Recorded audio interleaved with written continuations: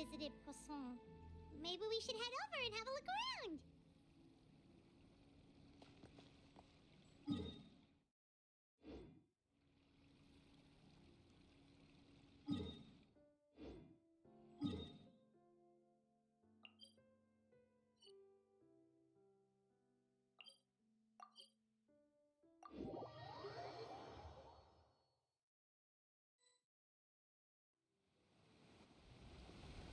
Hey, traveler, Paimon.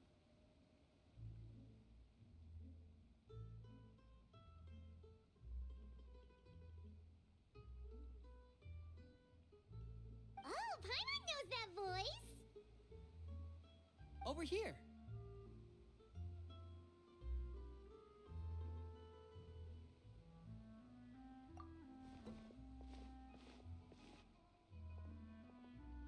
To borrow one of the more popular turns of phrase at the moment, this appears to be quite the fated reunion.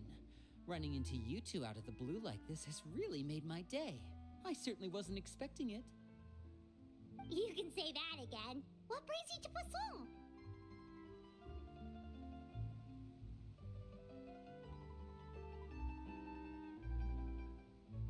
Wait, Paimon's got it! You must be here for one of your magic shows, right? Actually, we've run into a bit of trouble on the home front, so Father arranged for us to stay in Poisson for the time being. Oh, are Lynette and Fremine here too? Yep, along with most of the other members of the House of the Hearth. You may have noticed Poisson seems a bit more crowded than usual. So you're saying nearly the entire organization has moved to Poisson? Sounds like you've run into way more than just a bit of trouble. What's really going on? Well... Since the two of you are so curious, perhaps I can fill in the gaps.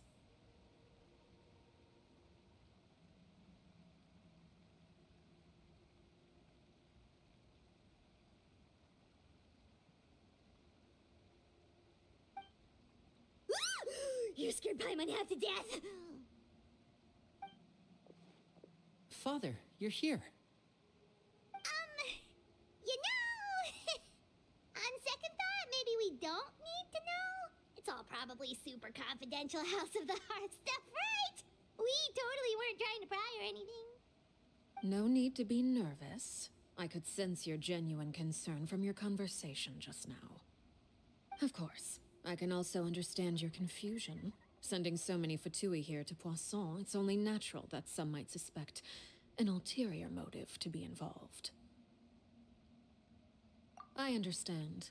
I'm well aware you've had your fair share of confrontations with the Fatui in the past, and I can't exactly guarantee that we'll remain on good terms in the future. As for right now, however, I would say we have little reason to be at odds, wouldn't you agree? The House of the Hearth could stand to be more open with those who have worked so closely with us in the past. As for the issue at hand, well, it hardly relates to any ulterior motive. To be frank, it all stems from a certain rumor circulating around the House of the Hearth. It's an internal matter. What sort of rumor? A rumor that a certain phantom child is hiding away in the House of the Hearth. A phantom child? Ooh, just hearing the name is giving Paimon the creeps. A spirit that should have long ceased to exist is lurking in the shadows of the House of the Hearth. So I decided to bring the children to Poisson before continuing to investigate the situation. I expect I should be able to track down the spirit fairly quickly. After that, it's just a matter of resolving the situation, if you will. It shouldn't be much trouble at all. If you're curious, or if you still have some concerns, it might be advisable to stick around for a few days.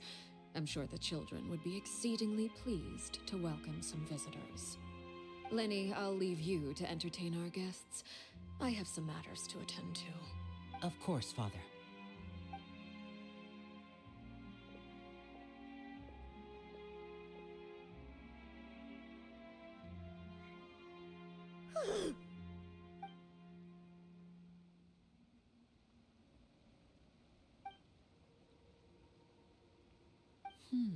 It has long been a dream of mine to invite you to our home and introduce you to my other siblings. You're quite well known in the organization already. A lot of people have been talking about you, especially after everything with the prophecy. If you're willing, why don't you stay a while and have a little chat with us? Alright.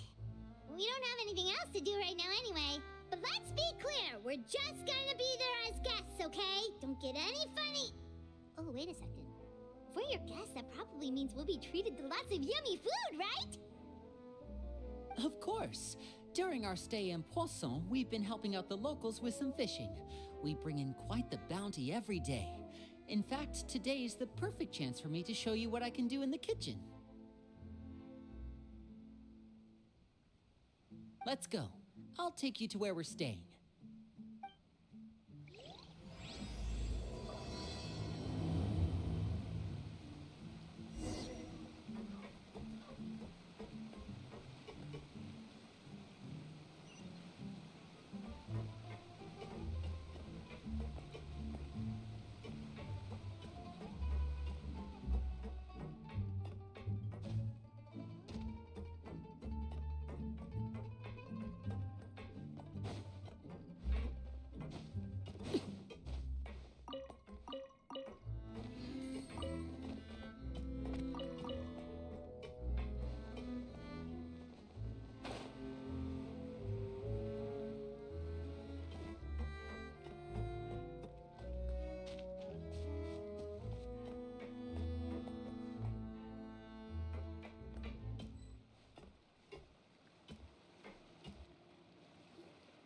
We rented this house from one of the locals to use as a temporary base.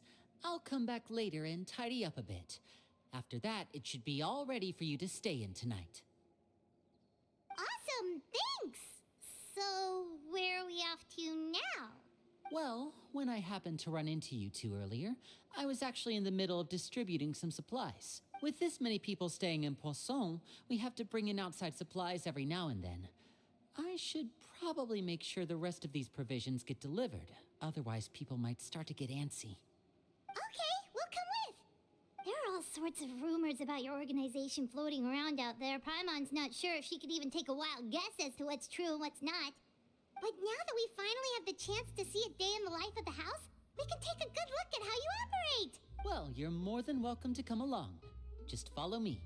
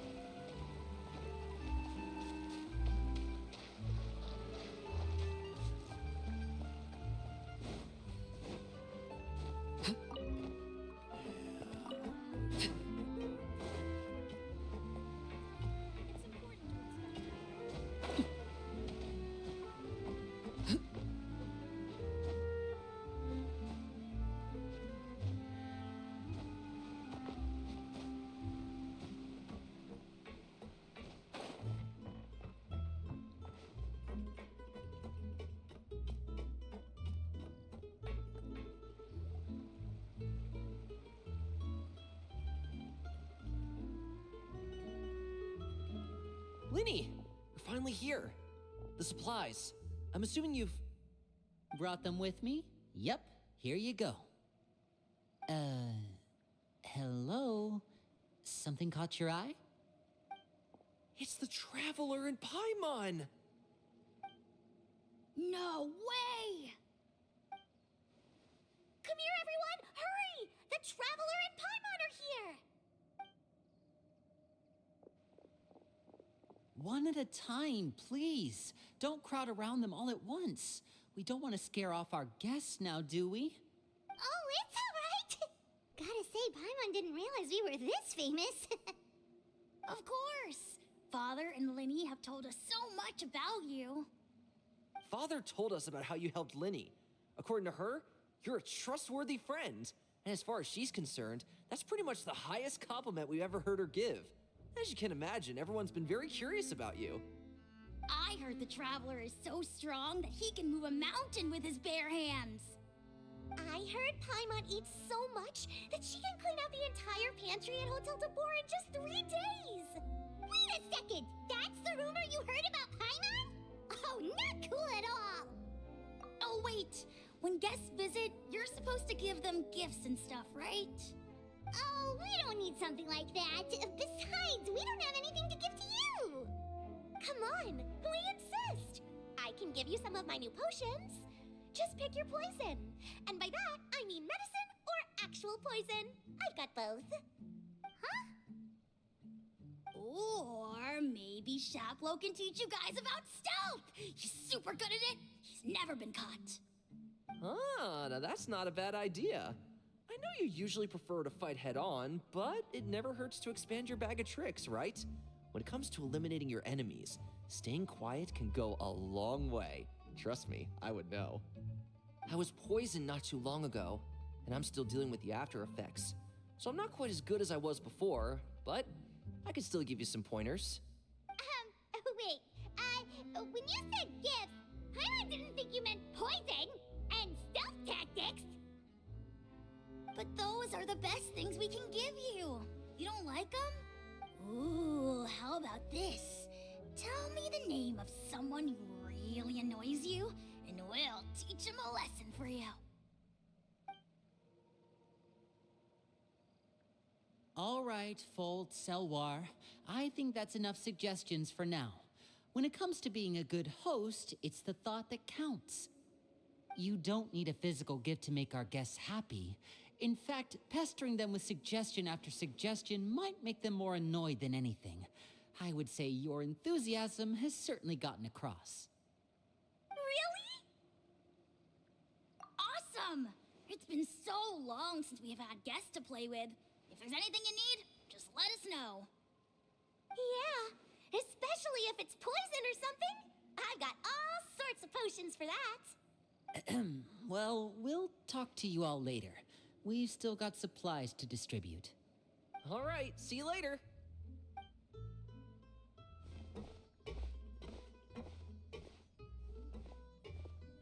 Bye!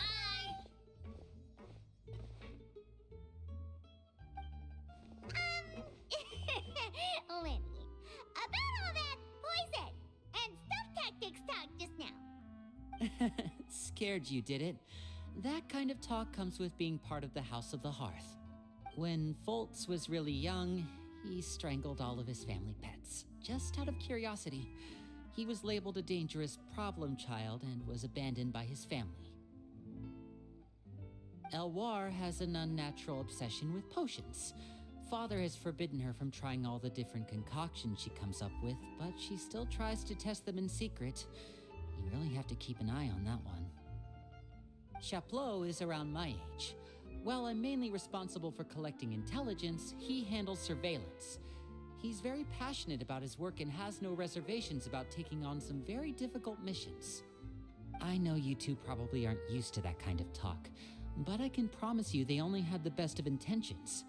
Things like stealth tactics and developing different poisons, they really mean a lot to them. They were just trying to share the best of what they could offer, that's all.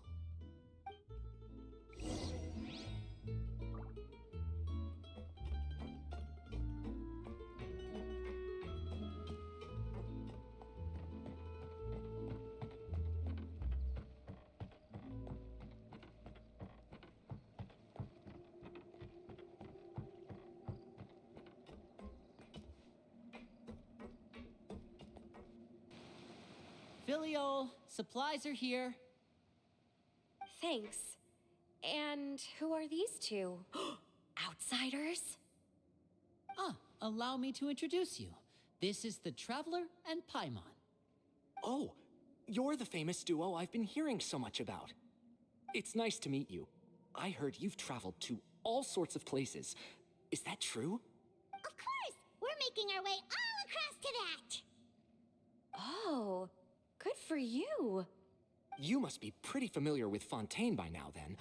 have you seen the new opera that started running recently? I think it's called. The 4,000 Thieves? Oh, this is the first we've heard of it. It seems like it's going to be fantastic. From what I've been able to tell from the posters, anyway. You should definitely check it out if you have the time. Oh, and there's The Blind Maiden, too. That one is supposed to have audience interaction. Seems pretty interesting. After this mission is over, I think I'll go get a manicure. Oh, maybe I should dye my hair. Wonder how much it'll cost. Is it just Paimon, or do these two seem much easier to get along with than the others? Looks like the House of the Hearth has some normal members after all. I heard that. Oh! Oops. I'm guessing you're referring to Foltz and the others? Yeah, we're definitely not all like them. I bet those crazies are practically foaming at the mouth right now. I'm sure they just can't wait to get back to Snezhnaya to carry out the plan. That's enough, Filial. Don't talk about family members behind their back, right? Whatever. Let's go. Guess this is goodbye then. If you ever have some time, we should go see the opera together.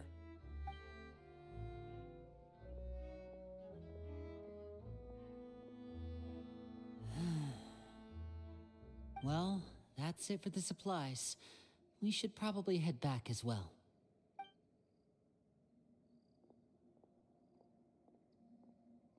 Well, they didn't seem too happy with each other. Seems like there could be something more going on here. You're right. We're only here as guests after all. Oh, Linny's getting super far ahead. Come on, let's catch up.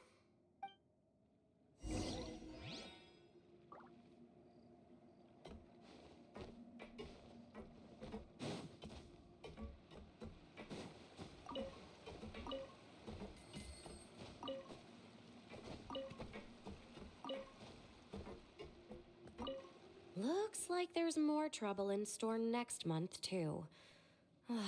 When will it end? Hey, just focus on the positives. At least our time in Poisson has been pretty relaxing. Don't you think?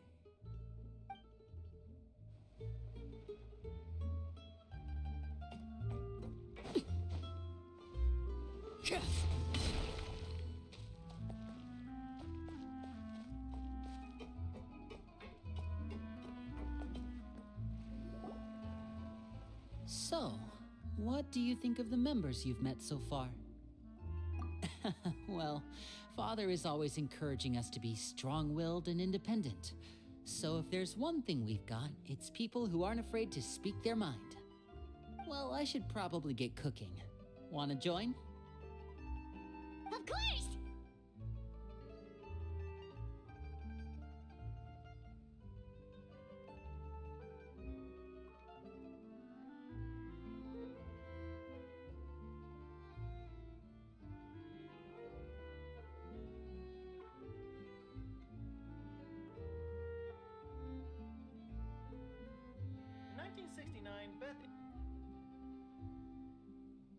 Then let's head out and... Huh? Fremine? What are you doing here? Well, Fremine! Nice to see you again! Oh, you too. I heard you're here as guests of House of the Hearth. Welcome. We were just going to make some food. Why don't you come along? I could use some help in the kitchen, and I seem to remember you mentioning you wanted to make seafood soup for the traveler in Paimon. Seafood soup? Oh, Paimon's drooling already. Were you looking for something just now, Fremine? Maybe I can help. It's nothing. I just wanted to see if there were any extra supplies. Yeah, we've got some left over. What do you need? Some food and water, and some clean cloth, if possible. No problem. Give me a second here. Food, water... Wait a minute. What do you need all of those for? You're not on any missions as far as I'm aware, and you were just going to come eat with us. So what's this all about? I thought I'd grab an extra portion because I get hungry at night. Could be because I'm growing, you know? And... Fremine, you remember what I told you? You're not like me. Your lying skills still need some work. Tell me what's going on. Is it really bad enough that you have to keep it from your own brother? Maybe it'll be better if we gave them some space.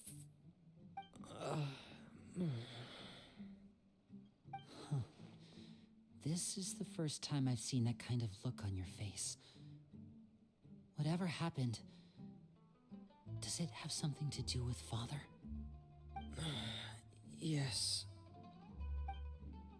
Just follow me.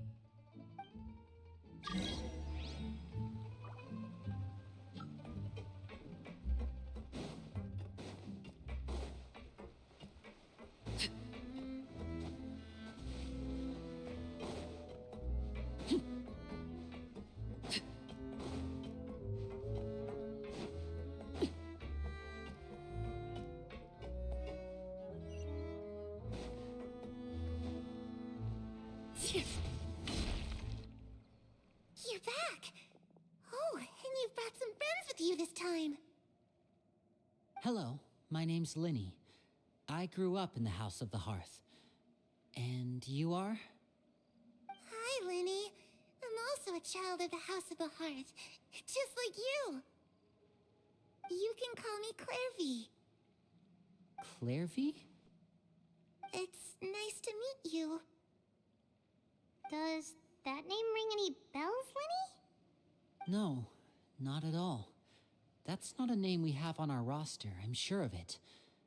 What I'm not sure of, though, is how she managed to sneak in. She must be the phantom child Father's been searching for. From the looks of it, I'm guessing you were the one that found her, Fremine. You, haven't told Father, have you? No, I haven't told anyone. I've just been keeping her hidden. For how long? About half a month now. So ever since we got to Poisson, then, do you have any idea what you're doing? I know what I'm doing. Really? Because from where I'm standing, it looks like you're hiding the very person Father has been trying to find. If Father finds out about this, everyone involved is going to be punished. You know the rules of the house, Fremine. I know you do. Father doesn't tolerate any form of betrayal.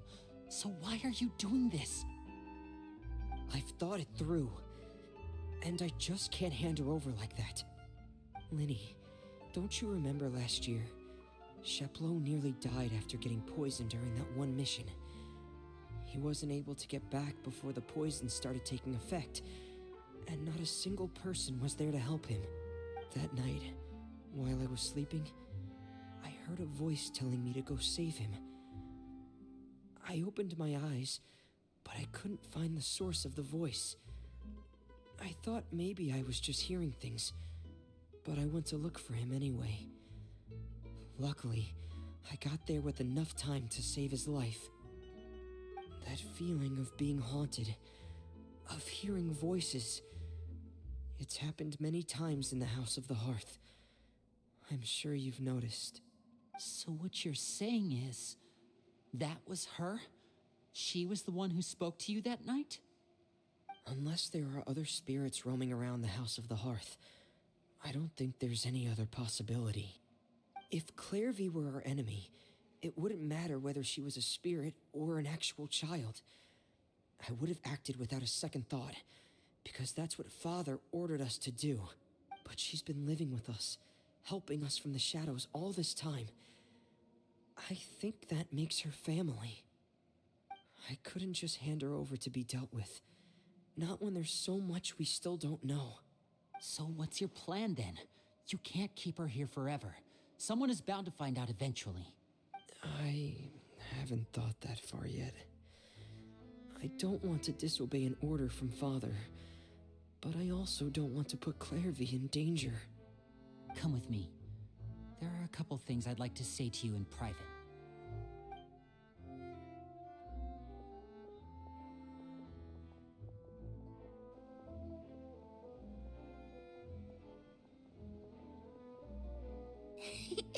Those two sure care a lot about each other. Well, they got a funny way of showing it. From where Paimon was floating, it sure seemed like they were about to bite each other's heads off. No way! They have a really deep bond.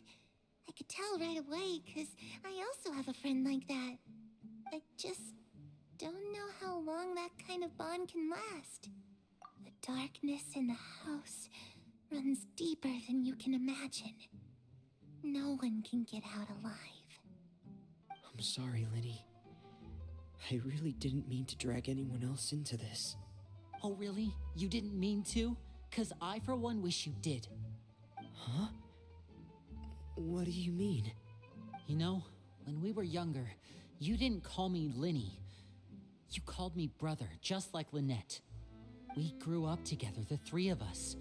We were all orphans, all rescued by Father. Of all the siblings in the House of the Hearth, I think our bond was the closest. Later on, when you started calling me Linny, I wasn't actually surprised. After all, Lynette and I are related by blood. We've had to depend on each other to survive long before we joined the house. Linny, The darkest and most difficult moments of my life happened before you and I had ever met. I'm sure that's true for you as well. Even so, Fremine, we've stood by each other for all these years now, and to me, that means more than blood. You and Lynette are the most important people in my life. No one can replace you. So I won't let you face anything alone. Not if I can help it. Oh, looks like things are getting kind of heated between Linny and Fremine. Maybe we should go check on them. Oh, it's raining. I should put my clothes away.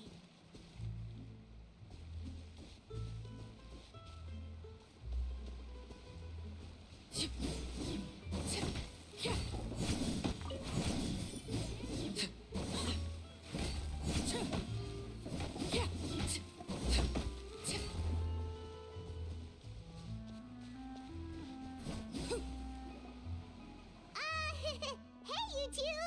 Hope we aren't interrupting anything. Like a fight, or... Oh, wait a minute, Fremine. You're not crying, are you? Is everything all right? everything's fine. Thanks for asking. Well, we're all friends here, right? We've been through so much together, so if there's anything we can do to help, just say the word. It's just a small family dispute.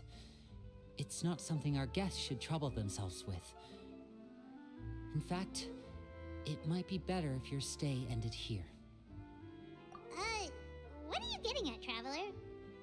When guests are around, families are often on their best behavior. And any disputes are less likely to escalate. That's what you're trying to say, isn't it? I just... Thank you. I was really hoping to keep you out of it. But even if I could think of some other reason to turn you away, I'm not sure I could convince you. I know things could turn dangerous, so I promise you this. From now on, I'll protect you like my life depends on it. Me too. Well, back to the matter at hand then. If we don't plan on handing Clairvy over to Father, then our only other option is to solve the mystery of her identity before Father is able to track her down. That means finding out where she came from and what she's doing here. Then we can send her on her merry way and pretend like none of this ever happened. I've tried that already. And? And... nothing. I tried taking her somewhere really far away, but... after some time, she just reappeared.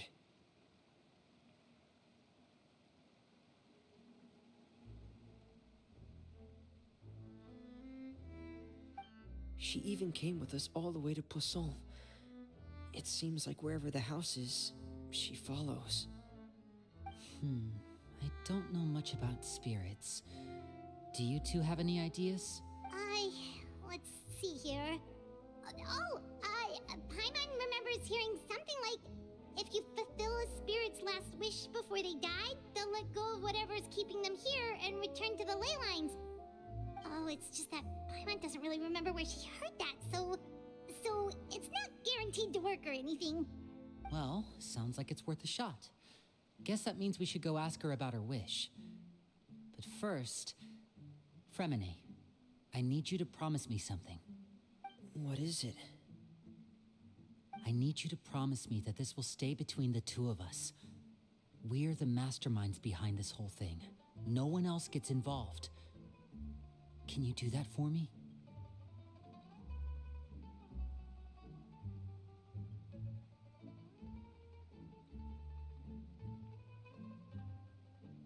Of course. I promise. All right. Then let's seal the promise just like when we were kids. Fist bump on 3. Ready? 1, 2, 3. I swear.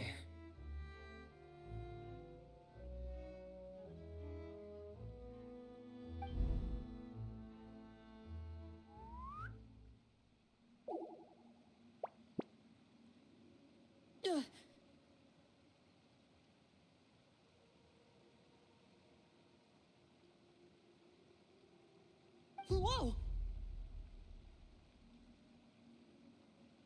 Lynette! But what a surprise! What brings you here, dear sister? And, when exactly did you get here?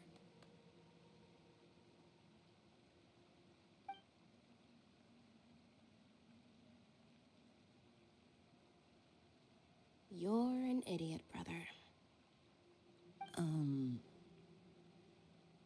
And you too, Fremine.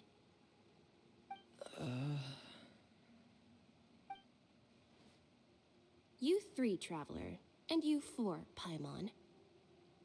Wait, what did we do? I've seen Clairvy around the House of the Hearth before. I hadn't seen her in Poisson, so I figured she must not have come with us. But it turns out, you were just hiding her. I heard you talking about your plan. Rather than steering clear of the situation, I'd rather fully join in.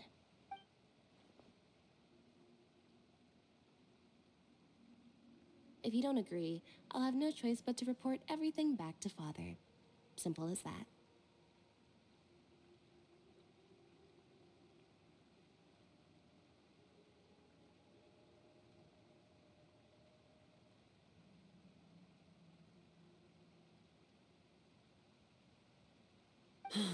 You're not giving us much wiggle room here, Lynette. Well, I guess we're all in this together then. After we talk to Clairvy, we'll figure out our next move.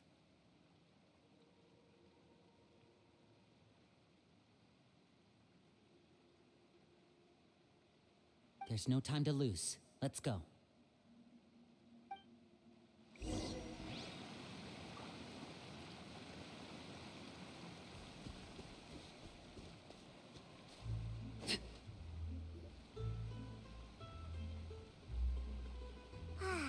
I'm full. Thank you for bringing me this food, you guys.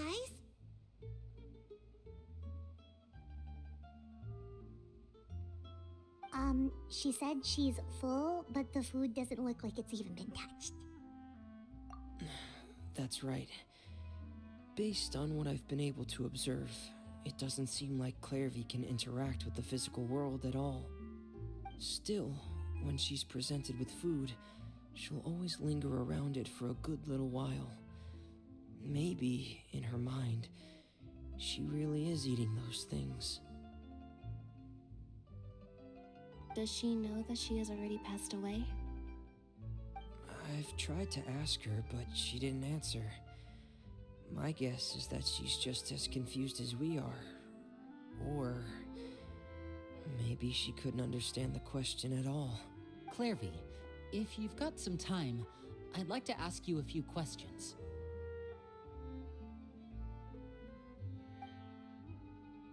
Sure.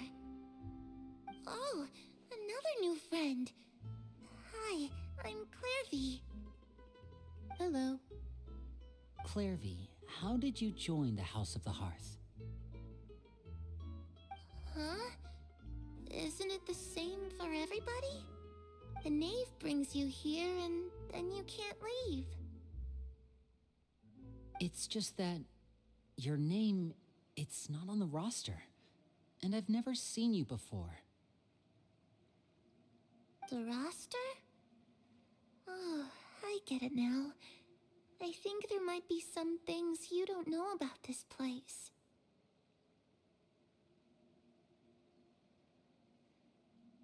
The people in charge, they're not as nice as they look. They say they keep a roster, but it's not complete. There are a lot of people who aren't on it, and never will be. In this house, some people are family, and other people are just test subjects.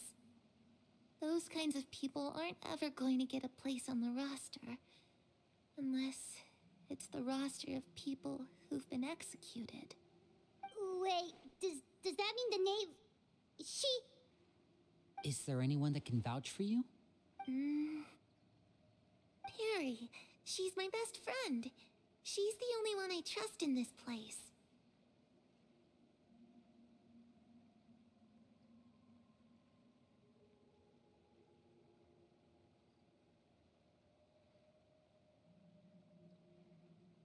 Have either of you heard of that name before? No. Me neither. Clairvy, Perry. Neither of those names are on the roster. But it seems like she's telling the truth. Either that, or this kid's already got a bag of tricks bigger than mine. Maybe we should try a different approach. Clairvy, do you have a wish? A wish? It can be anything you want. Just imagine. It's your birthday, you're blowing out the candles, and your wish is...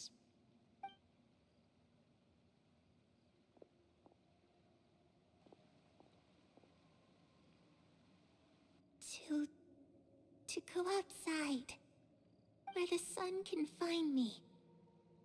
That's... it? Well, that sounds easy enough. The darkness in the house runs deeper than you can imagine. No one can get out alive.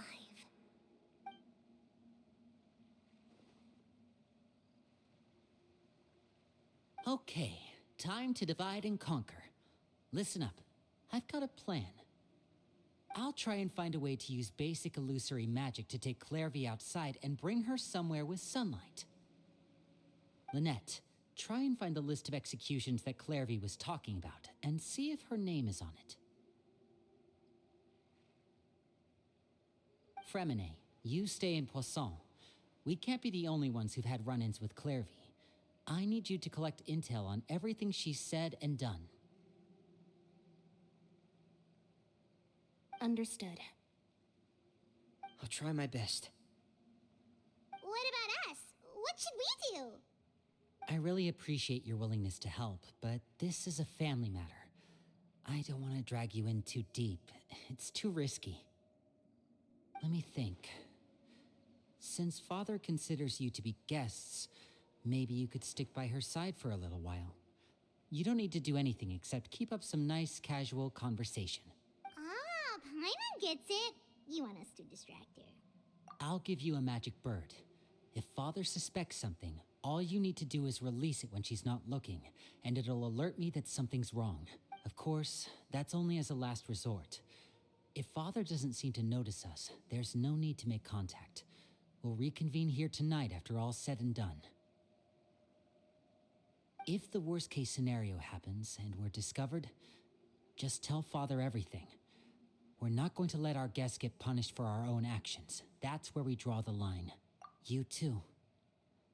Okay, this is where we part. Father should be at the beach nearby.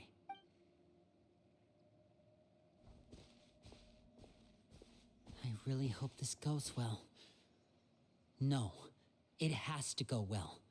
That's the only way this can get resolved.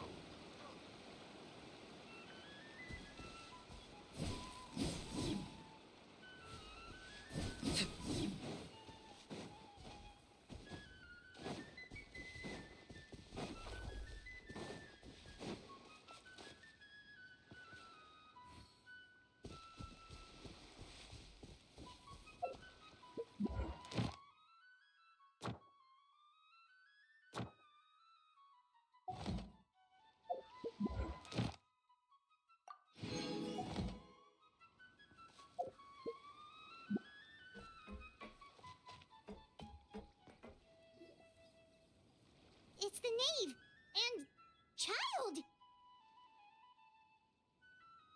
Hey, aren't you supposed to be in Snezhnaya recuperating? What are you still doing in Fontaine? Oh, it's you two. I didn't expect to run into you here. I was unconscious for quite a while after the fight in the Primordial Sea. After I woke up, I realized I was being taken back to Snezhnaya, and well, I couldn't have that now, could I? Not when I've still got unfinished business here in Fontaine. So, I mustered up all my strength and made the journey back on my own. What sort of unfinished business are we talking here? It has to do with Skirk, my master. I really wanted to meet up with her, but by the time I got back, she had already left. I still have so many questions for her. Without any other leads, all I could do was ask the knave to help me track her down. She must have left behind some traces from her time in Fontaine. Oh, okay, so have you found any clues? Unfortunately, no. While the House of the Hearth is adept at collecting all manner of intelligence, certain existences can still manage to escape our purview.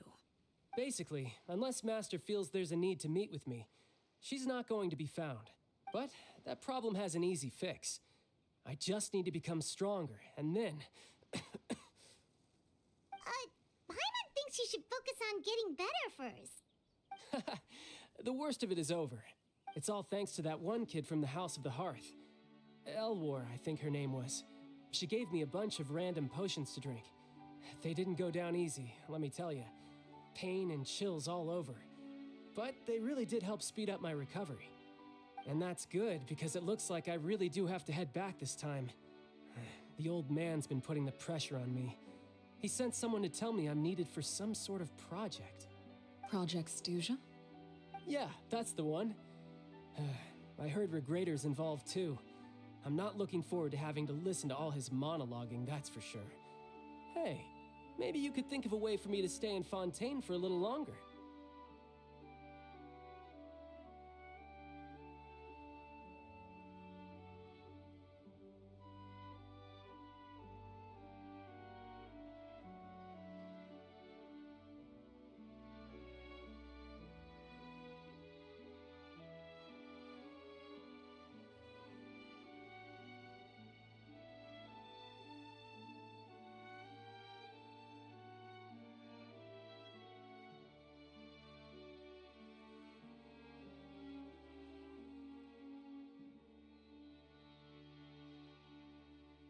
Helping Linny and the others brush up on their fighting skills would be far more interesting. If you and I could spar, that would be even better. I've been waiting for a chance to see you go all out. And what a sweet little daydream that is. But I also have a role to play in all this. I'll be leaving Fontaine shortly as well. Besides, considering how little they see fit to step outside the homeland, being called on to return to Snezhnaya by such illustrious dignitaries, What a great honor. Wouldn't you agree? One I could do without, I'd say. Is it just Paimon? Or does it kind of seem like they're... So, dear guests of the House of the Hearth, to what do I owe the visit? We just... right! We're super close to Linny and the others, but we still don't know much about you! Is that so? Introductions have already been made, have they not? Well, you see? There's only so much you can learn about someone from a short introduction. At least tell us something a little extra, like... why do you call yourself father? Huh, good question. I'd also like to know.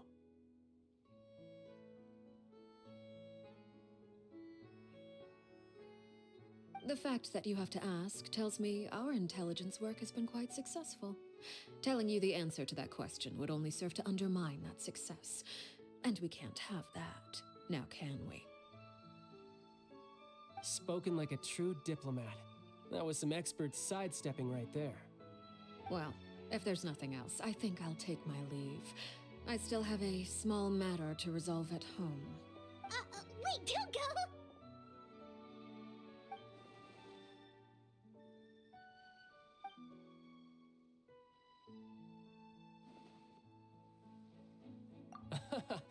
I'd also like to hear the answer to this.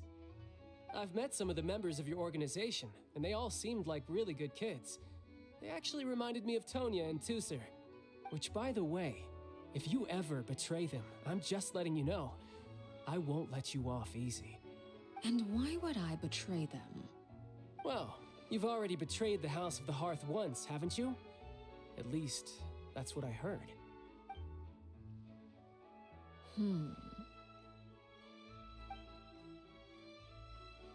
Okay, I admit. That's just what the old man told me. The rooster, I mean.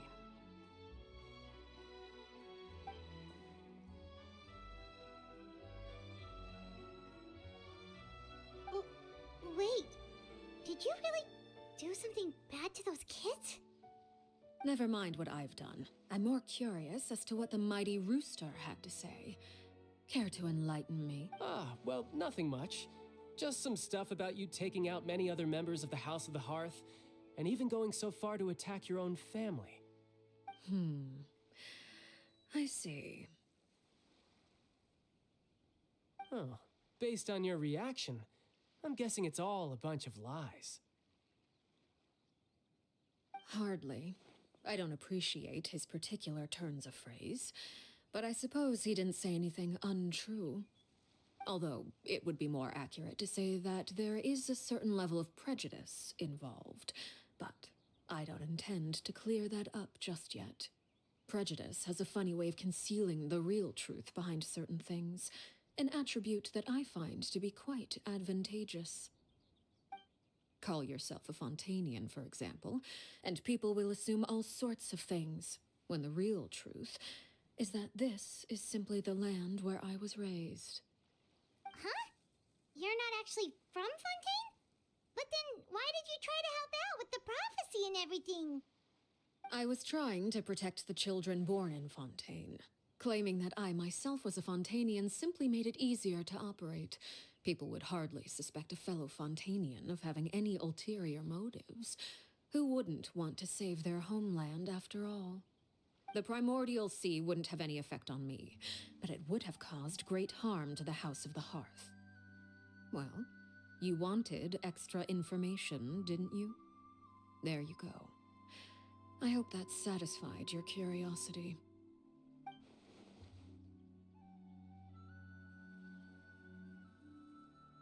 So, you stayed in Fontaine for the kids. I guess I was wrong to believe you'd betray them. Apologies. Looks like I was holding on to some prejudices myself. Good. Like I said, I like it when others have misconceptions of me. Actually, while I was recuperating at the House of the Hearth, there was something else that really caught my attention. I heard that members always resolve disputes and arguments with a friendly spar, and the loser has to back down. Seems pretty cool if you ask me. Would also give them plenty of opportunities to hone their skills. Well, that's only a recent development. In the past, such spars weren't nearly so friendly. The losing party would lose everything, including their life. They were that high stakes? Whew, at least that's not a thing anymore. Well, the current atmosphere's not half bad. I'm a bit jealous, actually. You've got so many family members around you, and you even get to live with them. Having a lot of family around means dealing with a considerable amount of bickering and scheming. Once Tonya and Tusser enter their rebellious phase, I'm sure you'll understand. Just imagine. Tusser becomes obsessed with plucking out strands from the rooster's mustache, or Tonya decides to dye her hair 42 different colors. Okay, okay. I get the picture.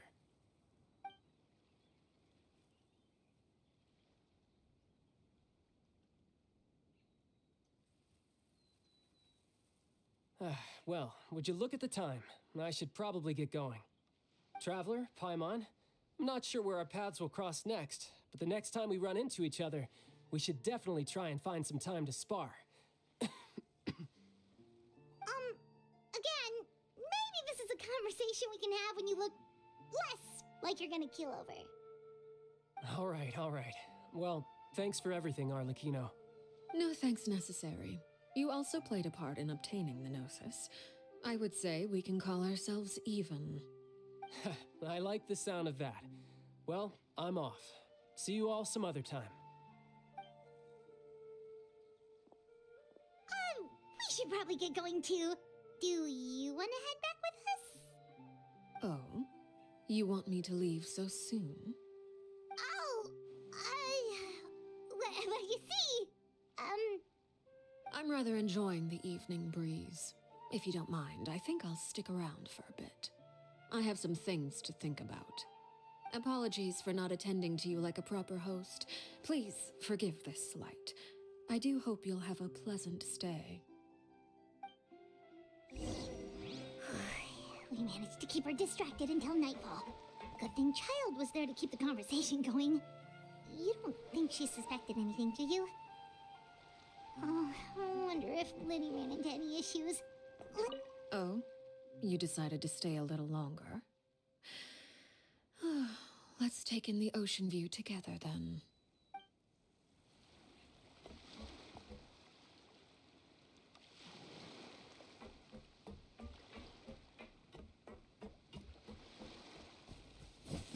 Yeah!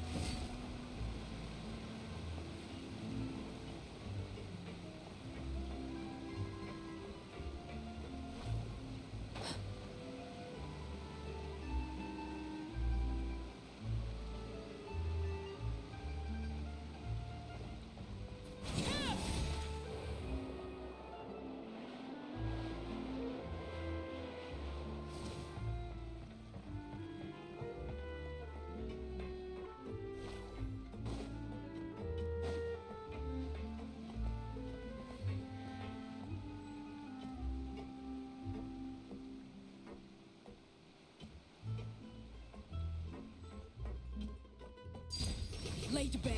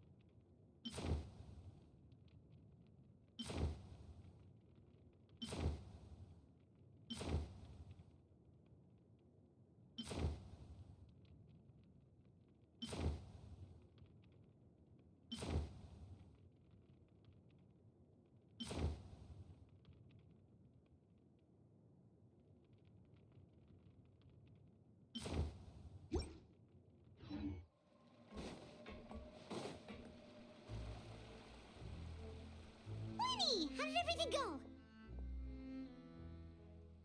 Well, long story short, we ran into a small issue. Clairvy can't go into the sunlight.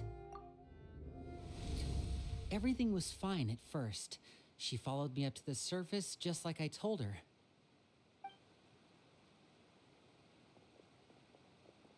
But as I led her out of the shadows and into the sunlight, she vanished. I turned around and there she was, standing at the edge of the shadows, silently watching me. Huh. Maybe she's afraid of sunlight, or... No, it wouldn't be her wish if that were the case. Well, we could always try pushing her into it. Oh, true. I've pretty much tried it all already. Nothing worked. Eventually, the sun went down, so all I could do was bring her back here. How did it go with you, Lynette? Good. I've got the list. It's right here. Really? Well, what are we waiting for? Let's take a look!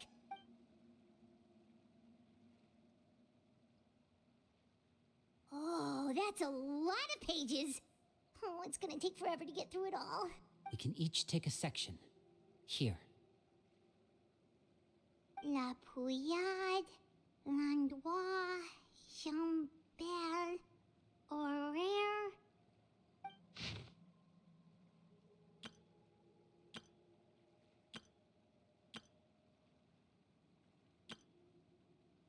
Oh, yikes. That Horaire guy has a huge scar on his face. He's kinda giving Paimon the creeps. I've met him before. The scar is from an injury he received during a mission. I still remember him joking with me about it. He said any future lover would take one look at him and then lose all interest. Did he say anything else? Well, I asked if there was someone he was interested in. He said no, and that's where our conversation ended. It was only later that I learned he really did have someone he liked. He risked everything to escape so he could be with her, but it didn't work. One day, Father asked to see him, and, well, I never saw him again after that. Wait, so that means the knave, she... It may seem cruel, but it's just one of the rules of the house. Betrayal is not to be taken lightly. We know too many secrets to come and go as we please. So, if you do try to leave, you pay with your life. Her name's not here, huh? Well, that's not too surprising. It doesn't seem like this list is complete. It only contains records dating back around 5 years. Let's shift our attention then. Fremine, were you able to find anything out? Fremine. Sorry. I was thinking about something. I managed to talk to quite a few people, but I couldn't help but notice that the atmosphere in the house was a little... strange. Strange. Yeah, I mean, I know there have been arguments in the past, times when people haven't gotten along. Chaplot and Filiol are a good example of that. Oh, those are two of the people that we met while delivering supplies. Paimon can see how they might not get along. They had very different vibes, and their, interests seem to be pretty different as well. That's to be expected, actually. Father brought us all here, shared her knowledge with us, taught us how to fight. That's one thing we all share. But that's also where the similarities end. Not all of us feel the same desire to stay here. As members of the House of the Hearth, we're also considered part of the Fatui. And to a lot of people, that's an identity they never asked for. Certain members get older and realize they want something else for themselves. But considering the rules of the house, most people would never say that out loud.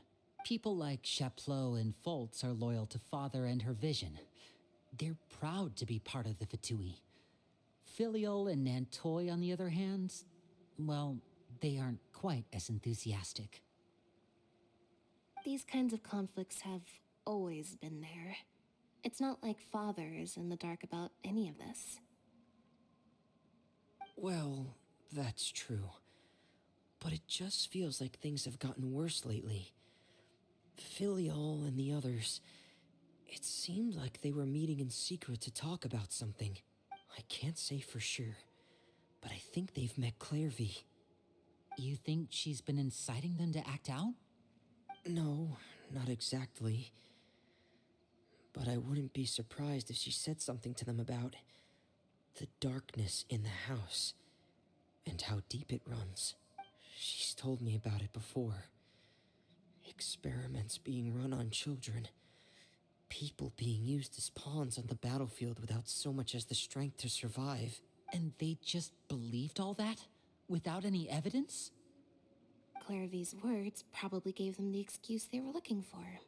Whether they actually believe them to be true is secondary.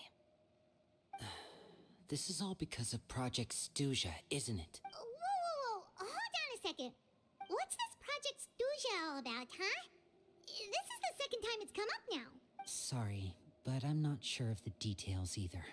I only know what Father has told us, which is that it's something the Rooster and Regrator have been working on together. Apparently, it has to do with the Fatui's strategic plan for the future. Because the House of the Hearth was so successful in obtaining the Gnosis, we now have the honor of playing a key role in Project Stuja. Wait, but isn't that a good thing? Key role is just another way of saying dangerous role. To us, the whole thing is an inconvenience. Father thinks so too, but she's in no position to refuse. Their plan isn't exactly unreasonable, and they've been funneling the house a lot of funding. It's just that we'll lose a lot of members in the process. Participating in the plan, it's an honor in name only. What they're really trying to do is subdue us. The existence of an intelligence organization outside their control makes them feel uneasy.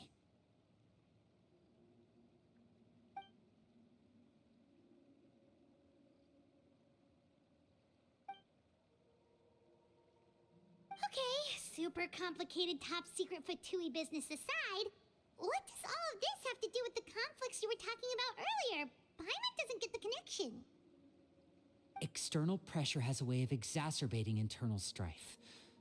You can't overlook the power of fear either. People are afraid of dying, and that fear is often the impetus for a lot of stupid decisions. I thought resolving the Clairvy situation would make everything go back to normal, but it looks like things are more complicated than I thought. If we leave Filial and the others to their own devices, sooner or later, Father will be forced to take action. We can only focus on one situation at a time, brother. You're right. Even if we confront Filial and the others, it won't do any good. It might even make matters worse. We should focus on Clairvy for now. Well, it's getting late. We should head back and get some rest.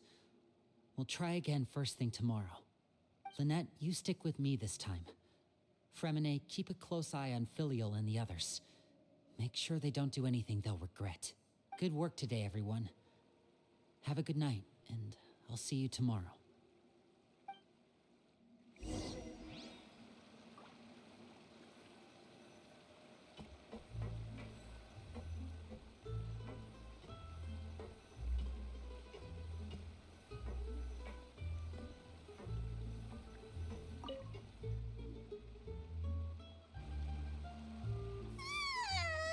Oh, Paimon was looking forward to an early night, but she can't sleep at all. Hey, you don't think the knave will be too angry with Linny and everyone if she finds out about all this, do you? She's even scary when she smiles. If she were to actually get angry... Ooh, you have to protect Paimon if that happens, okay, Traveler? Trust is ever, Traveler. Look! Look over there! Quick! Let's catch up with her before anyone sees!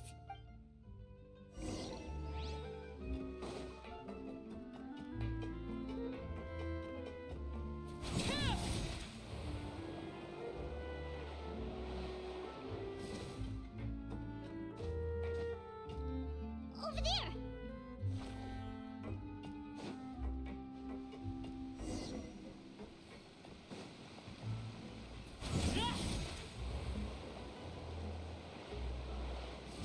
Oh, where is she going? Oh, if someone sees her, we're toast!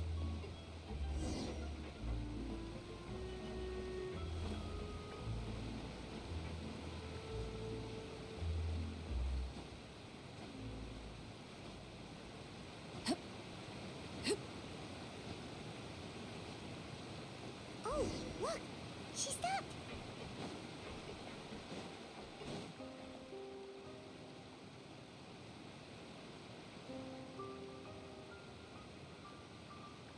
Clairvy! Shh. I opened the window while no one was looking. Look how pretty the outside is. If only I could have more than this. You probably think I'm being silly, huh? All this hopeless resisting. It's better to dream of what I could have than try to make it a reality, right? Please, help us get on the same page here, Clary. We need you to tell us what you know. Can you do that? Sure. Although, after you hear all this, I think you might regret that decision. Everyone in this family is nothing more than a tool, something to be used and exploited. We're all expendable, including me. As long as you're useful, you get to stick around. Lose your value, you're handed over to the doctor, experimented on, and given a fate worse than death. I've seen it happen again and again, and I've had enough. You're saying the knave did all that? It's just, that doesn't seem like something she would do. She's scary and all, but it seems like even she has lines she wouldn't cross. I knew you wouldn't believe me. Everyone thinks she's a good person. They all think of her like a real mother. Mother? But she doesn't deserve that title. She's disgraced it and tarnished it. And if I had things my way, I'd never see her again. If only Perry were here, she'd understand. Harry. There's that name again. Also, Paimon's getting a strange feeling. It almost feels like she's not really here with us. Paimon can't tell if she's actually... Well, in any case, it seems like she really needs someone to talk to. We should keep her company for a little longer. She looks so young. But it seems like she's been through a lot. It's getting windy. I should close the window. Ooh, look at the moon. Isn't it pretty? Hey, wanna hear a secret? I heard that if you look up at the night sky in Snezhnaya, you can see the aurora. It's supposed to be super pretty. Even prettier than the moon tonight. Perry and I promised each other that once we're older, we're gonna go see it together. But I can't find her. I'm worried she's also been... No, that wouldn't happen to her. She's special. Mother likes her a lot. We should really go talk to Mother, but we just fought. She doesn't want to see me, and I'm too scared to face her. What should I do?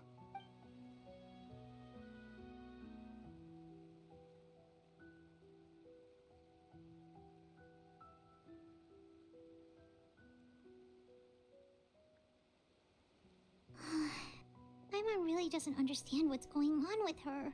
Well, let's head back. We've got an early morning tomorrow.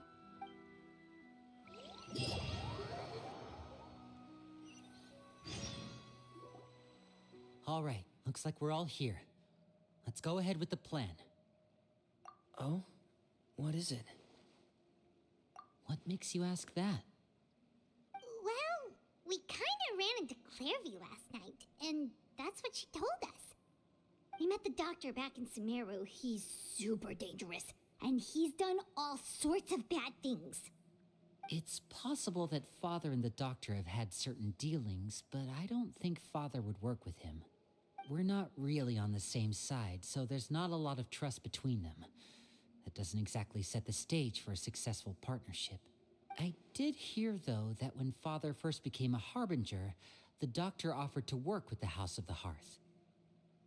Father rejected most of his proposals, except for one. It had to do with some sort of secret experiment. Secret experiment? Could that be what Clairvy was talking about? I don't think so. I don't know any details about the experiment itself, but I do know it's an entirely independent operation. The doctor only proposed a direction for the research. That was the extent of his involvement. I still don't think that counts as working together. The details of the experiment are confidential, but complete records are kept on all participants. That doesn't seem to be the case with the situation Clairvy referred to. I know you don't agree with some of the Fatui's methods, and I'm not asking you to. But I am asking you to trust us on this. The House of the Hearth has its own principles. There are certain lines we're not willing to cross. Alright, that's good to hear at least. Clairvy seems to think the knave and the doctor worked together to do something horrible. If that turned out to be true, Paimon doesn't know how he would even face you guys. It's just that it doesn't seem like Clairvy is lying either. The easiest thing to do would be just ask the knave directly, but Paimon doesn't think she'd tell us. Father didn't come back last night. She's probably still near the shore. We'll be counting on you to distract her. Lynette, you're with me. Fremine, you know what to do. Be on your guard, everyone. All right, let's get to it.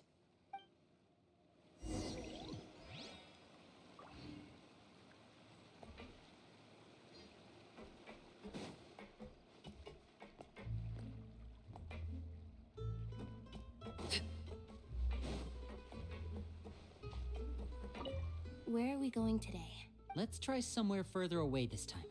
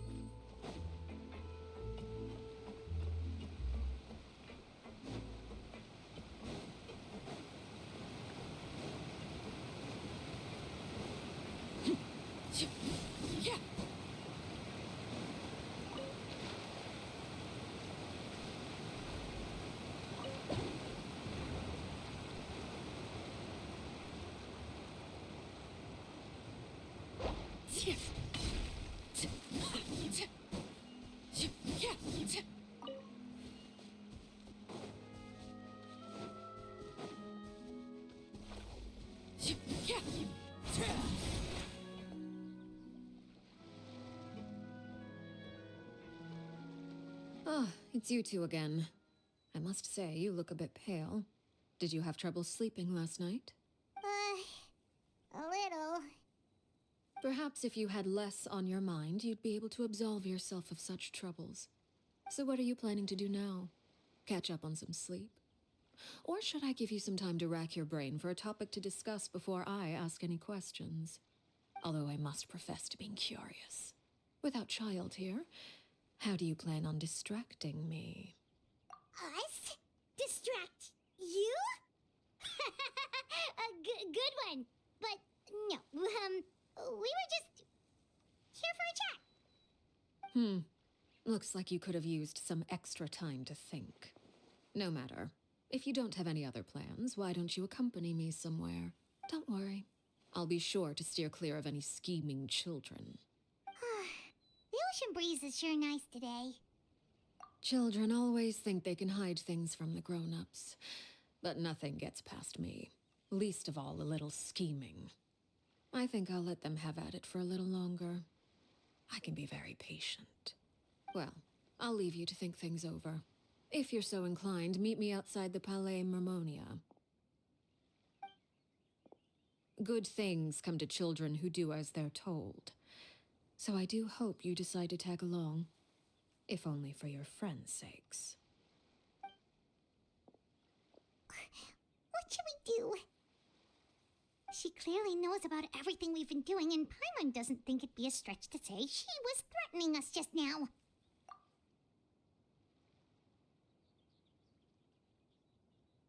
Oh, good idea. Hopefully he sees it in time. Well, we should probably head to the Palais Mermonia. Paimon doesn't want to find out what happens if we don't show up. Based on what the knave was saying just now, it sure didn't seem like it'd be anything good. Okay, then we probably shouldn't keep her waiting. It seems like Linny and the others are on thin ice, so let's do our best to not get them in any more trouble.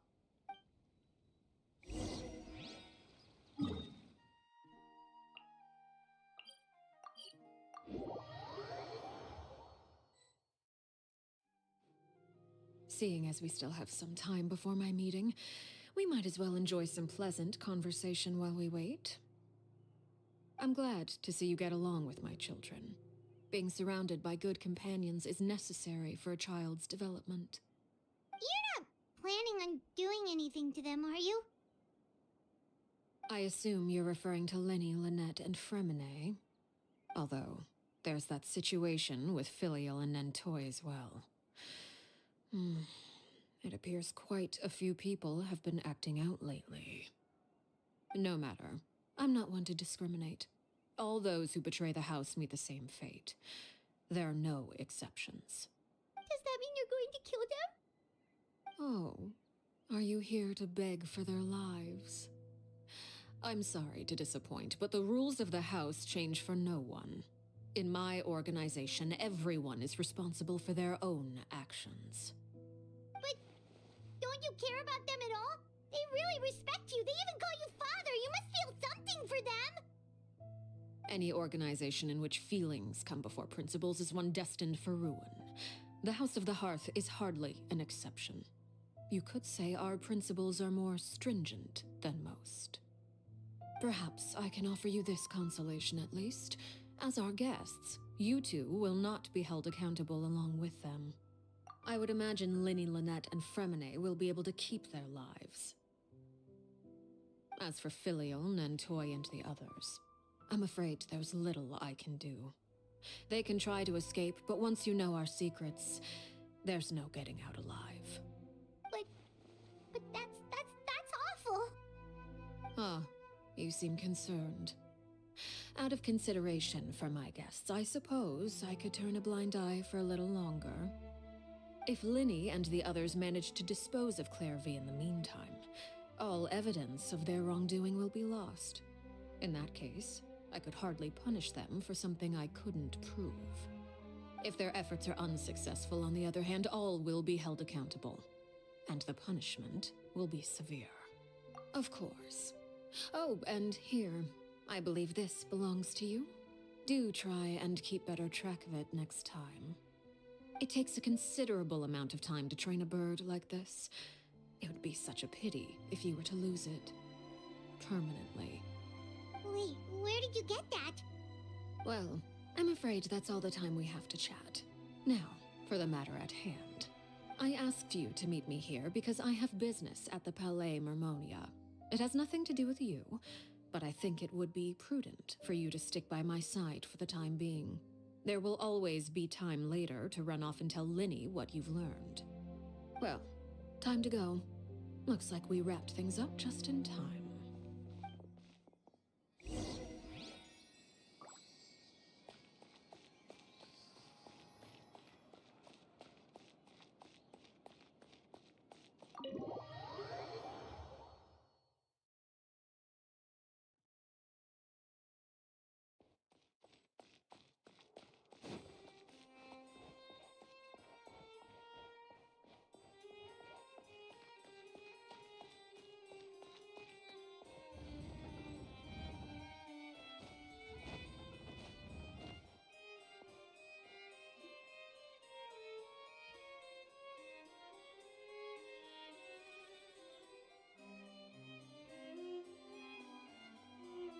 It's been a while, Monsieur Neuvillette. I must say, I wasn't expecting my meeting request to be approved quite so quickly. The Palais Mermonia operates with an efficiency worthy of admiration. It is only right that an esteemed diplomat such as yourself should be afforded the proper level of respect. Although, if I may speak plainly, I must confess that I did not anticipate we would have the occasion to meet again after presenting you with the Gnosis. I see you brought the Traveler and Paimon with you as well. If I may inquire as to the purpose of your visit. I'll be departing Fontaine shortly. There is, however, an outstanding matter that I would like to see resolved before I go. It requires a rather lengthy explanation, I'm afraid.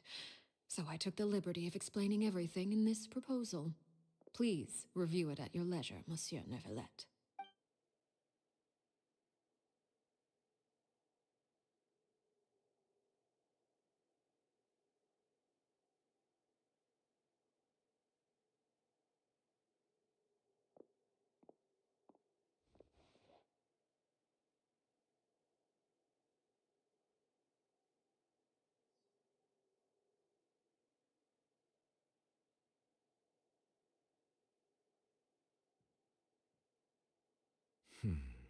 I understand your request. However, at the risk of causing offense, I must admit that I fail to see why you would wish for such a thing. I heard you have a certain fondness for water tasting, Monsieur Neuvillette, so allow me to use water as an analogy. A family is like a large body of water with countless rivers flowing in and out. As someone who watches over this system, I would hope that each river that flows from the source will eventually reach the ocean. Of course, objectively speaking, I know this is impossible. Most of the rivers will dry up along the way, disappearing into the ground and leaving nothing but a barren riverbed behind. Not all rivers are destined to reach the ocean, but I would not see their existence rendered meaningless. I believe the water that flows within them is simply meant for a different destination, like a field in need of irrigation. Or perhaps the glass of a certain water-tasting enthusiast. Did you get any of that, Traveler? Your words paint an optimistic picture indeed. Allow me to remind you, however, few among us are willing to sip from a glass filled with tainted water. It may have been tainted at one point in time, but not to worry. I'll make sure it's strained of all impurities and returned to its cleanest form. I seem to recall there being a transactional aspect to your proposal. Perhaps you could expound on that? If you accept my proposal, Monsieur Neuvillette, I will gradually withdraw my forces from Fontaine. And, unless absolutely necessary, I will no longer carry out any special missions within Fontaine. I presume I can take your words to mean that, in the future, cases similar to the Tartuffe assassination will cease to cross my desk? Tartuffe? Ah, that thief who embezzled funds from all those charities, you mean? My deepest condolences to his family, but without any evidence, I cannot imagine how the House of the Hearth might have been involved in his passing. Of course, if you accept my proposal, Monsieur Neuvillette, I'm sure certain measures could be taken to reduce the frequency of such troubles. You choose your words carefully indeed. In that case, I am inclined to accept your proposal. My thanks for your generosity, Monsieur Neuvillette. Well, with that settled, we should be going now. I took the liberty of bringing along 2 bottles of spring water from Snezhnaya for you to enjoy. I do hope I get the chance to hear your impressions. Perhaps at our next meeting, yes? Indeed. I trust you would not overlook your commitment in the meantime. All right, Traveler Paimon. Time to go.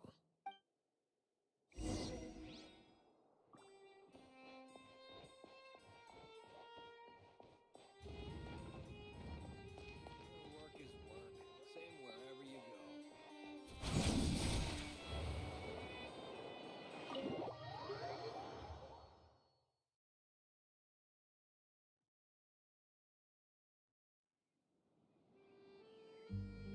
So, what exactly were you talking about back there? Paimon only heard you mention some rivers, a large body of water, and then some kind of irrigation scheme. You really want to know? I would imagine there might be more pressing concerns at the moment.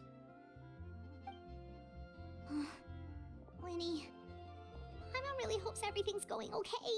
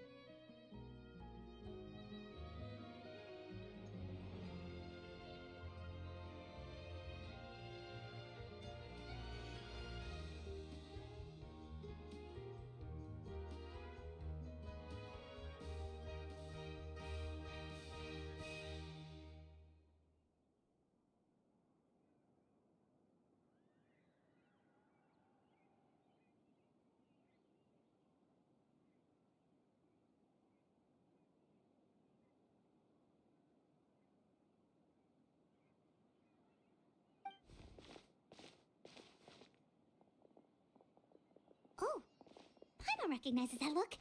You've got your thinking cap on, don't you, Traveler?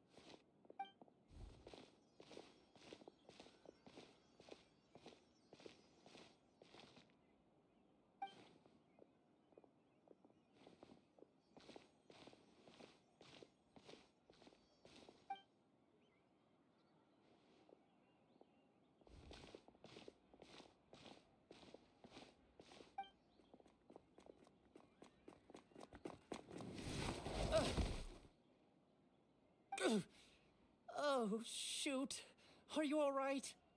Oh, jeez. I'm so sorry. I was so focused on selling these papers, I wasn't looking where I was going. Well, let me make it up to you at least. Here, take this paper. On the house. Oh, you don't have to give us anything. Please, I want to. It's not like I'm short on supply. All the extras will be useless come tomorrow anyway. It's my fault, really. I was just trying to bring home some extra mora for the family, but I bit off more than I can chew. I haven't had many takers today, so I'm still swimming in papers. What's going on here? Nothing much.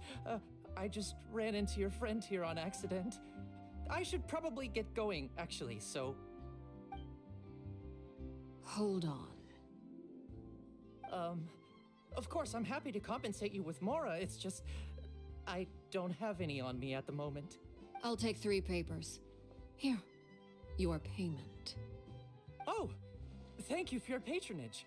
May the Archons bless you with good fortune. If only I had the chance to run into such generous customers every day. I should probably just take on a smaller inventory though, right? I'm getting married soon, so sometimes it's hard to not get ahead of myself. Anyway, I should head out. Goodbye!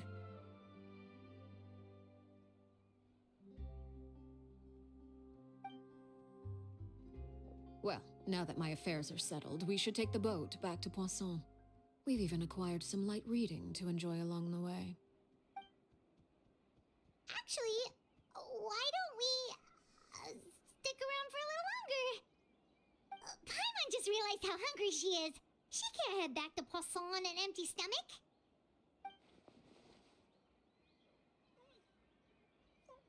It appears you two are under the impression that delaying our return will somehow alter the situation in your favor.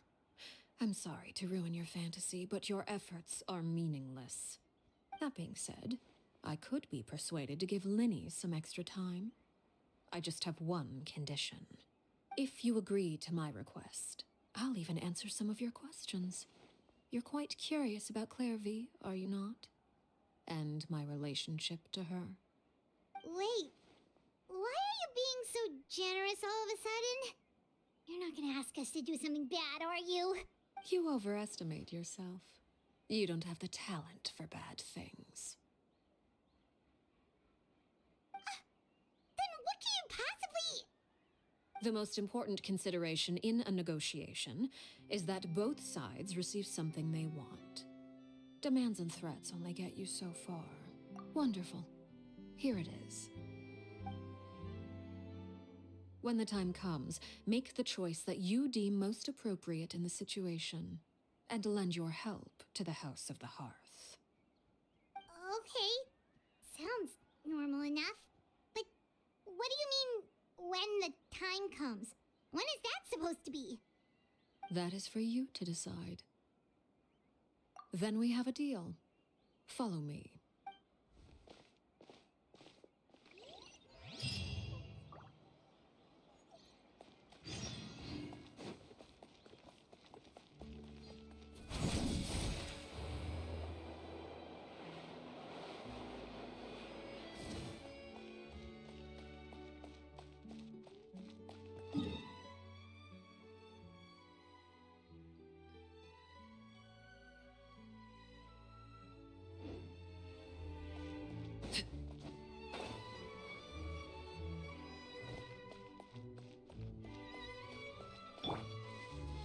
Speed of light!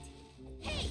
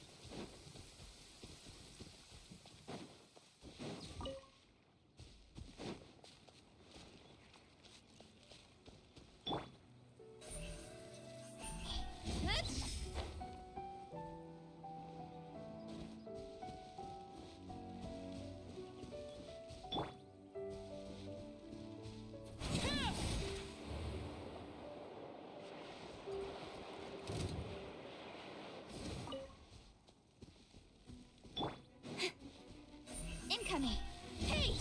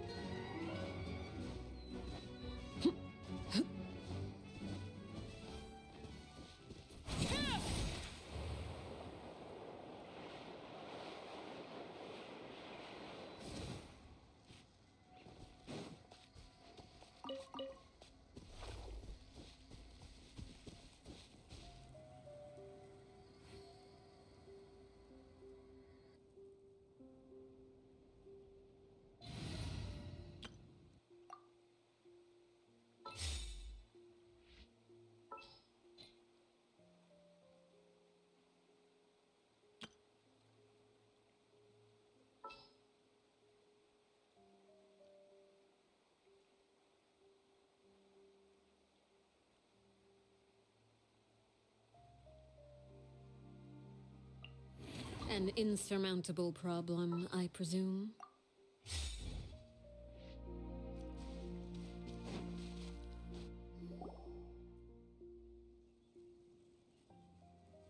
What is this place?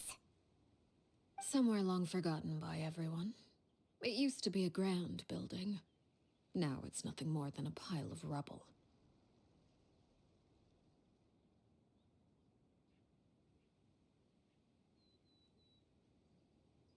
No one comes here anymore, nor does anyone care about what once happened here. Although, this place does have something to do with the story I'm about to tell you. It was before I became a Harbinger, and before Linny and the others joined the House of the Hearth. Due to certain events, I first killed Clairvy and then her mother. You were the one that killed Clairvy? Patience now. Allow me to explain Clairvy's side of the story first. I'll start from the beginning.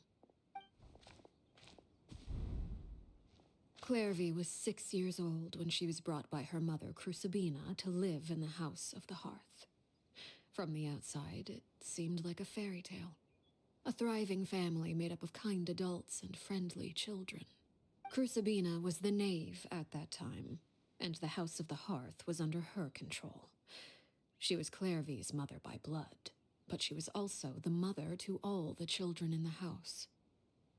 Clairvy was happy here, for a time. But she quickly realized that being part of this family wasn't a fairy tale at all. It was a kind of purgatory. Purgatory? Exactly. The House of the Hearth takes in war orphans from all over Tevat. But as for how to raise them, that depends entirely on the person in charge. Crucibina came up with a novel idea.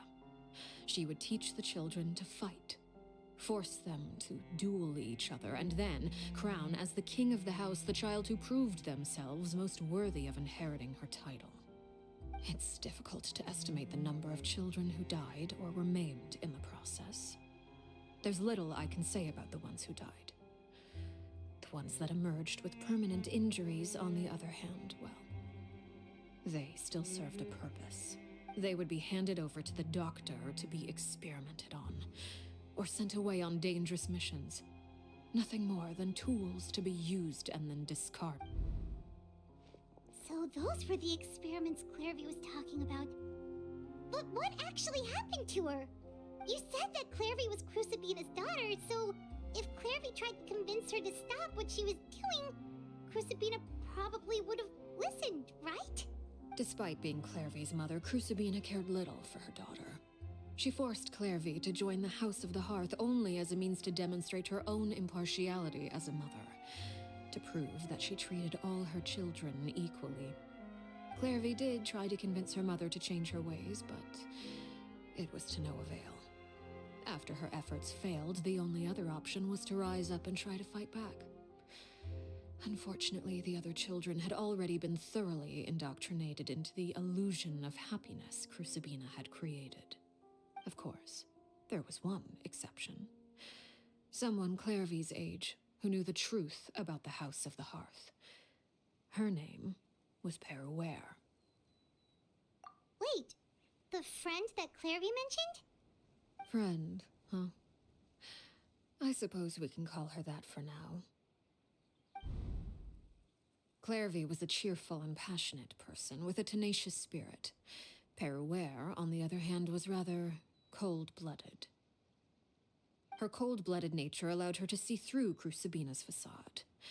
Yet, it was also this cold-bloodedness that prevented her from acting against it. At least at first. While Clairvy longed for freedom, Peruere was convinced that, amid all the fighting and violence, she would make it until the end. Despite their differences, the two became fast friends, united by their knowledge of the truth. Clairvy told Peruere that she hoped to create a real family, where no one would be killed or sacrificed. There may have been a certain naivete to her ideas, but Clairvy proved her determination many times over. She tried countless times to run away, ask for help, or expose the truth. But her efforts only earned her beating after beating. The only thing that kept her going was her strength of will. Even with her body racked with pain, she would still stand on her tiptoes and open the window at night.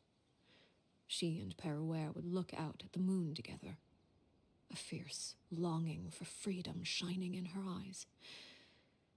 But one day that light simply vanished. Oh no. What happened? Her hopelessness resulted from a culmination of things. 10 years had passed. 10 years worth of failure after failure. She and Perouer weren't children anymore, but finding any chance to escape still seemed as hopeless as ever. It was during this time that Perouer suggested a new plan.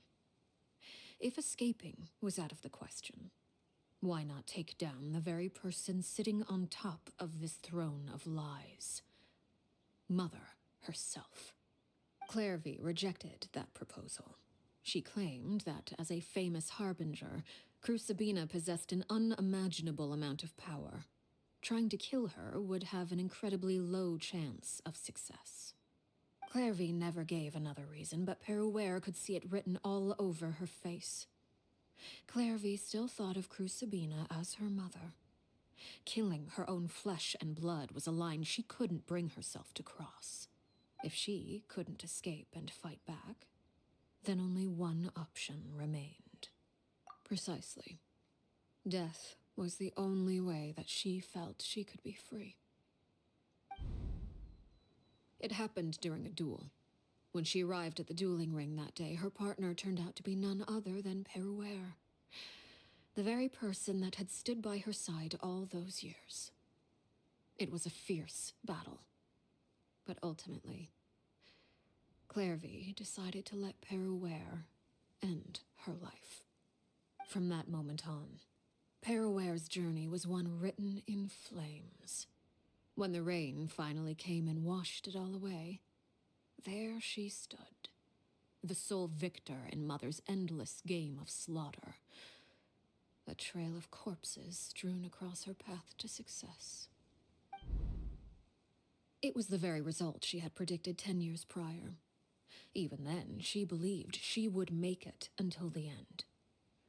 She wasn't surprised by the fact that she emerged as Mother's undisputed heir. Rather, her success left her with an inexplicable sense of restlessness. She was unsettled. And there was only one thing that could quell that sensation. Perhaps you two would like to take a guess as to what it was? Crucibina, you mean? But... Correct. This is the place where Perouer killed her best friend.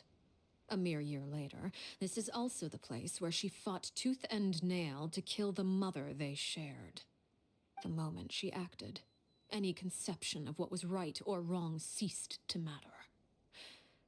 It's one of the principles of the house. Only those who survive get to write the rules. Perouer won the battle, and became a harbinger herself. After which Her Majesty, the Tsaritsa, bestowed upon her a new name. Arlecchino. So the Perry Clairvy was talking about... It was you all along. You're Perouer. Arlecchino is just a name you got later.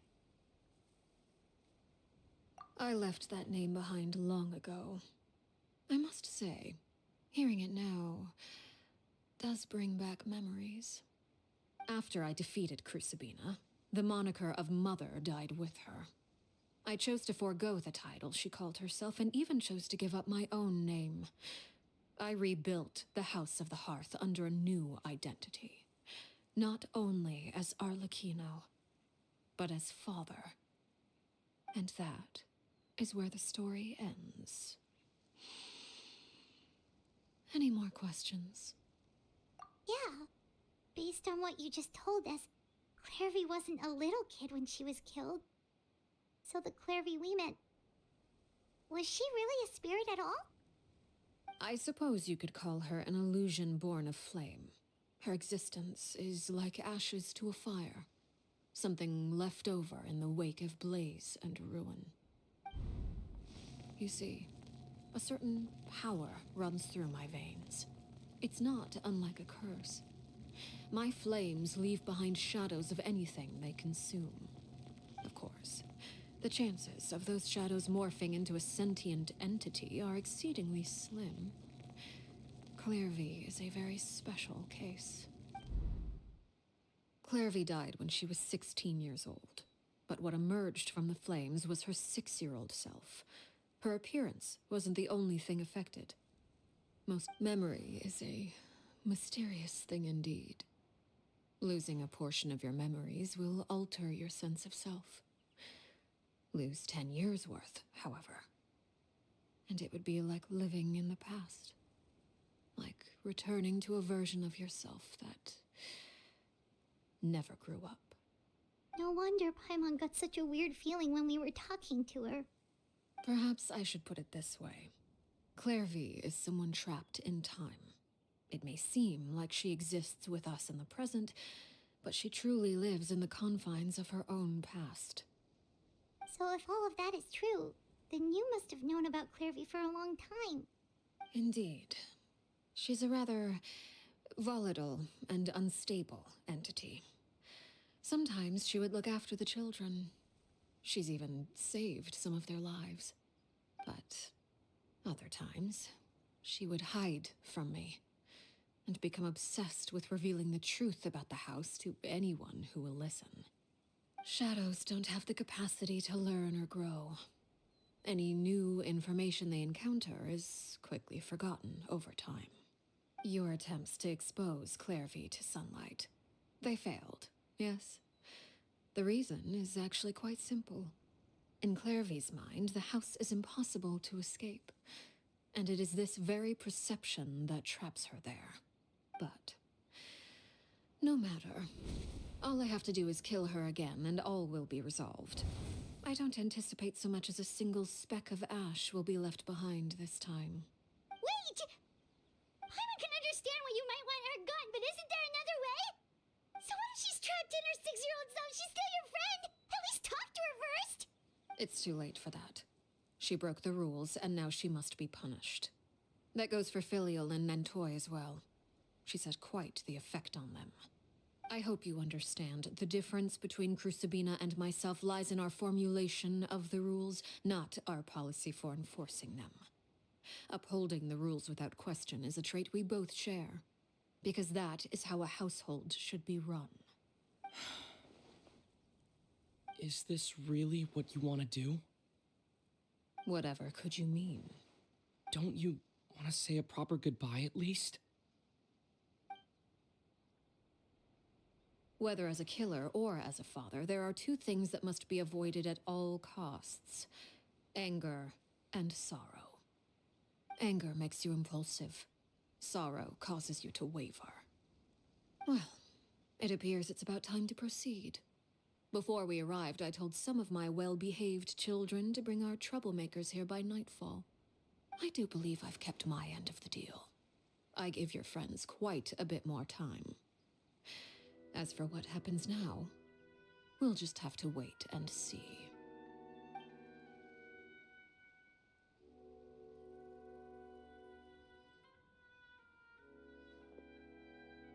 Here they are, Father. Oh, you gonna execute him? Seeing something like that would actually be a first for me. Lenny! I'm sorry. I heard about how you helped buy us more time, but I still failed. I couldn't find a way to fulfill her wish. Huh? Are you... Perry? Indeed, it's been a while, Clairvy. Perry! Shh, stay right there. I'm sorry to postpone our reunion, but first I believe certain scores need settling.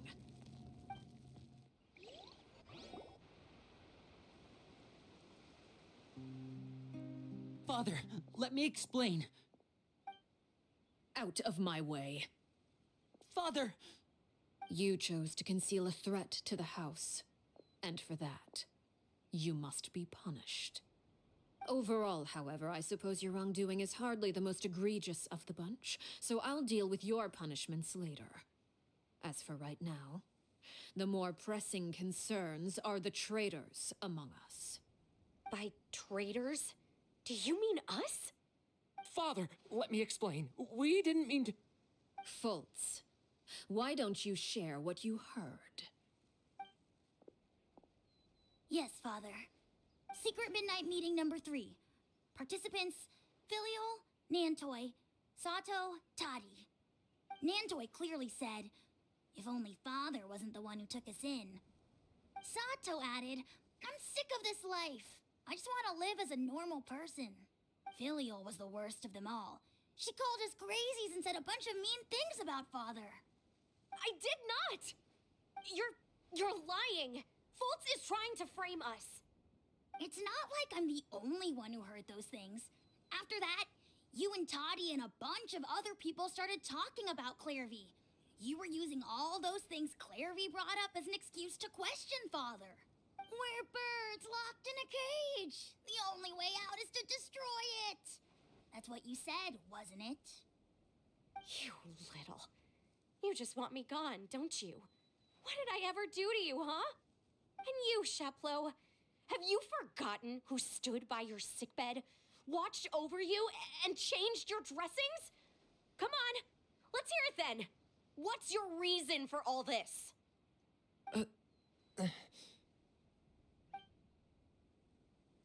You're wrong, Filial.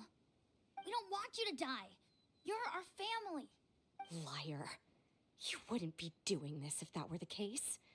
So why? Why have you backed us into a corner? We all live in the House of the Hearth.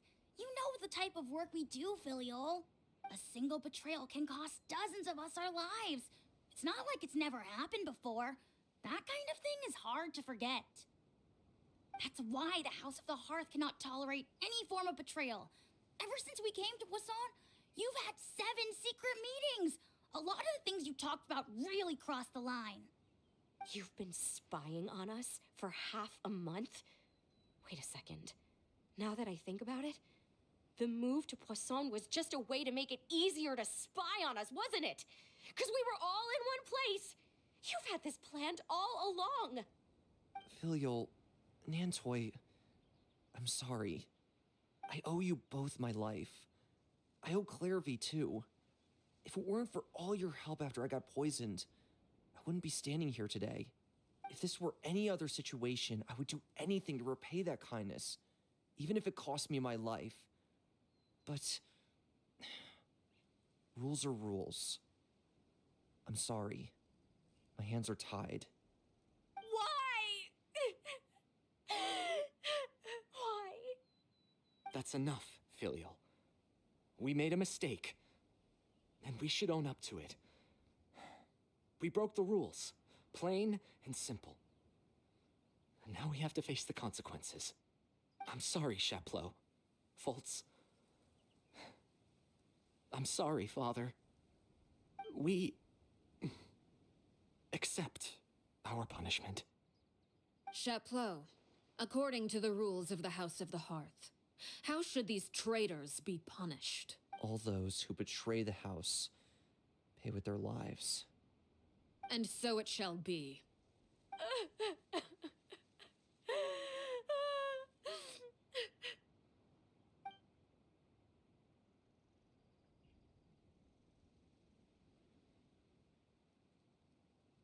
Father, please wait!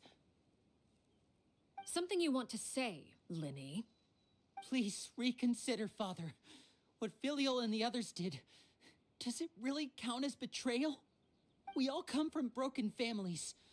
From the very first day we joined the House of the Hearth, we wanted nothing more than to make it a real home.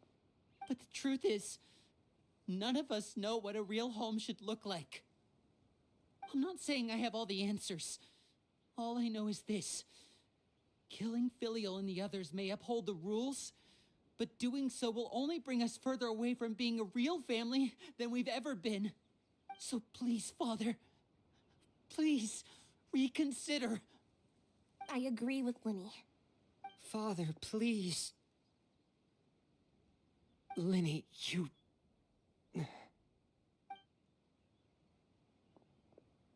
I also agree with Linny.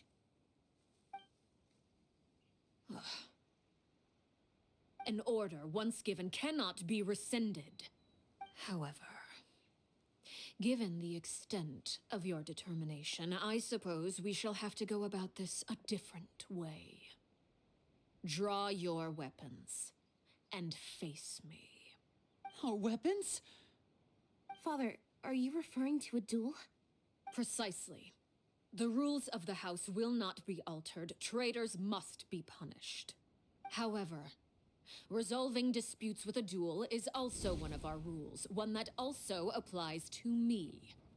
Demonstrate a sufficient showing of strength, and I shall offer a concession. Wait. Bede. Father in a duel? Impossible. Father is way too strong, even for Lenny.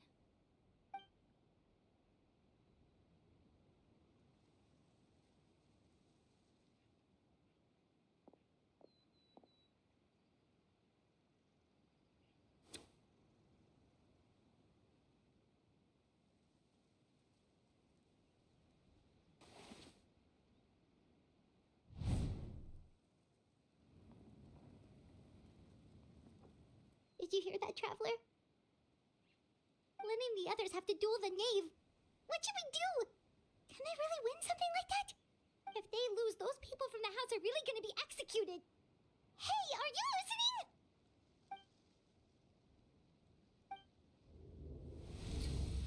Don't you want to say a proper goodbye at least? Anger makes you impulsive. Sorrow causes you to waver.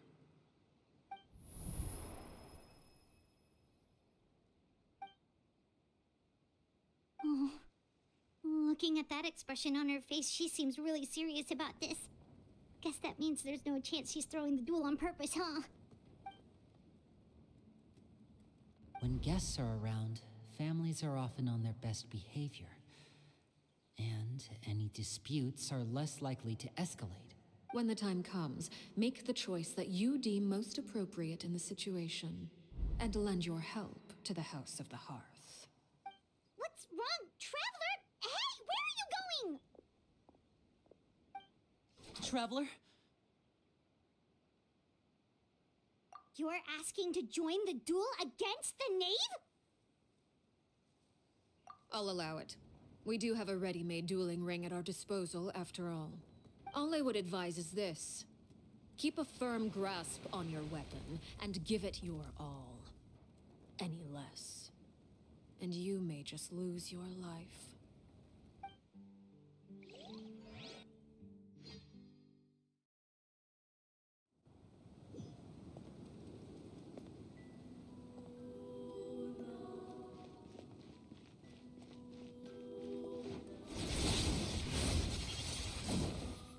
I'm going in! Let's get this show on the road! Closer now. Now disappear! Now Everything's pretend! rising flames! What pitiful attacks! Many happy returns! I thought I taught you better. Let's light it up! Step right up! Over here! With these rising flames! How amusing. Transfixed! This is where you fall.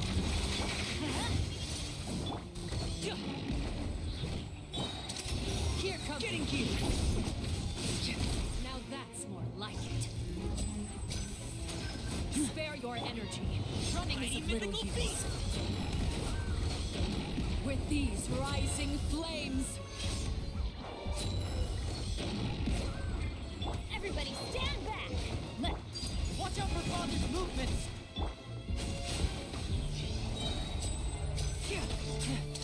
A round of applause!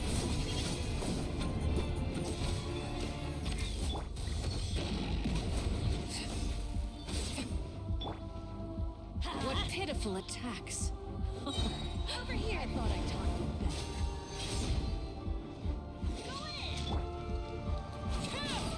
Everlasting as the moon! With the fall of darkness, destruction shall rise. Let's light it up! Have a taste of purgatory. Try to pace yourself.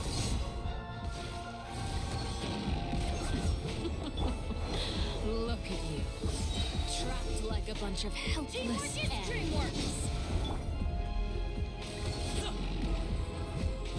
Closer now. Overruled. And voila!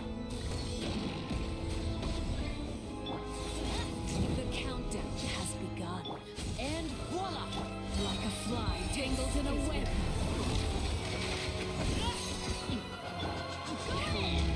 Let's light With it up! these rising flames. Hang in there. Here comes the finale. The hearth! Trapped like a bunch of helpless animals. Here we go! How amazing. I really have to draw my blade. Then...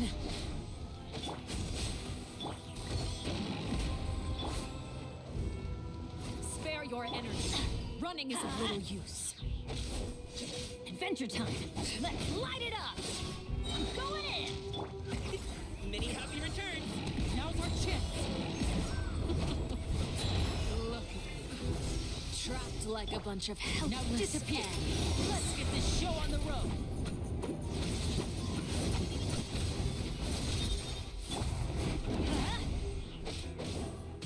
Everlasting as the moon. You alright? Everybody stand back! Overruled. The countdown of has applause. begun. Like a fly Up to it, tangled in a Monsai. web. Look out! With these rising flames. I'm going in!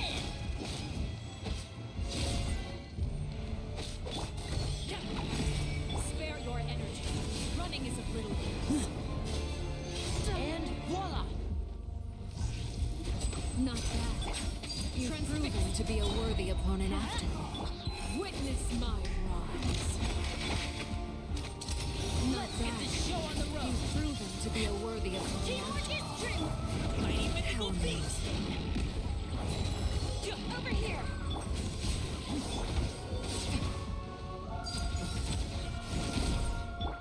Let's light it up!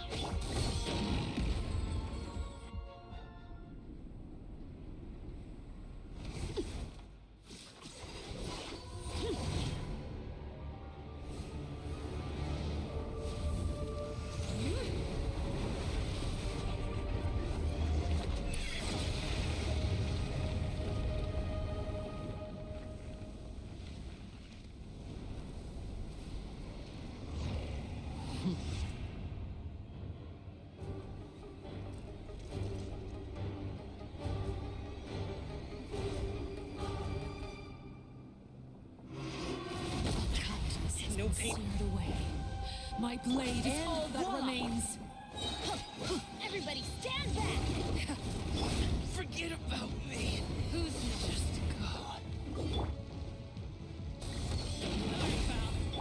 This is where we fall. Step right up.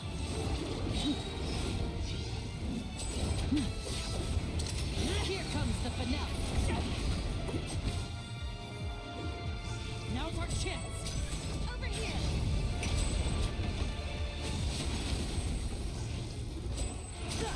I'm going in!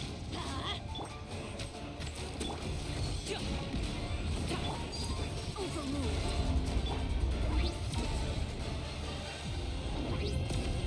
Watch out for Father's movements. Look out!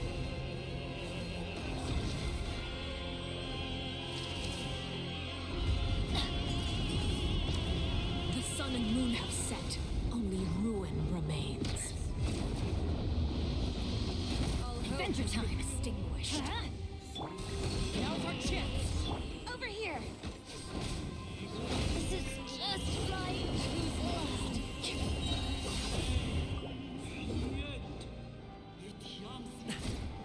Up to it, Monsai.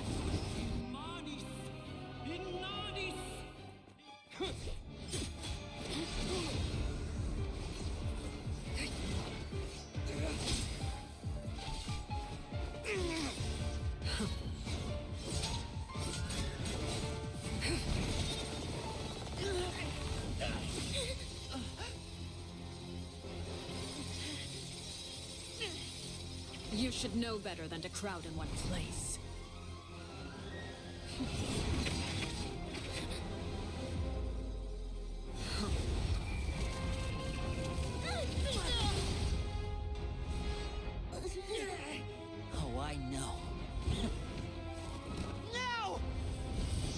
I'm sorry, Father!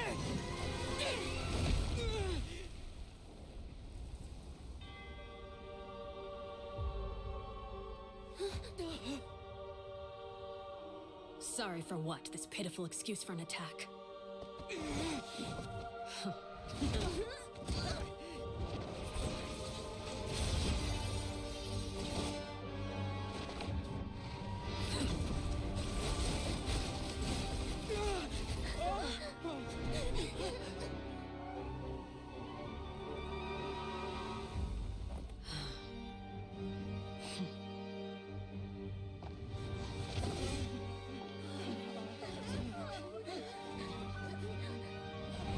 Father, no!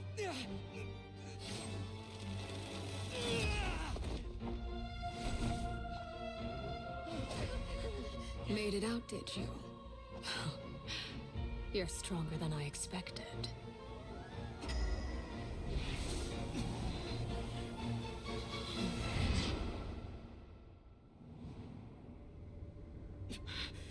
A crimson moon? I can't move.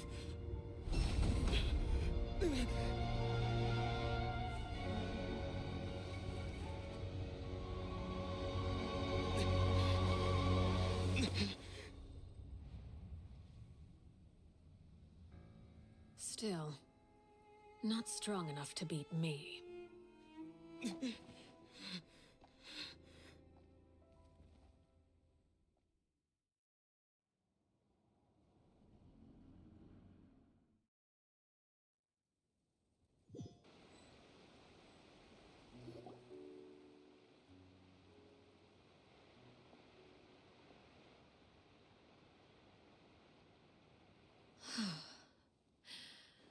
I believe we can end things here.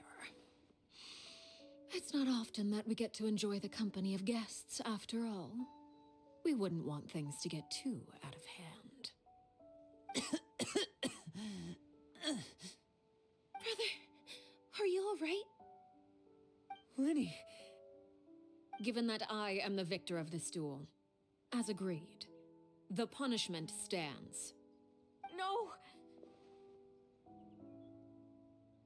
I never thought things would end like this.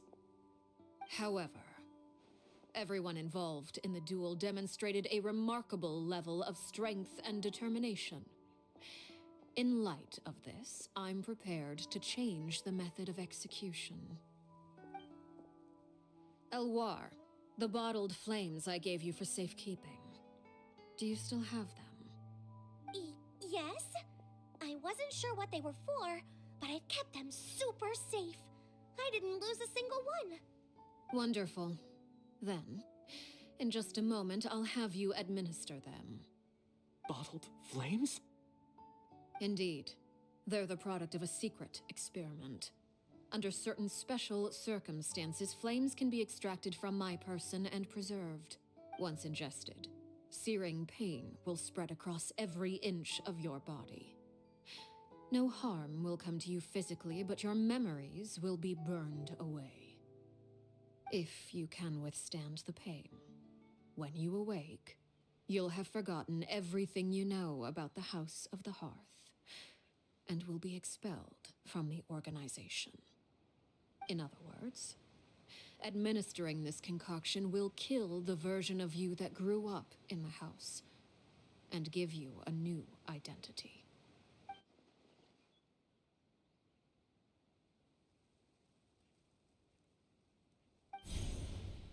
Memory is a mysterious thing indeed.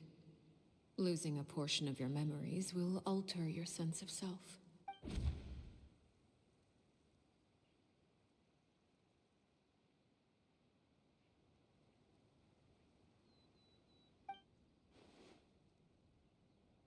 So, you're just letting us go, Father? You misunderstand. Memories are extremely important. Once consumed by flame, the version of you standing before me will die, and our secrets will die with you. So no, I don't intend to just let you go. because the person who survives will be nothing but a stranger. Even so, I won't have to live in fear anymore. I'm sorry, Father. I'm sorry I let you down. But I really... Don't cry, Filial. You haven't left the house yet, so there are still rules to be followed, yes? Remember what I taught you. Anger makes you impulsive, sorrow causes you to waver. Don't let yourself be controlled by your emotions. Of course. I'll remember. Dry your tears, and go pursue the life you really want. Yes, Father. Chaplot, Foltz, Elwar, take them back to Poisson. And bring Linny and the others as well. I prepared 3 extra vials of bottled flames. As for whether to take them, the choice is yours. Goodbye, children. The next time we meet, I will no longer be your father. Thank you for all you've done for the house. I hope you have bright futures ahead of you.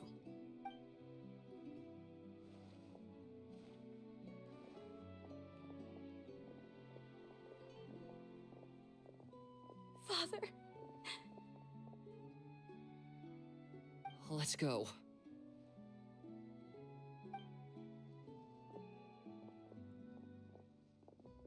Here, grab my arm, Linny. I'll help you walk back. Thank you.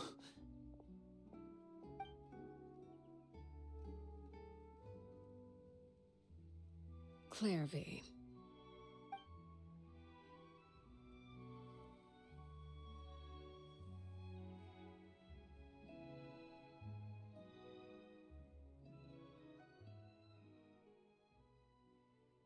Can we talk now? I've been waiting for a super long time. You really are Perry, aren't you? I haven't seen you in so long. How come you're all grown up? Wait, did I somehow travel to the future on accident? Or am I dreaming? What a long dream. Neither. You died, Clairvy. That's what happened.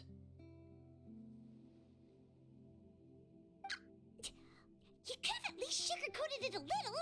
Look, she's speechless.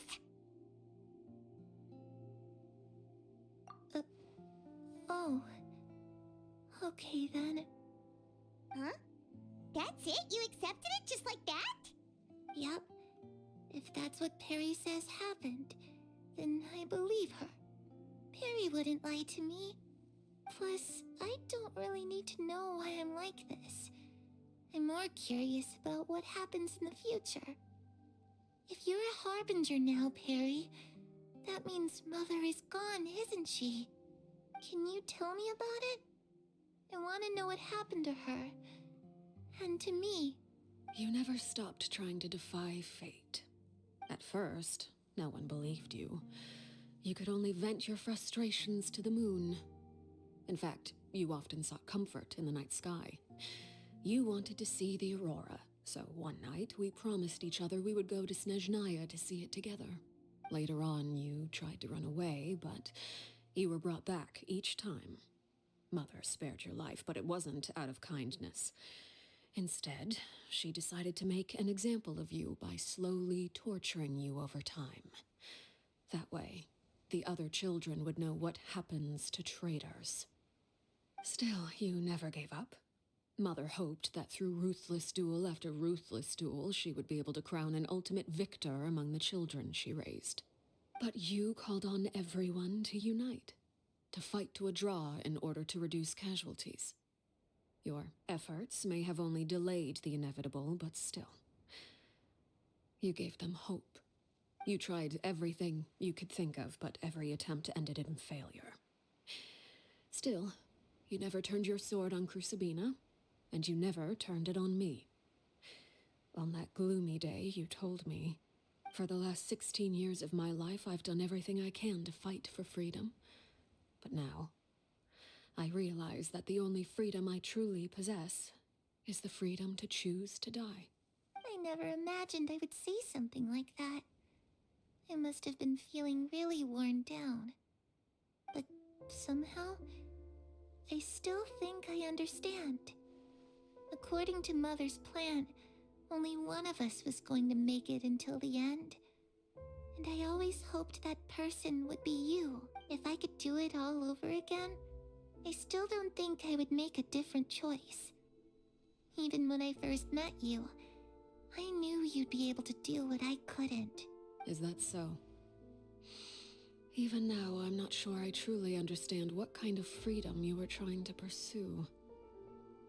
But as the head of the House of the Hearth, and as the children's father, I've tried to give them the most basic of freedoms. The freedom to choose their own fate. It's something I discussed with the Eudex of Fontaine. The children who want to leave the house will have their memories wiped clean of all secrets pertaining to the organization. In return, they will be allowed to live a normal life in Fontaine without being prosecuted for their past. Of course, I won't simply hand freedom to them on a silver platter. They have to fight for it and prove themselves worthy of it. Only freedom that is earned has true value. That's more than enough.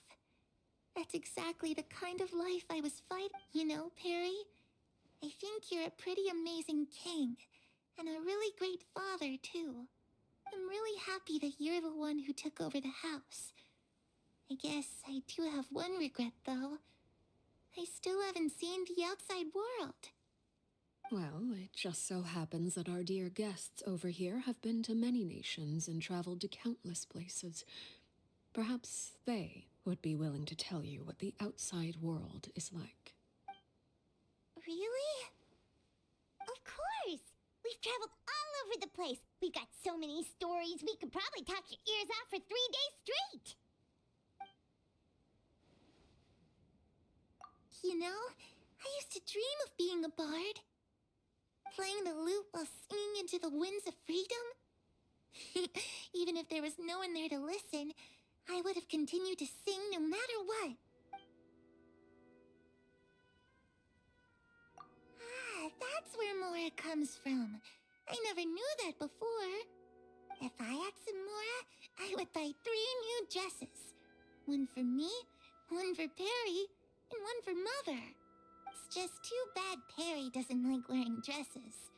And Mother, she probably wouldn't accept something like that either. I guess I'd just have to keep them all for me then. I could wear a different one every day. Those yokai you mentioned, what do they look like? I once saw a drawing of this one guy with horns on his head and a super scary face.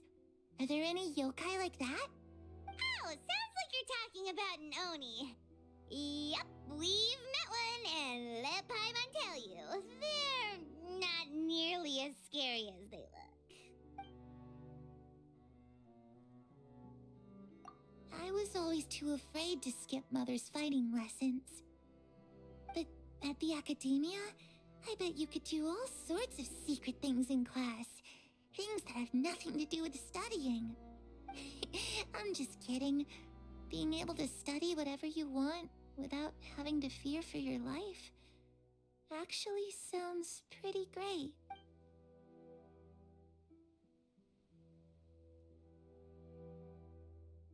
The situation was super dangerous. Lenny and Lynette were accused of committing a crime, and they were going to have to stand trial at the Opera Epicles. Oh no, that must have been hard for all of you. What happened next? Don't worry, we were able to turn the situation around super quickly. All thanks to Detective Paimon, of course. How'd you do that? Come on, tell me. Okay, so it was like this. After the failed magic show, we rushed to the scene and...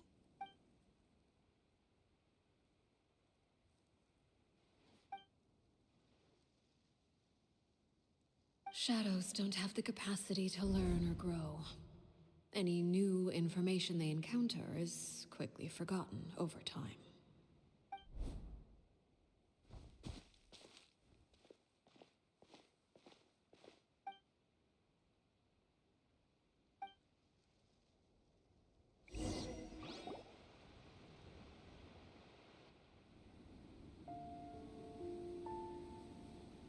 Clairvy, you've worked tirelessly from the shadows to overthrow the House of the Hearth. Now, by my authority as the Knave, I shall announce how this matter ends. You are hereby expelled from the House of the Hearth. You are no longer tied to this place, nor are you bound by its rules. You're saying that I can finally leave? I get to experience the outside world as well? Oh, I almost forgot. There's no getting older for me. Still, seeing who you grew up to be makes me really happy, Parallel. Take care of yourself. Goodbye. May we meet again someday.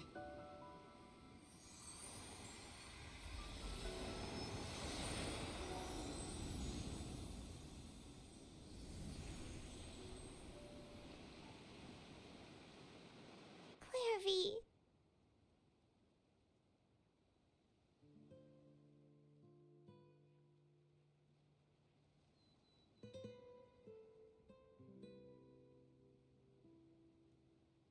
She left so soon. Paimon didn't even get to finish her story. I also have certain sentiments left unsaid. I wanted to tell her that the aurora I saw in Snezhnaya was just as beautiful as the ones in the pictures. But a shadow's memories reset at dawn. Had we delayed any longer, we wouldn't have had the time to say goodbye. Whatever regrets may linger, let them be lost to the coming of a new day. Father? It's Linny! Hey, Linny!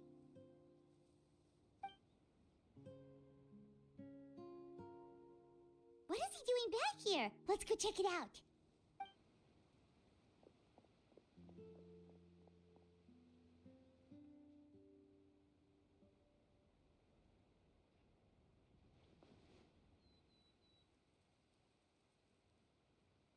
Father, the bottled flames have been administered.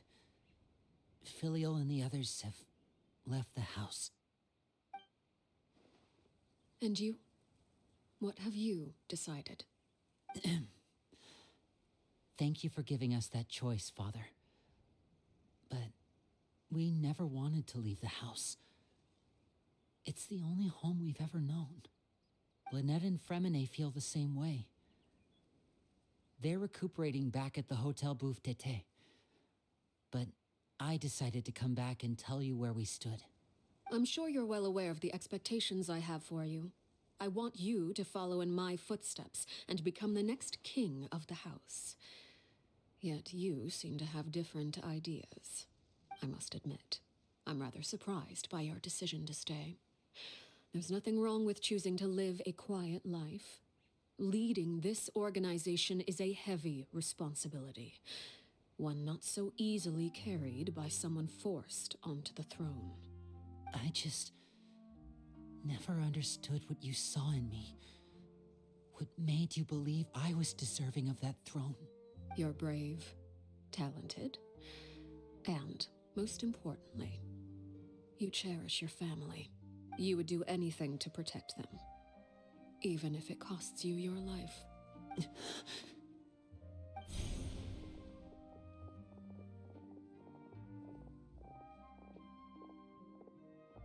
Speaking up back there was so brave of you, Linny.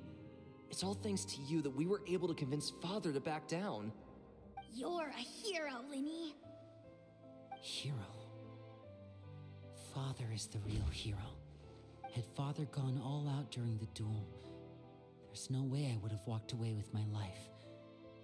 She must have had it all planned from the beginning, from the very moment she suggested a duel. I'm not deserving of that title.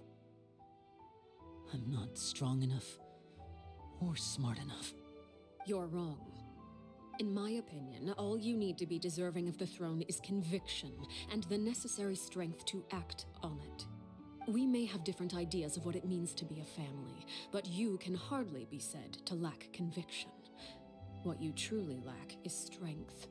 For someone of your talent, though, that's something that will come with time. Even without that strength, you still chose to face me in a duel, even though the odds were stacked against you. That capacity to honor your convictions is what I truly see in you. Father. No one knows what the future holds, what tragedy or triumph may be in store. Being at the head of this organization requires the strength of will to face whatever comes. Caution will only hold you back. If reaching a certain standard were required to go after what you want, I would never have succeeded in killing my predecessor. Back then, there was still a considerable gap between our abilities. Strength may decide the ultimate victor, but those who let a lack of strength dictate their decisions or undermine their convictions will never be worthy of the throne. I understand, Father. Thank you. Children must grow up to surpass their parents. Only then can a family continue to flourish. The road ahead is not an easy one, so I'll ask you one last time. Are you certain you want to stay? You've done so much for me, Father, and that kindness must be repaid. Plus, with Project Stuja at hand, there are many dangers ahead, and I, for one, don't intend to back down. Protecting my family at all costs. That's my conviction. Then you're welcome to stay. As for Project Stuja, you need not be too concerned. If those cowardly businessmen and heartless dignitaries try to take us down, I'm prepared to teach them a lesson. Having members who longed for the light was our organization's last weakness. With those members no longer among our ranks, the House of the Hearth is like a spider hiding in the shadows. We need only wait for our prey to come to us. At present, our imperative is to use their plan to our advantage. In doing so, a crimson moon shall rise amid the frigid blizzards of winter. No demonstration of loyalty shall go unrewarded, and no sacrifice shall be in vain. As for the two of you, whether we meet again as friend or foe, I'll remember the camaraderie we shared in this moment. No matter how arduous the journey ahead, I hope we both reach our desired destination.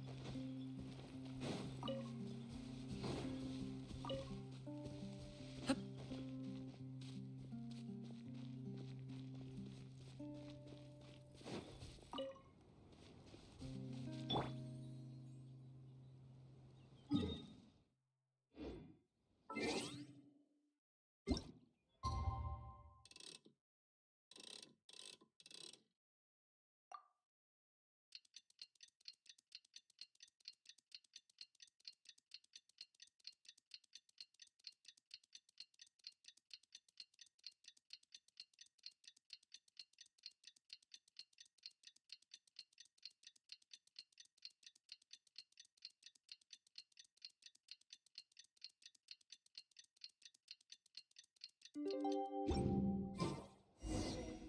Linny say that Lynette and Fred...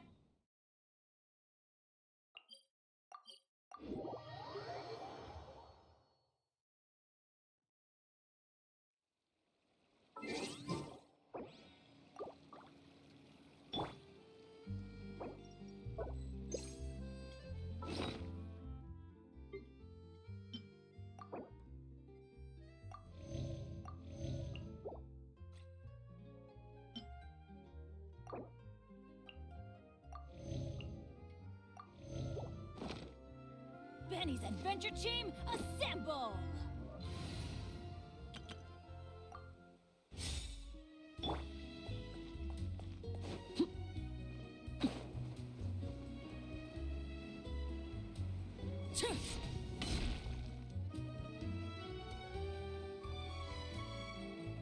Lynette?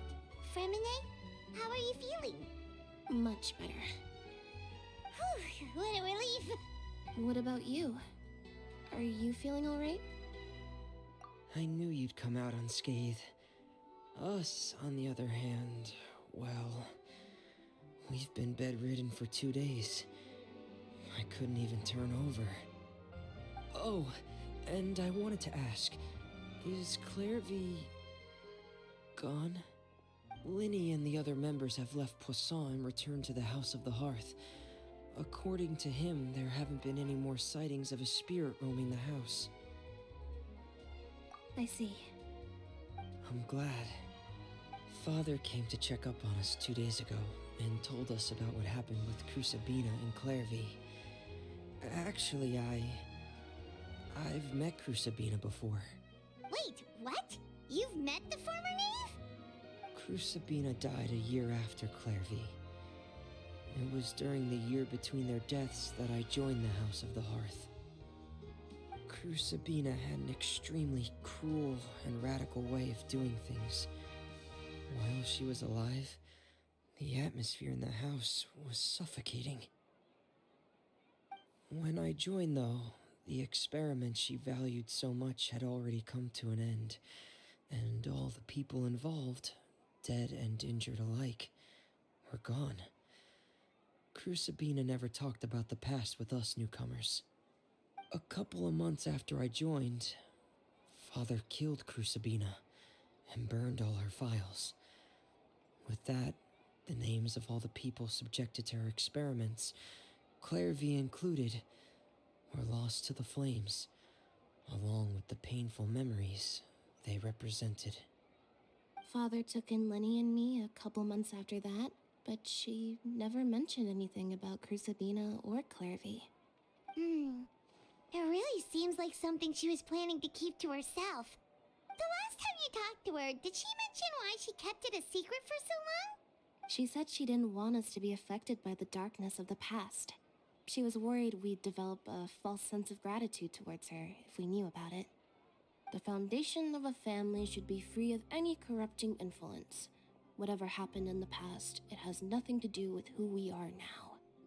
And that's what Father told us in the end. But I still thanked her for everything. It was only after hearing about what Crucibina did that I finally realized how insignificant our lives could have been. The members of the house meant nothing to her. To say that she valued them in any way, even just as a tool, would probably be giving her too much credit. If Father hadn't taken over the House of the Hearth, I probably would have already... Father rarely brings up the fact that she saved us. She doesn't believe that being indebted to her should be what ties us together. But even if we didn't owe her anything, we would still choose to stay. Because this is our home. We may have arguments or times when we feel wronged. Some people may even choose to leave. But as long as Father is here, we will always have a home. Whether the path before us is bathed in sunlight or shrouded in shadow, we'll follow Father wherever she chooses to go. So I wanted to say thank you for helping us make it through this crisis. Without your help, we could have lost a lot more along the way. Oh, we didn't do anything, really. Of course. You're welcome anytime. Are Filial and Nantoy okay? I actually saw them at a cafe this morning. They didn't recognize me. From what I could tell, they were drinking coffee and talking about one of the operas that started running recently. They seemed happy. If I had to take a guess, I would say they finally found the kind of life they always wished for.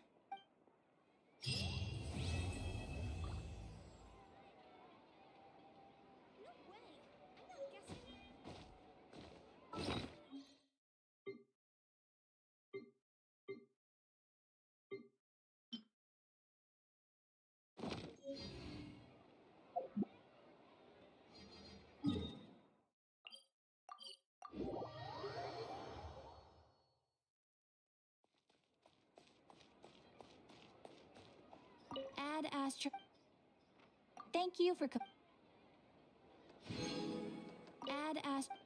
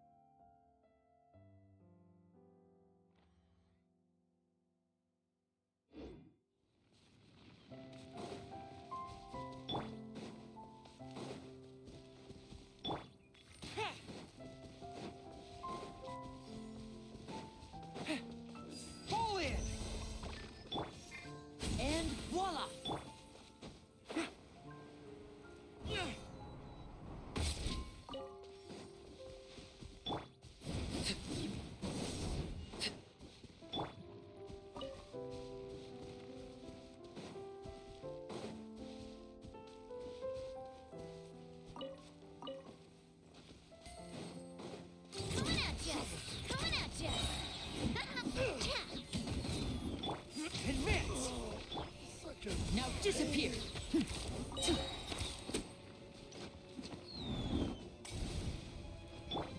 Where'd that come from? Watch out! Try! I got you. Witness my rise. Test subject.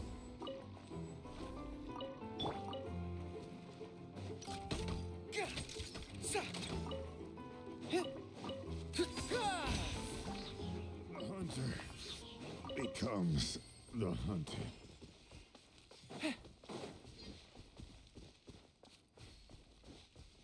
Follow my lead. And voila! Yeah. Gah.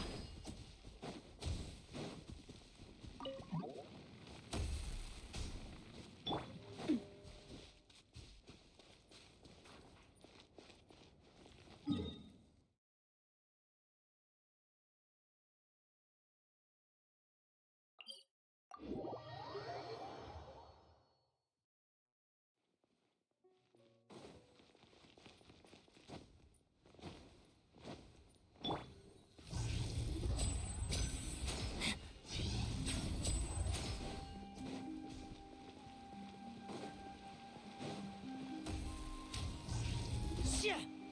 Yeah.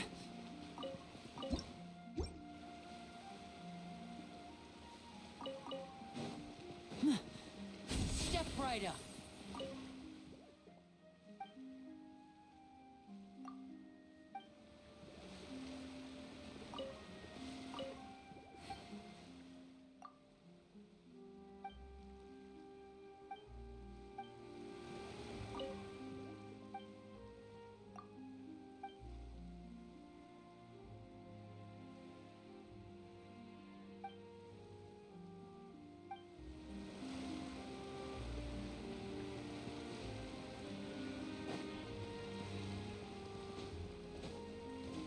Hip.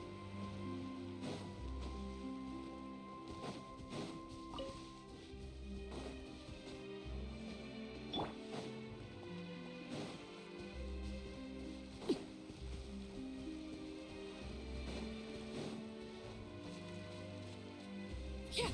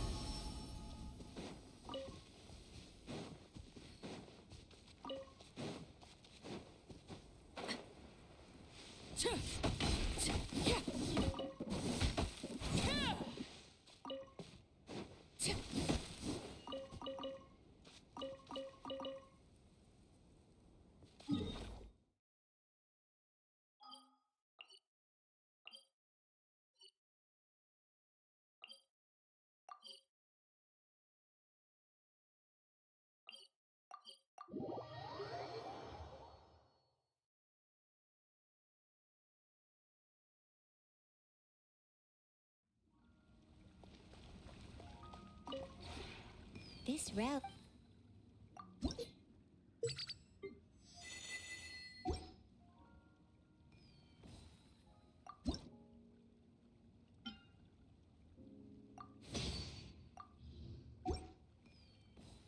If you ever...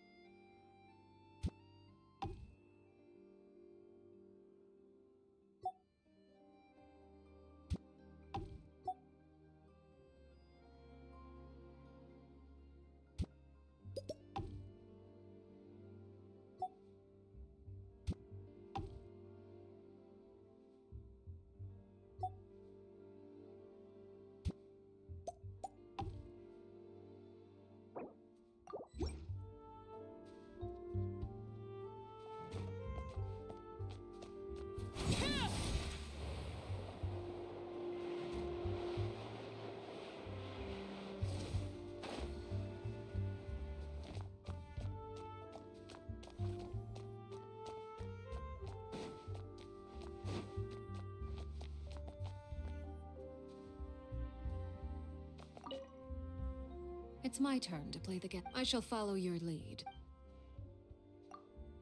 Thank you for inviting me to the... Is a transfer of ownership on the cards by any chance? No need to startle. This is a quiet and secure location. Any object that could solve many problems is worth paying a fair price for. An unfortunate answer, but not an unexpected one. This resembles a home more than it does a base. Let us keep it that way, then. Is something the matter? A fine suggestion. This place is sufficiently large for a family gathering. The children will be glad to have the chance to visit and play at a friend's place. It is agreed, then. As for the costs of this gathering, simply leave it to me.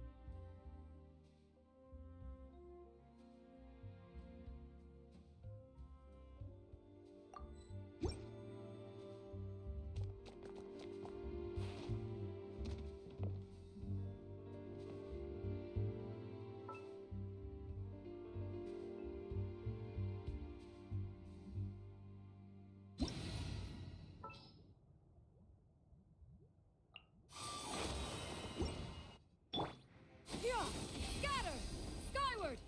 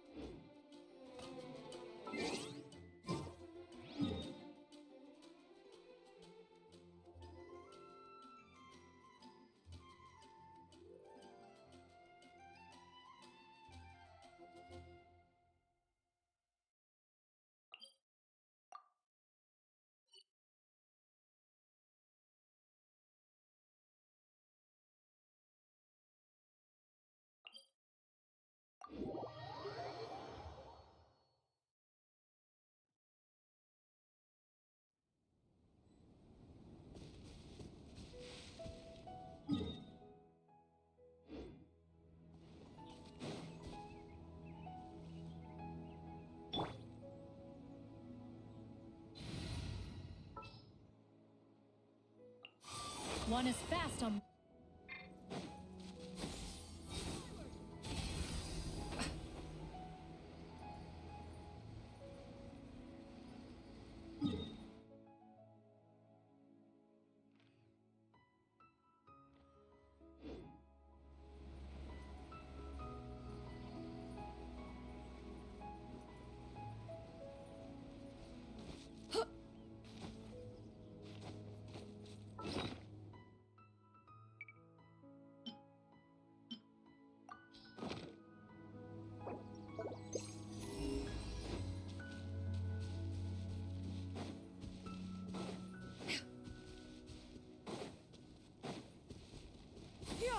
Skyward! Scatter!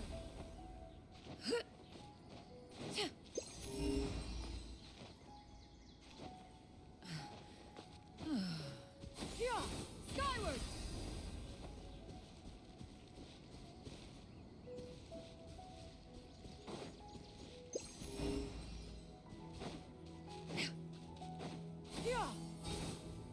Scatter!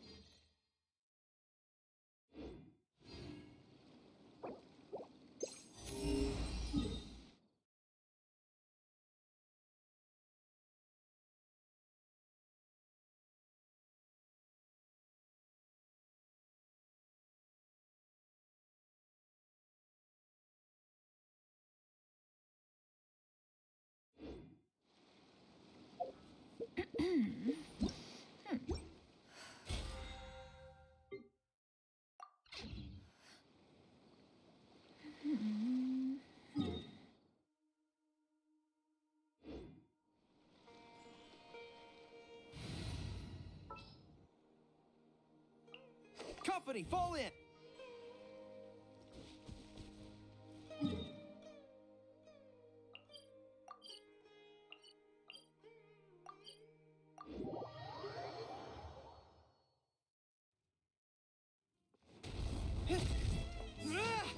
Rally!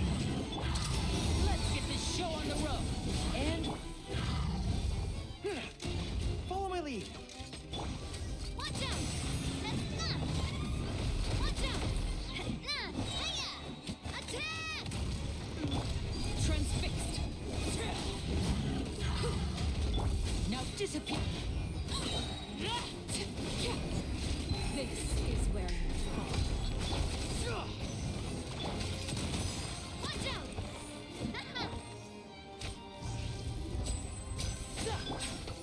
Fall in!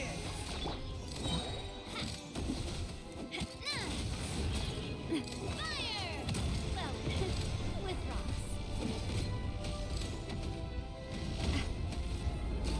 Haven! Overruled.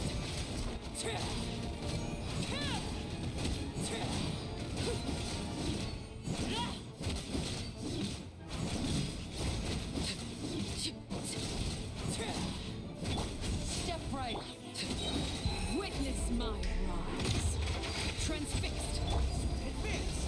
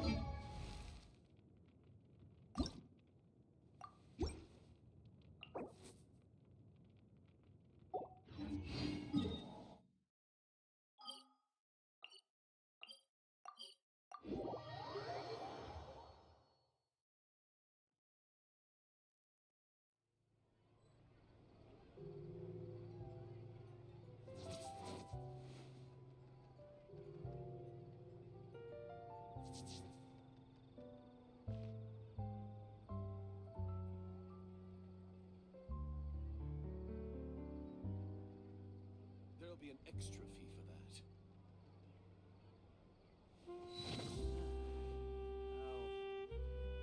I'll think about it.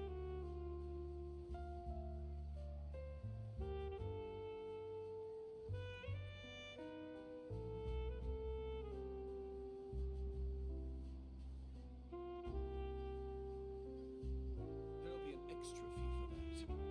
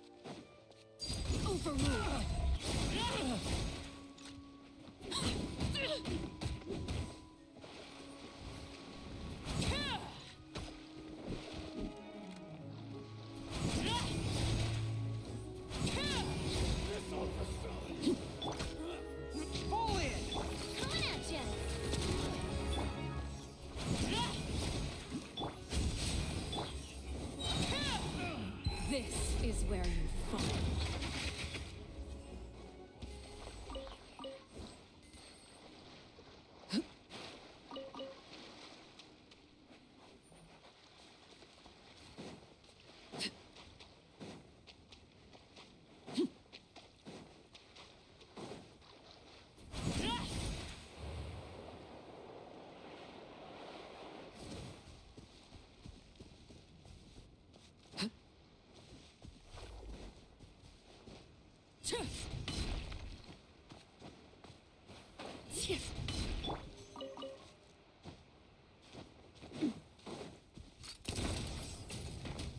Coming at ya!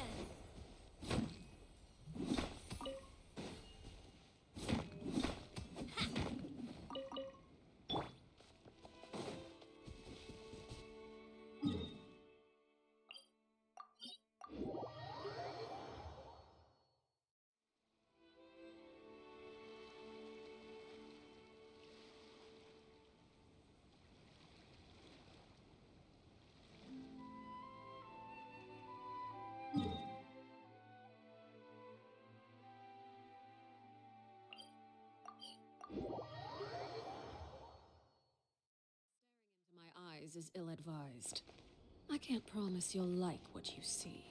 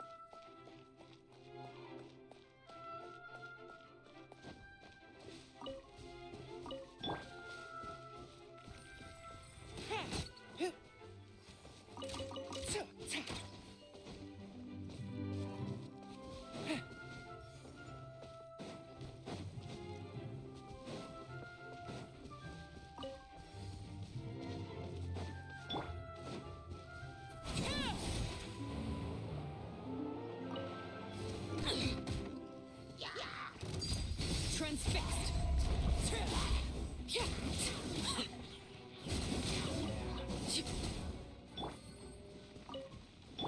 Charge! Hey there!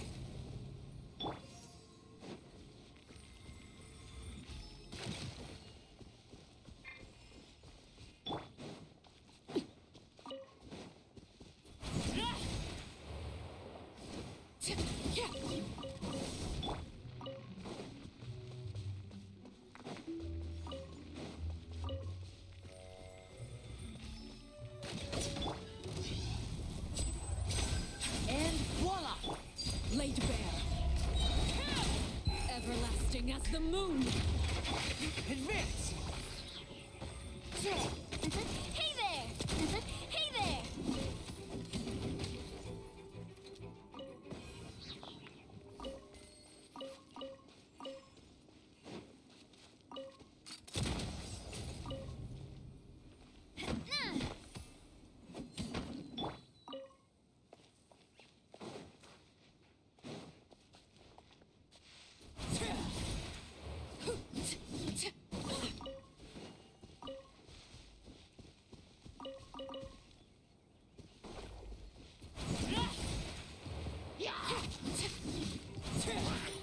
Overruled!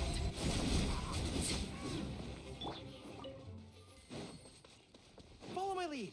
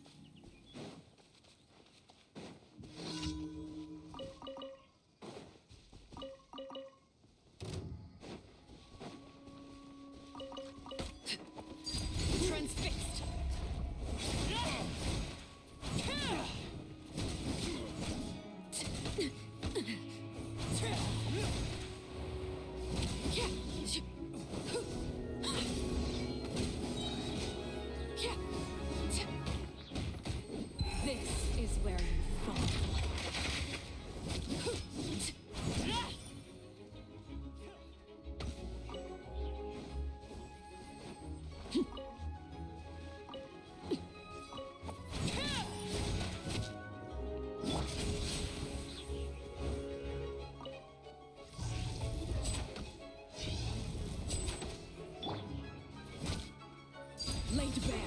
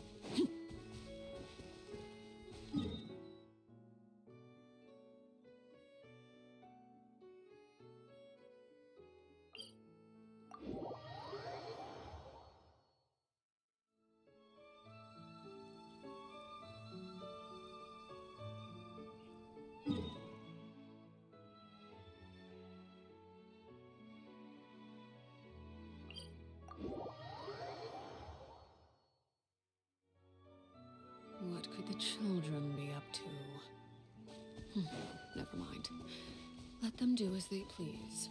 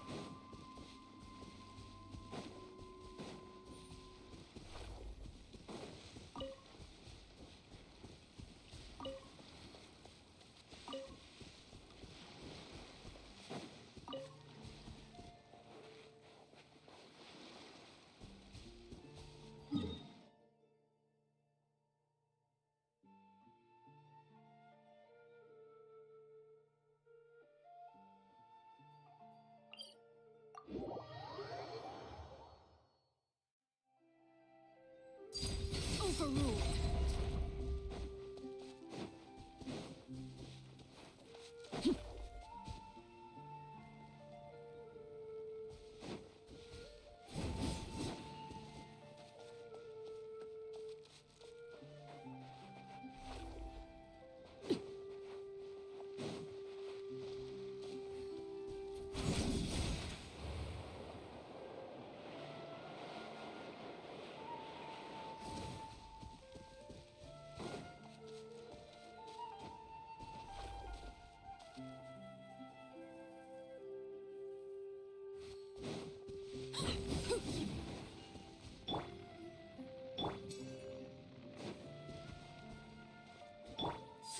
Advance!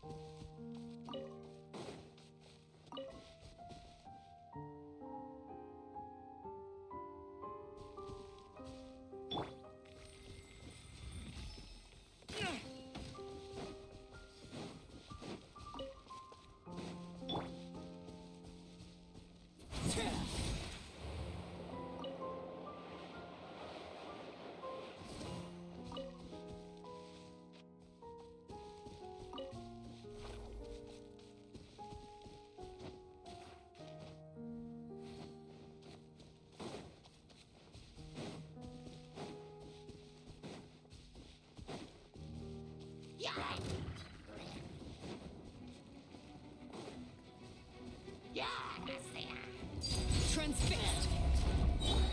Pull in! Everyone on me! Coming at ya! Hiya! Everlasting as the moon!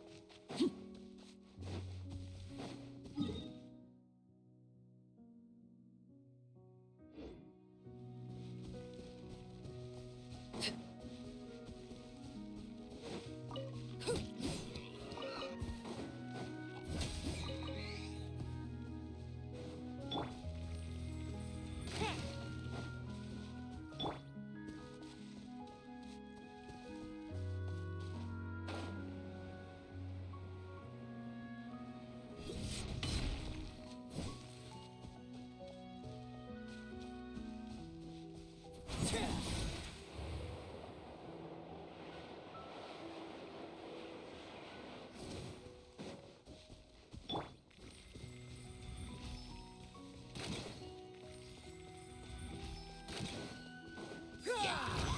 Watch out!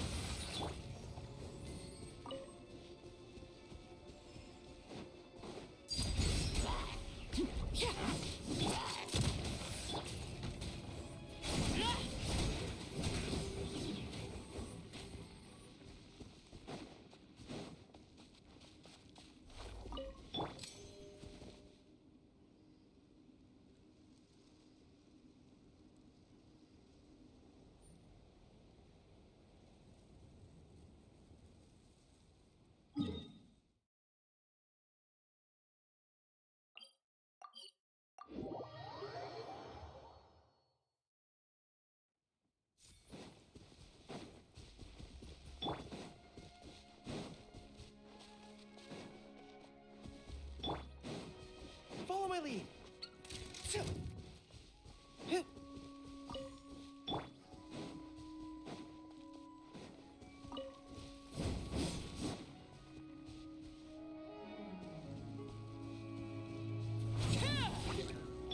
Step right up. Charge!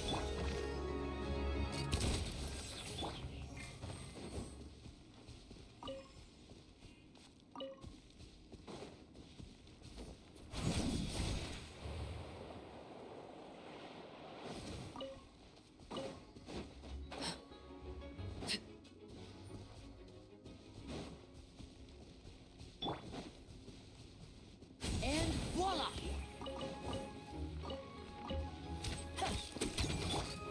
Hey there!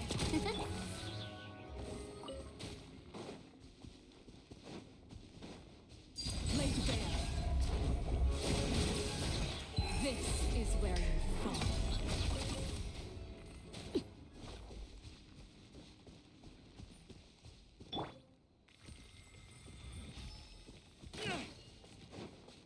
Fall in! Watch out!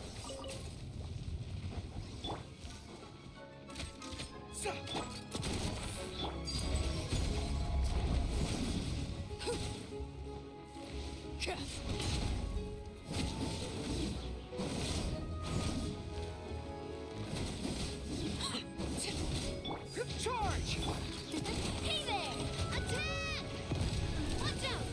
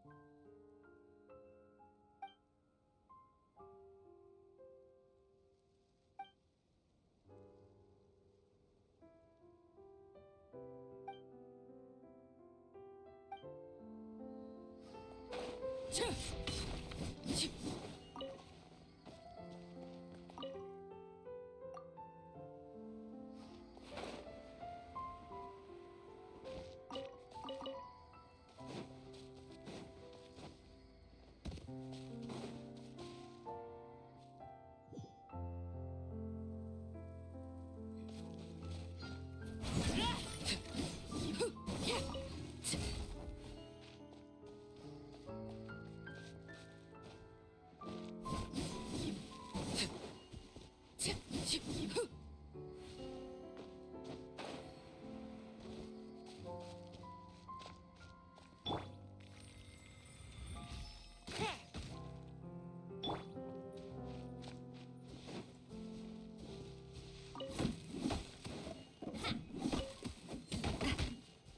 at ya!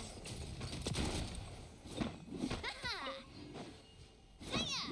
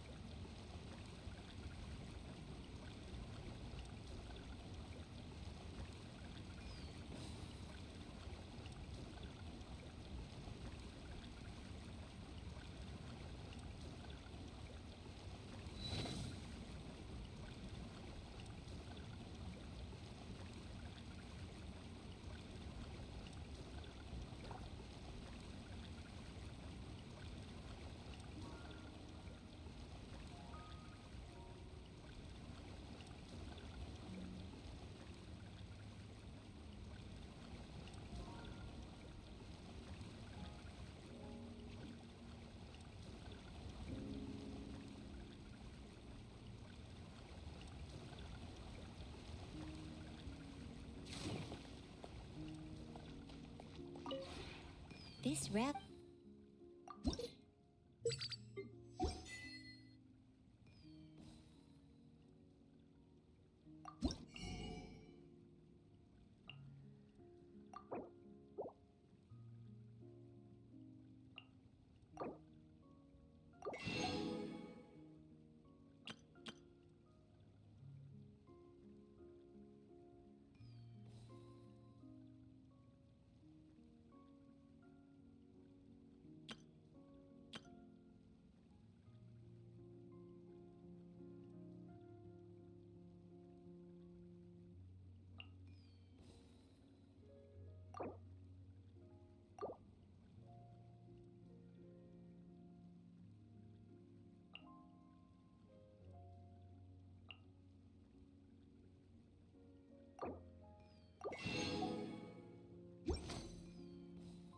If you ever...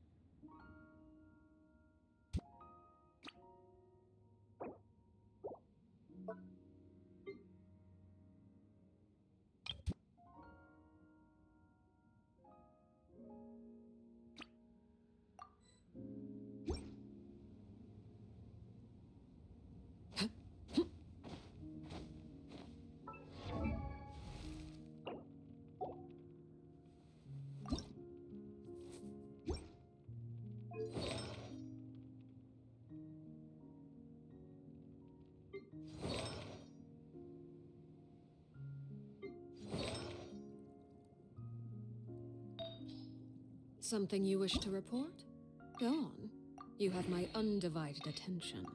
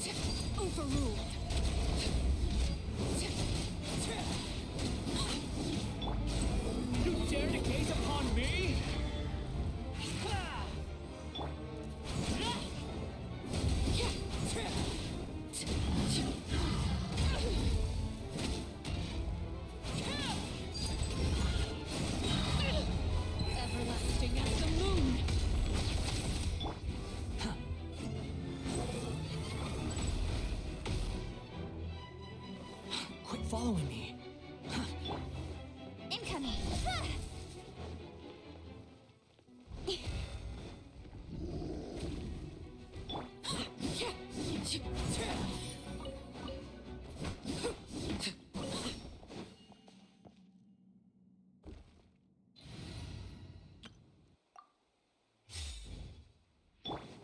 Watch out! Coming at ya! Haha! A proper send-off from the Stina Wikla! Hiya! Ah! And voila! Transfixed!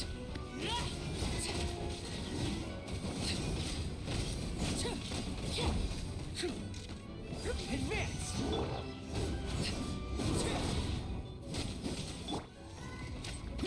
Step right in.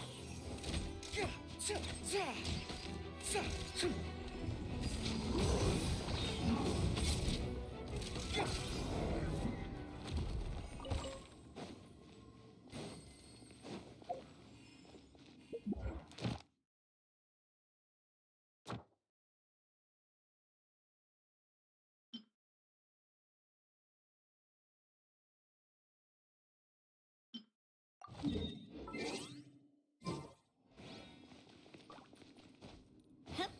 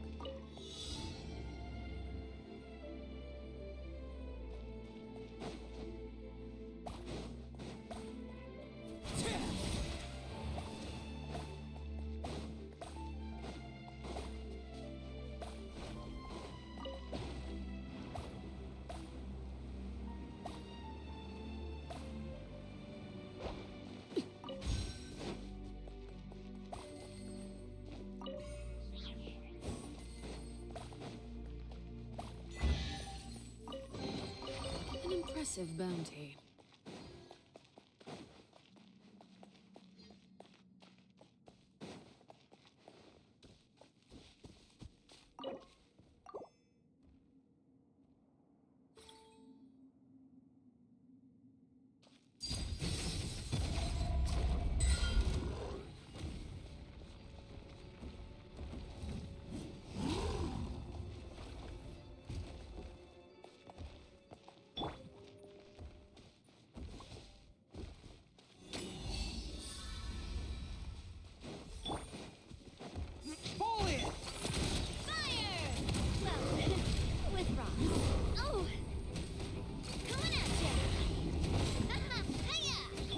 Overruled.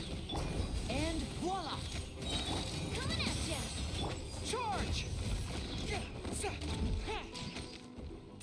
Press the advantage! Coming at ya! Ah!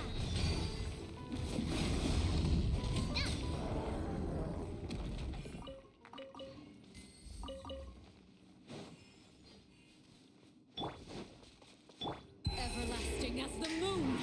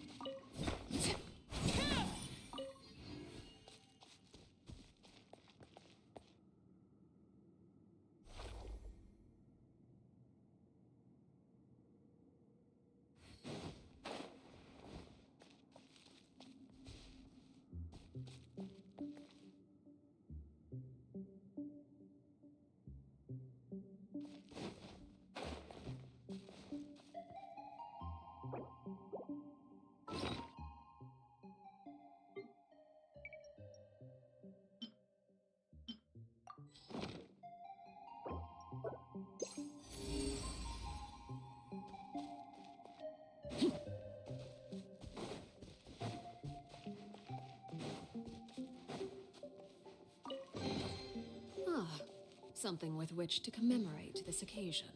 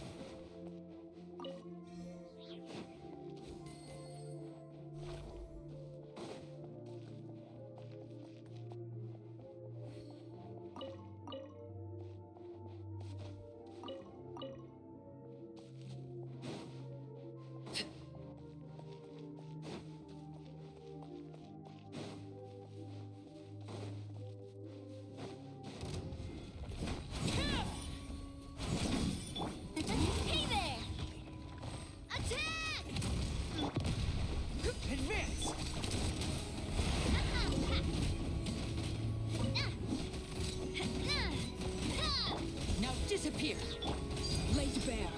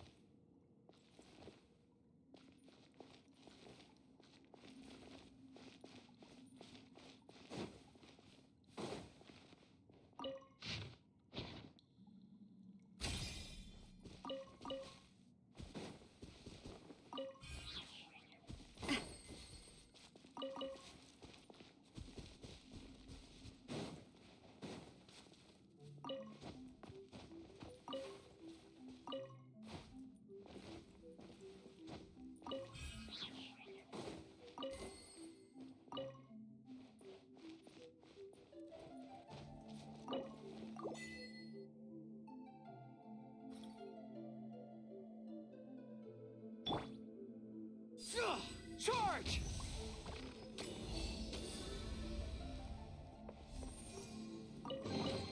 The tide of battle is in our favor.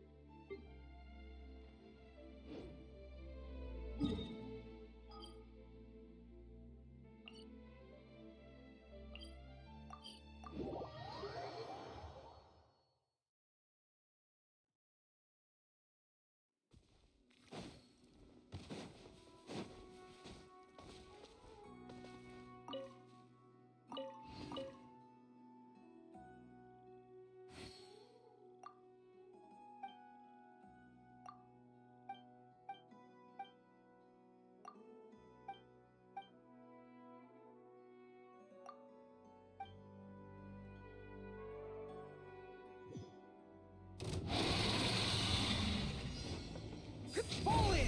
A proper send-off from the Spina with love. Hey there! Chat! Watch out! Here comes the finale. And what? Overruled. Witness my rise. Everyone on me! Advance! Watch out! Attack! Laid bare.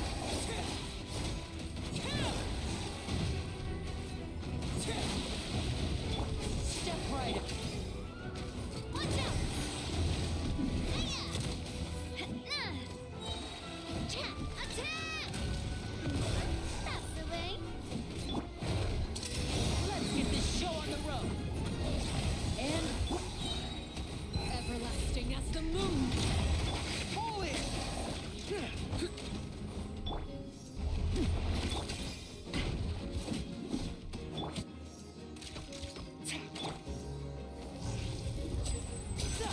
Now disappear. Charge! Hey there! Nah! Watch out! Shit. Overruled. A proper send-off from the Spina. Rally! Advance! Watch out! Coming at ya! Here comes the finale. And voila. Charge! Watch out! Fire! Well, with rocks. Hiya!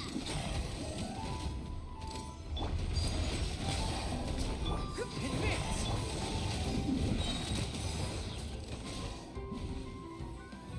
Yeah! A proper send-off from the Spina. Now disappear. This is where you fall. Fall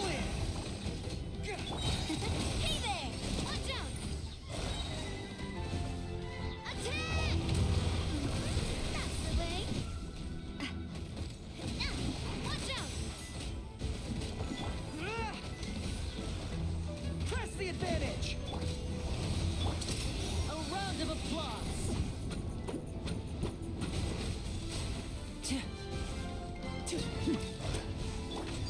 Transfixed! Advance! A proper send-off from the Spina with love. Watch out!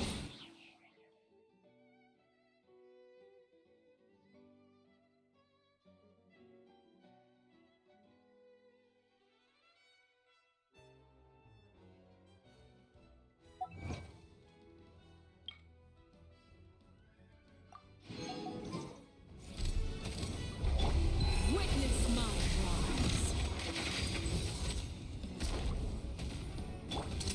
Here comes the finale! And voila! Hey there! A proper send-off from Watch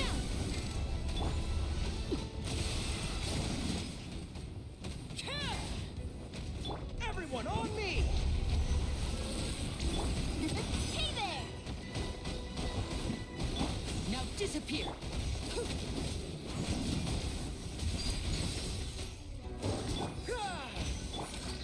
Hey there! Proper send-off from the Spina with love.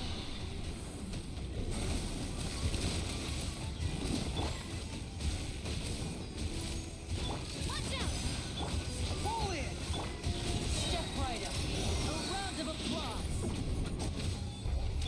Everlasting as the moon! Overruled! Coming at ya! Charge! Rally! Attack! Watch out!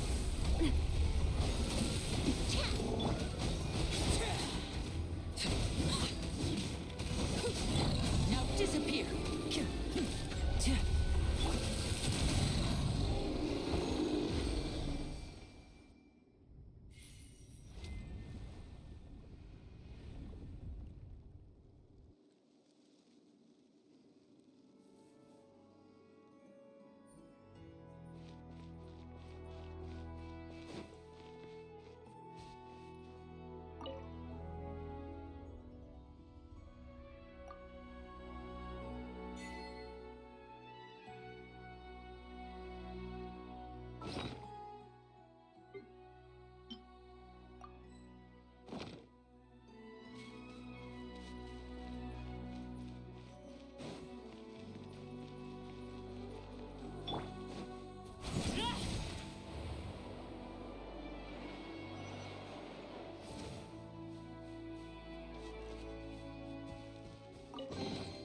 What greater pleasure is there than the unexpected?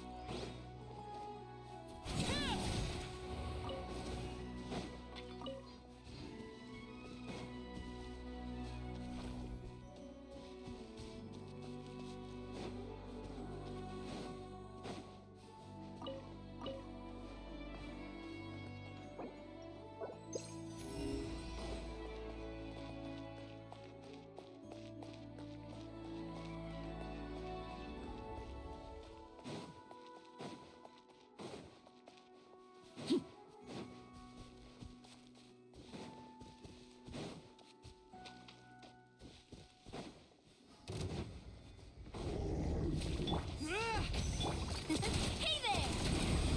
Step right up. Here comes the finale. Advance! Attack! Hey there! This is where you fall. And voila! Hey there! Watch out!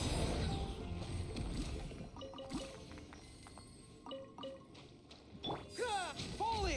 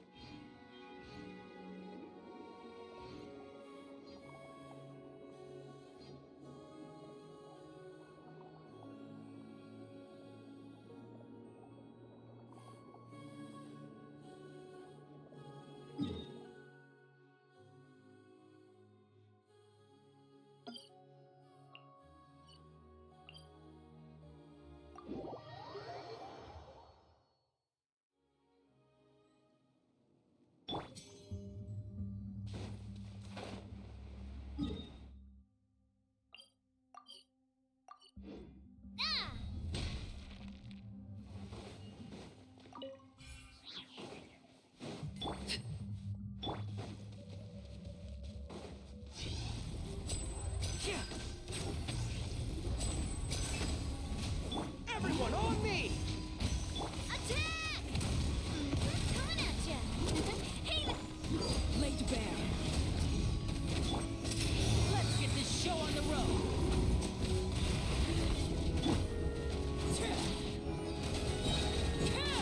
Witness my rise. Charge! Watch out! Watch out!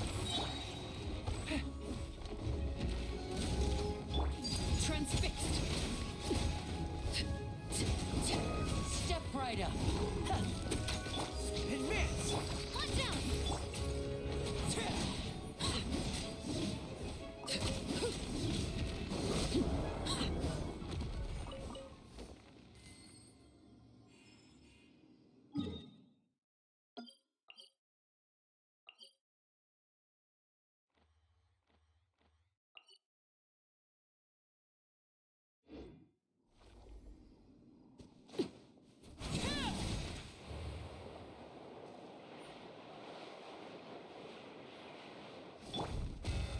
Charge!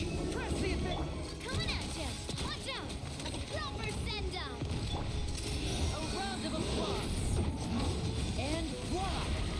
Overruled. This is where you fall. Fall in!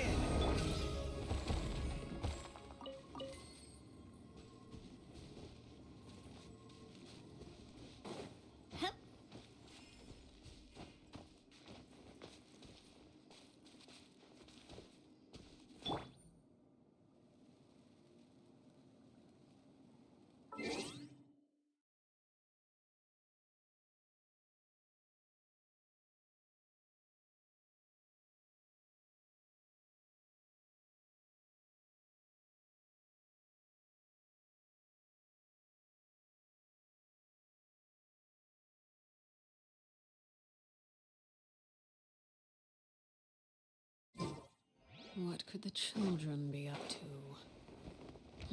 Never them do as they please.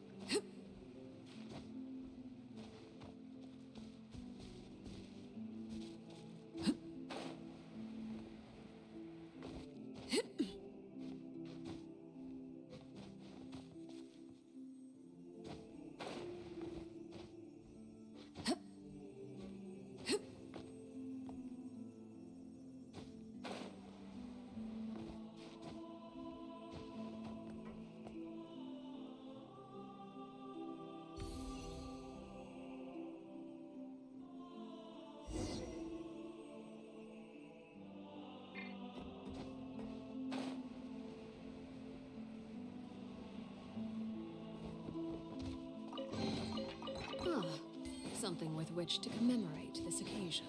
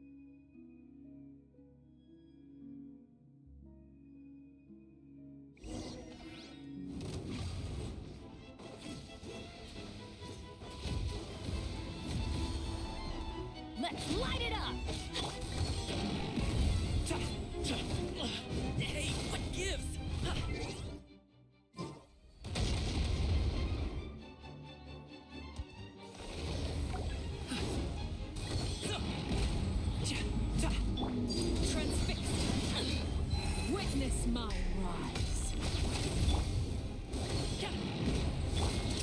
A round of applause.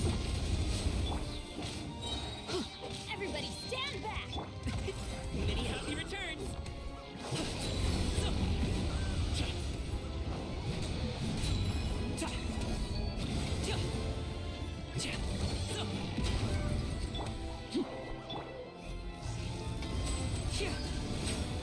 Now disappear.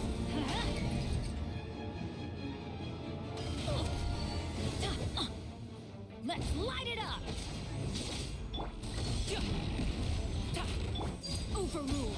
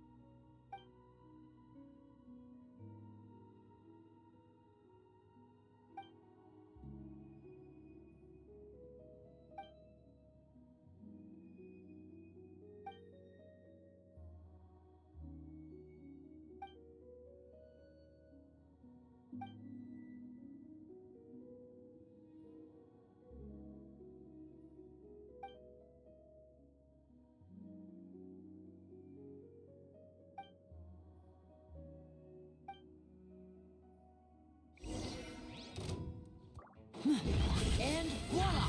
I'm going in! Everlasting as the moon. Mighty mythical beast!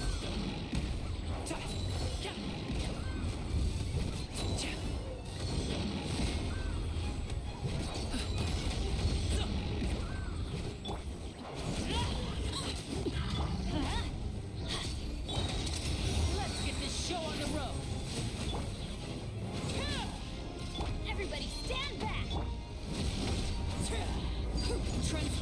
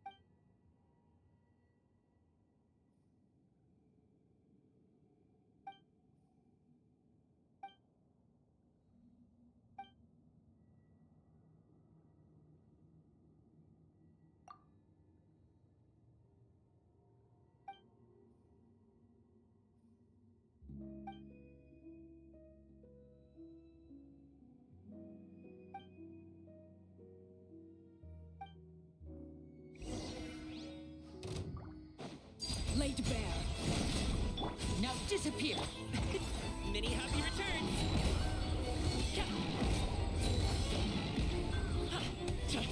Teamwork district.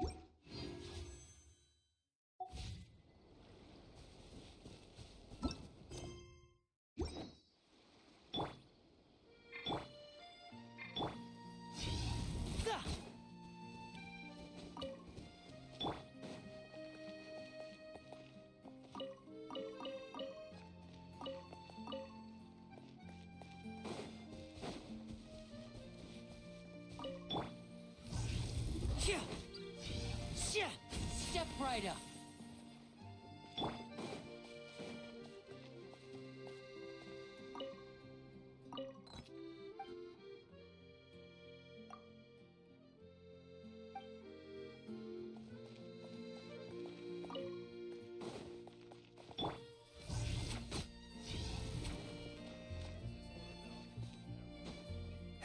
I'm so sleepy.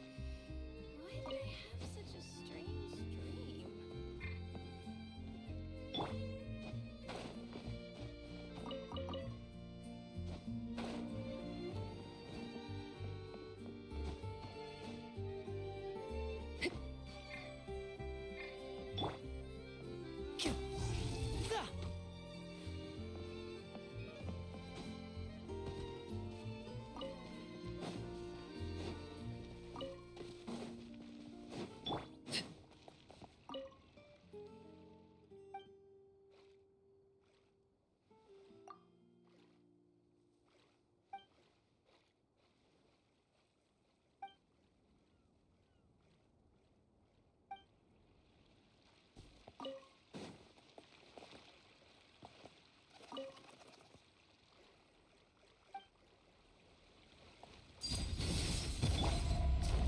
Now disappear!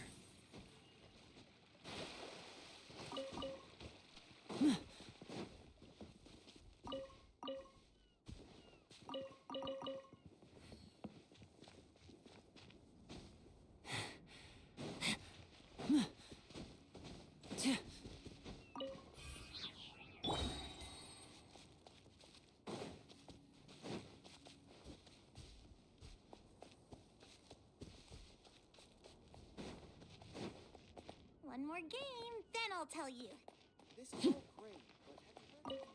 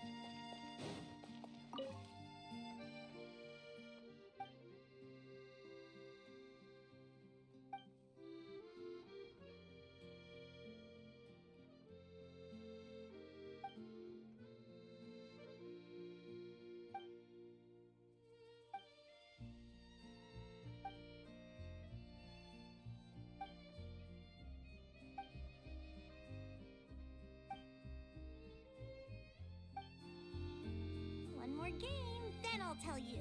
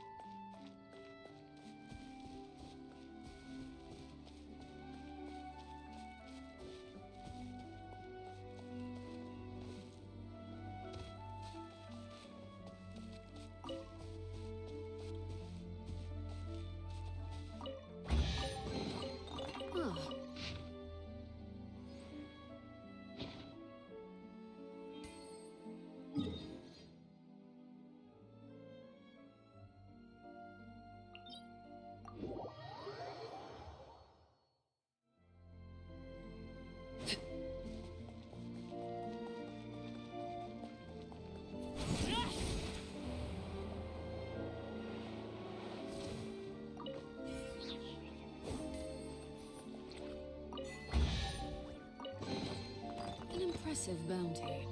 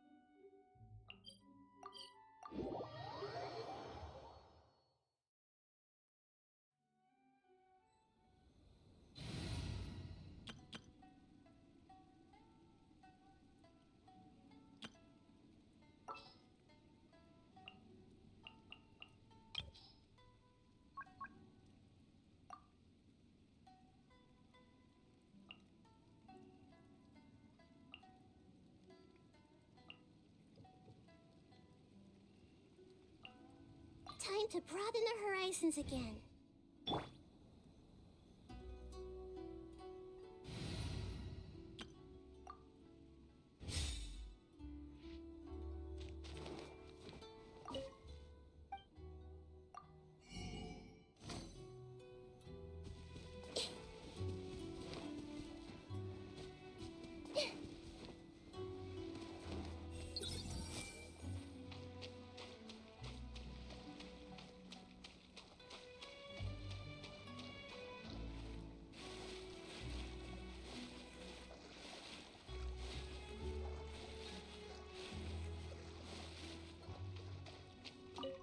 I see everything.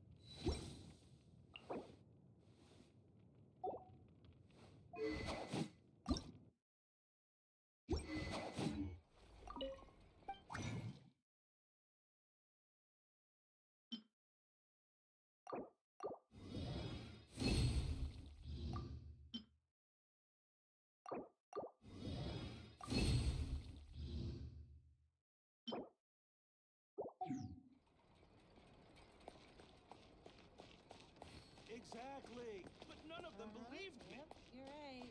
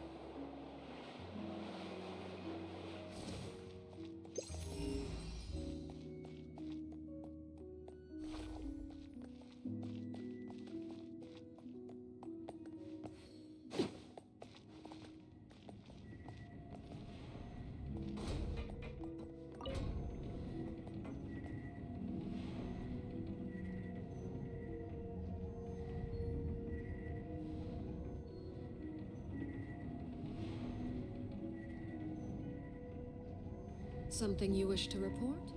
Go on. You have my undivided attention.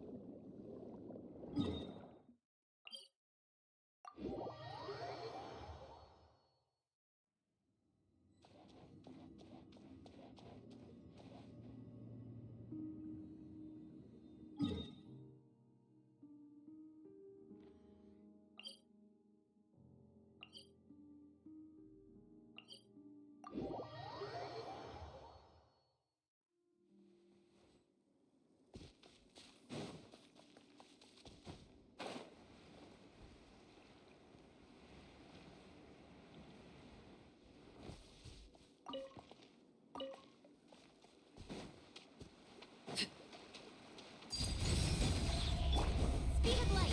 Hey, cut to the chase.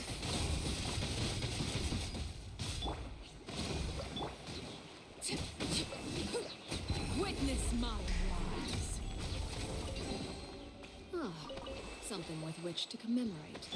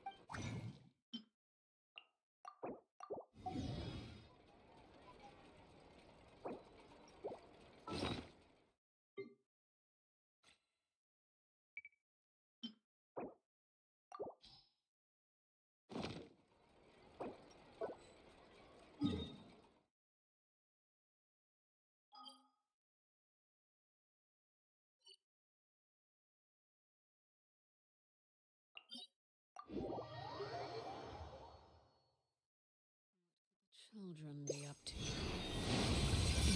Never mind.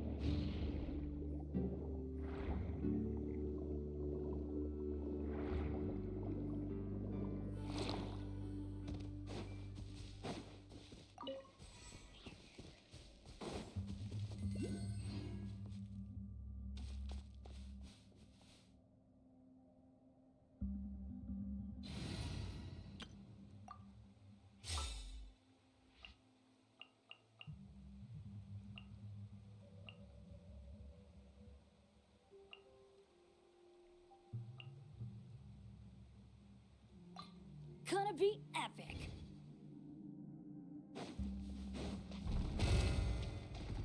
Fall in! Rally! Attack! That's the way. Watch out! Watch out! Transfixed!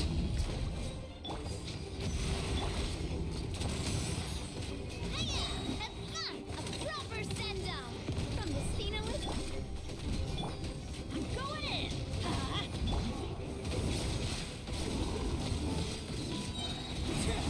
This is where you fall. Laid bare.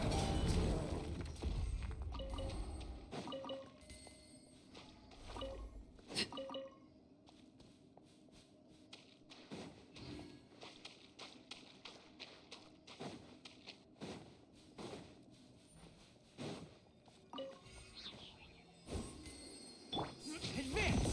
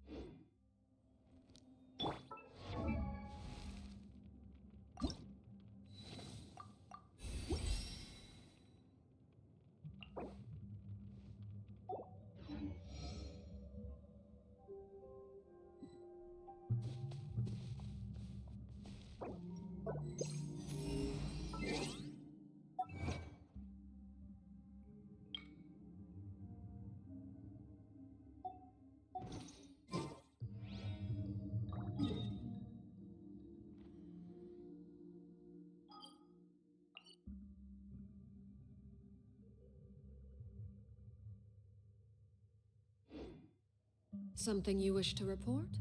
Go on. You have my undivided attention.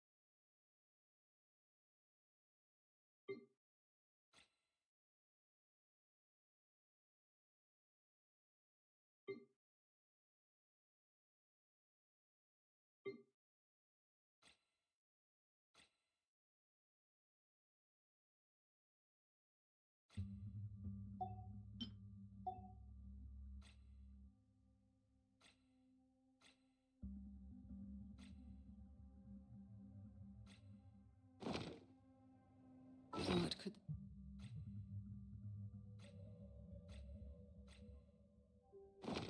children be up to? Never mind. Let them do as they please.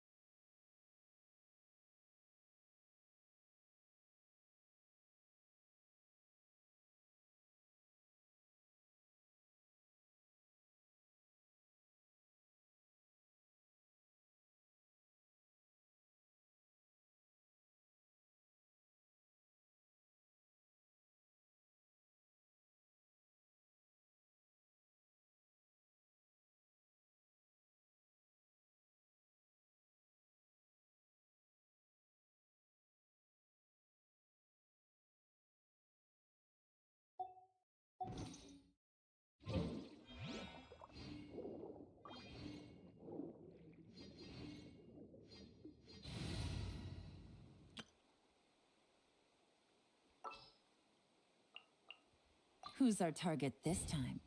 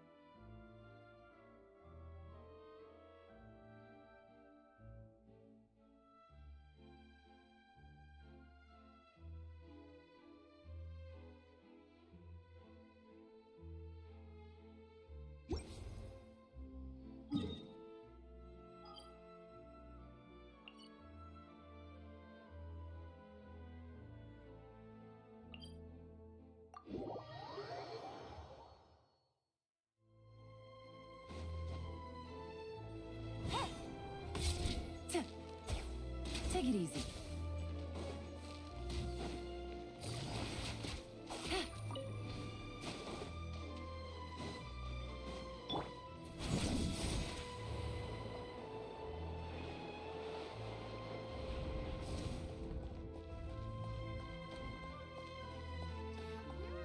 Water fairies. Let's keep looking. I'll help you find them.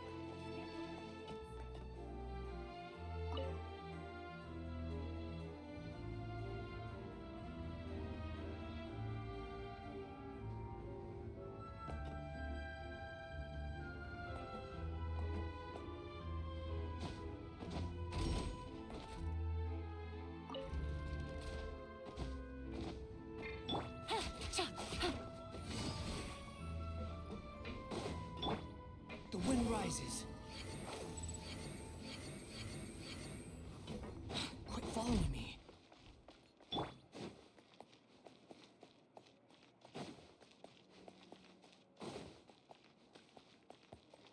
Looks Three? like we're running No. out of Type 3 screws. Fascinating. The design is quite ingenious. Feel free to check the Aquabus map and schedule for details.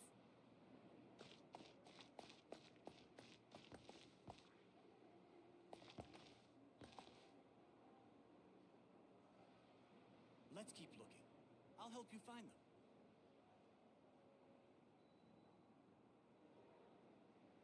Three? No, wait. Looks like Looks like four. we're running out of Type.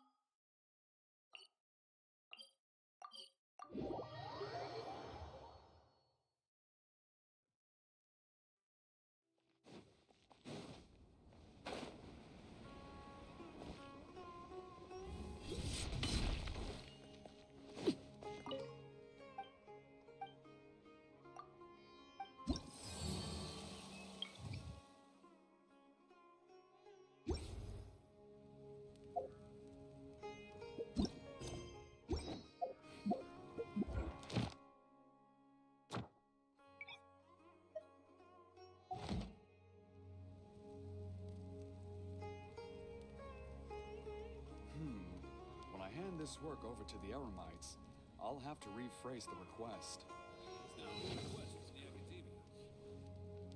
Military supplies for the Arlecchino must be distributed appropriately.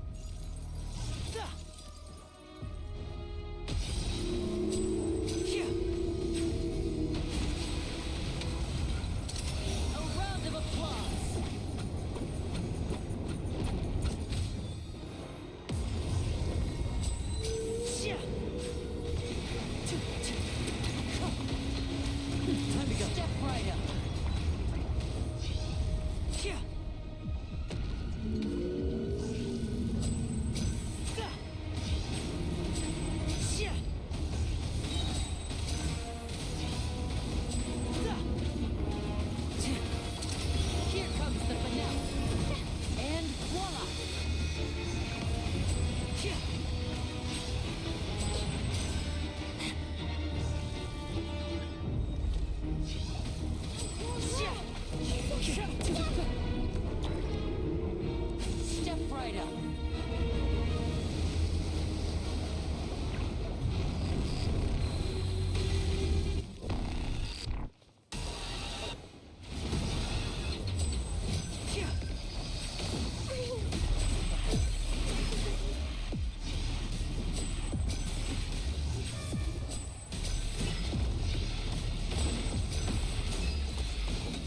Now disappear.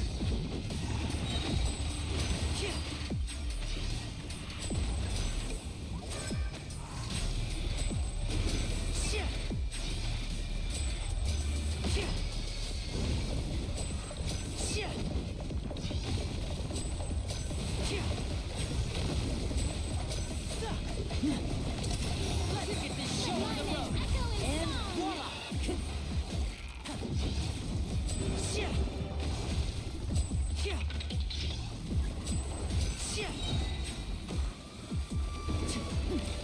Clouds high. Here comes the finale.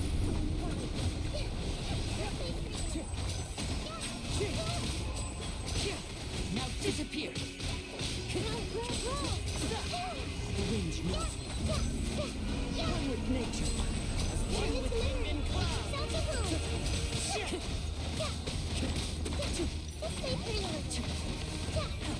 wind knows me. Let's get this show on the road.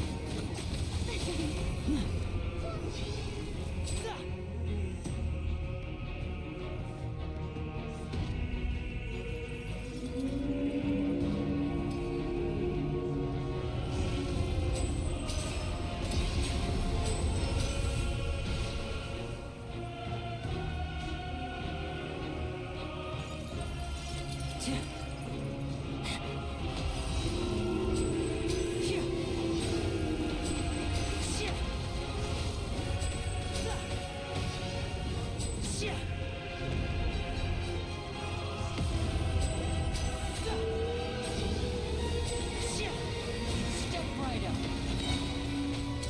A round of applause.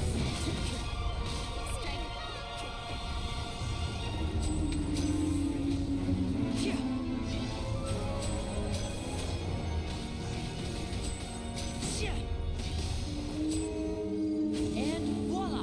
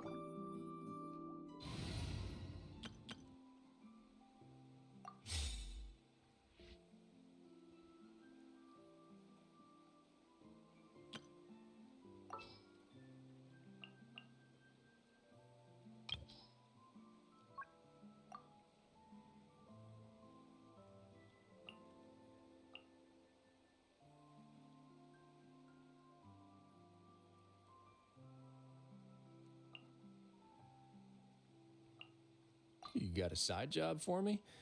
Sure thing.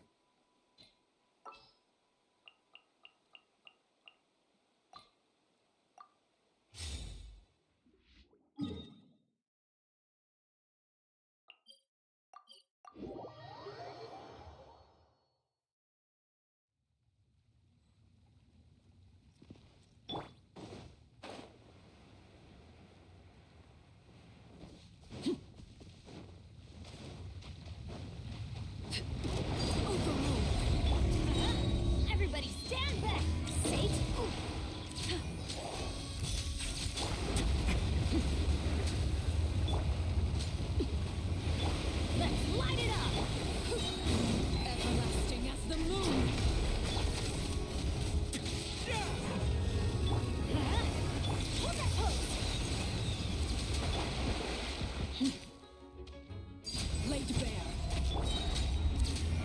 Truth bomb! Let's light it up! I'm going in! It's time to get a little chilly.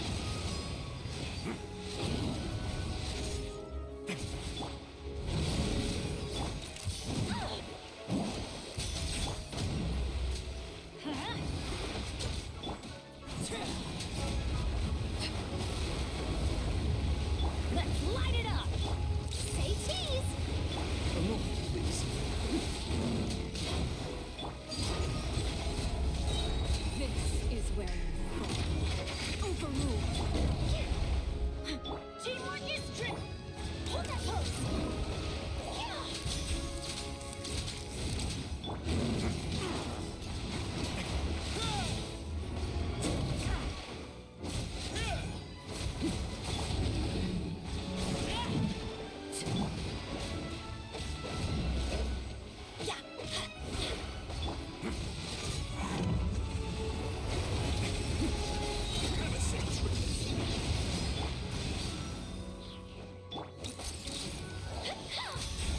Breaking news! Transfixed. Going in!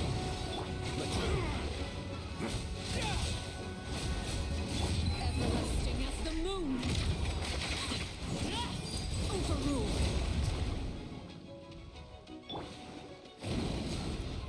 Say cheese!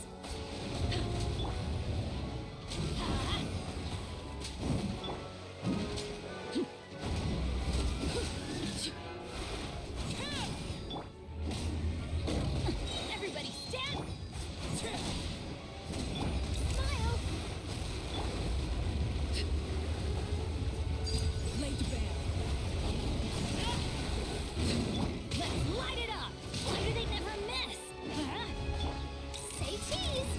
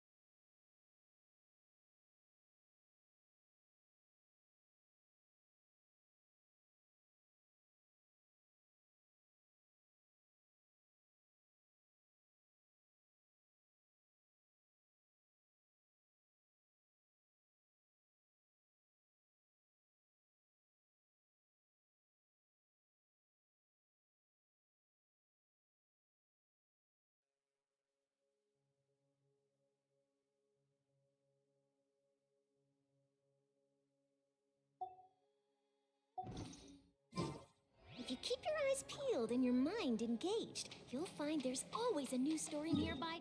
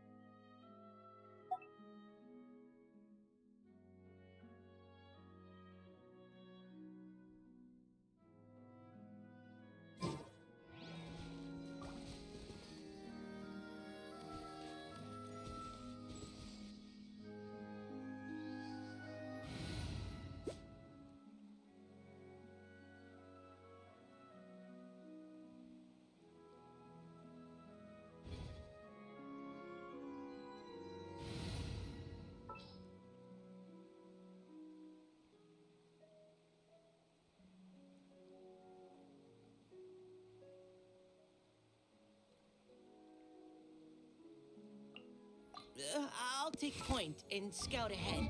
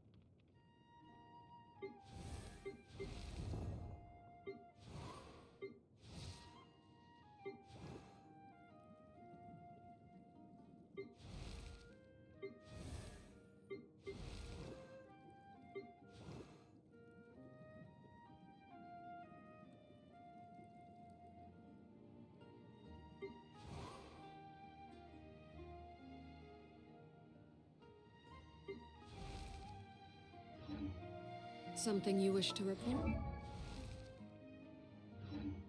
Go on. You have my undivided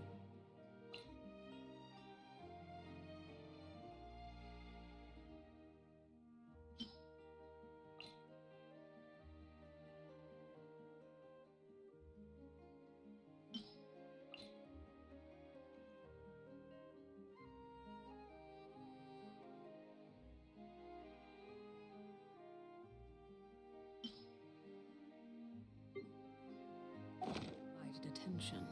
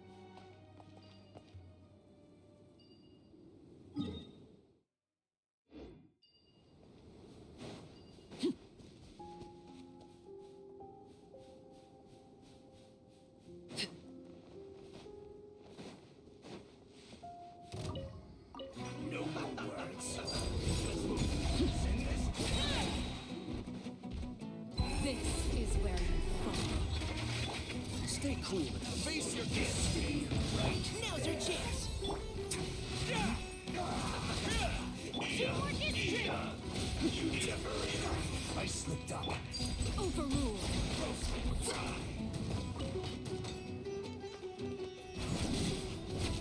Let's light it up! You need a hurry up. This was well done.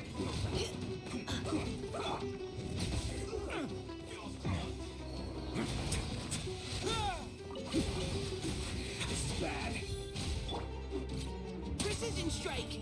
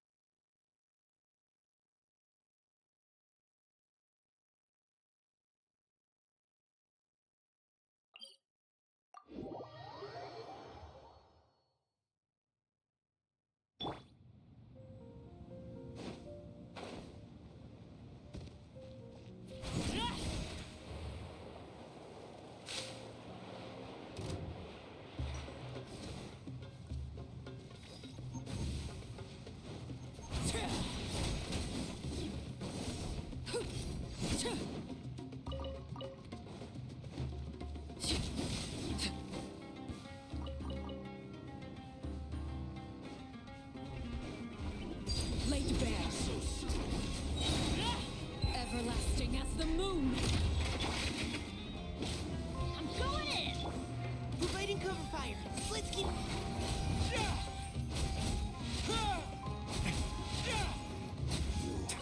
Can't run from death.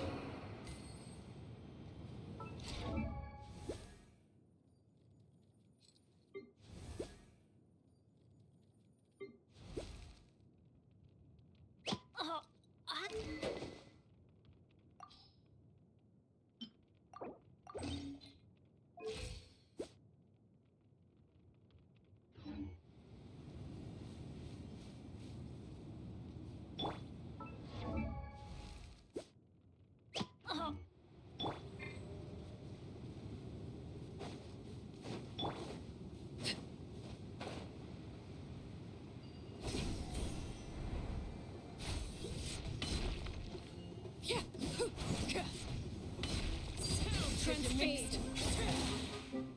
Final warning.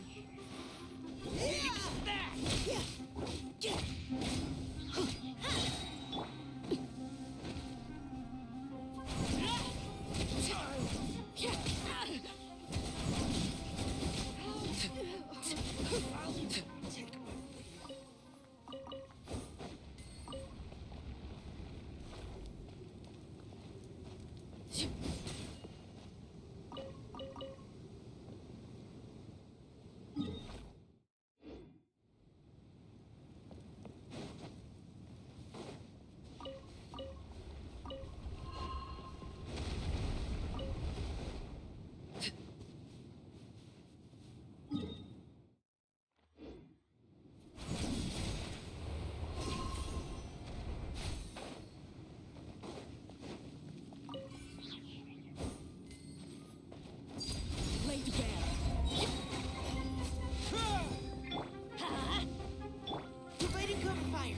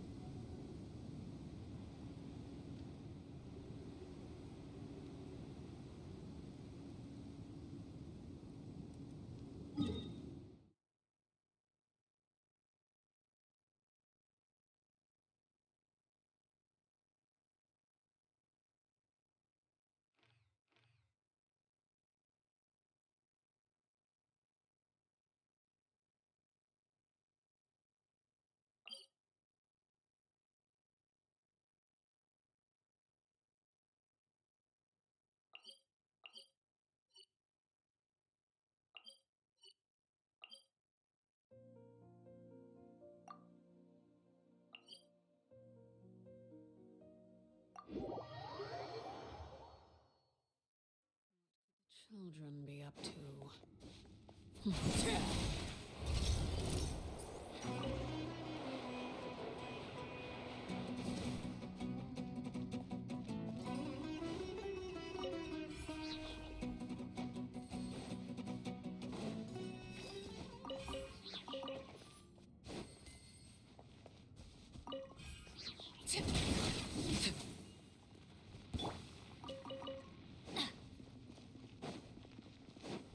Off we go.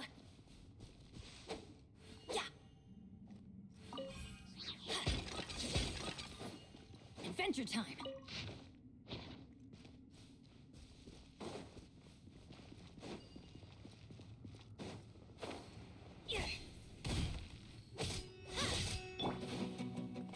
Transfixed. Let's light it up.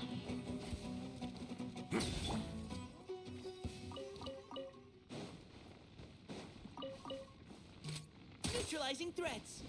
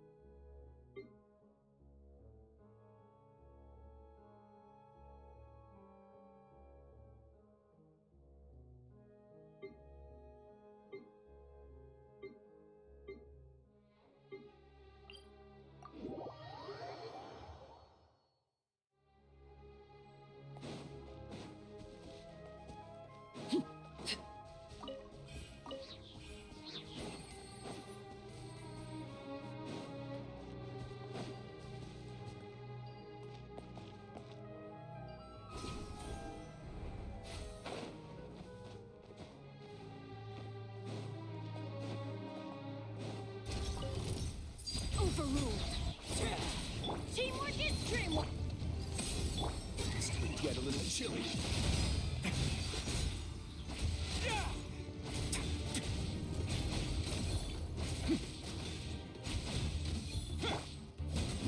Witness my rise.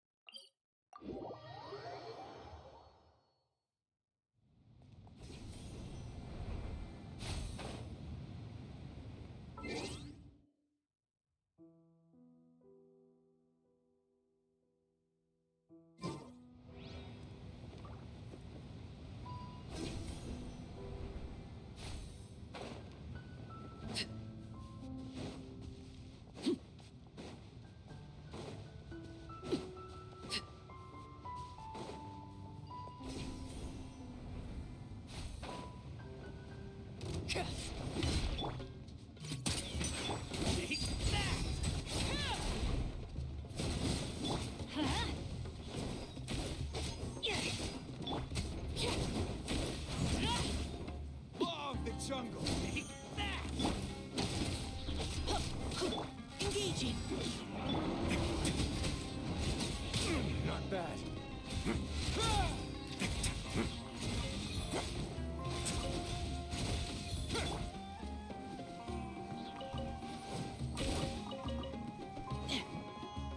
You had your chance.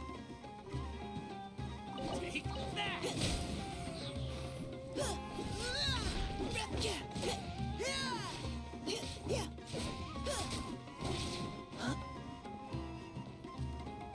Neutralizing threats.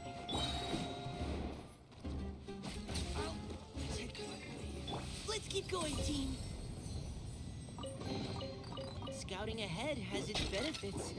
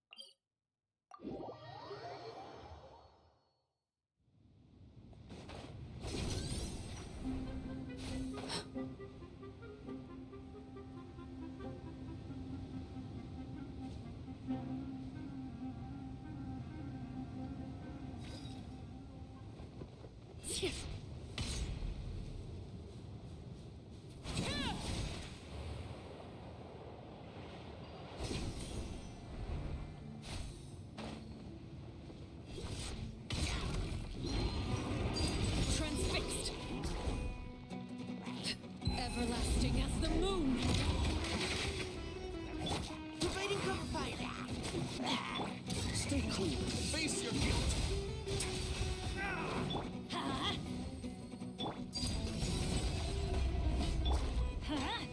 Yeah, everybody stand back!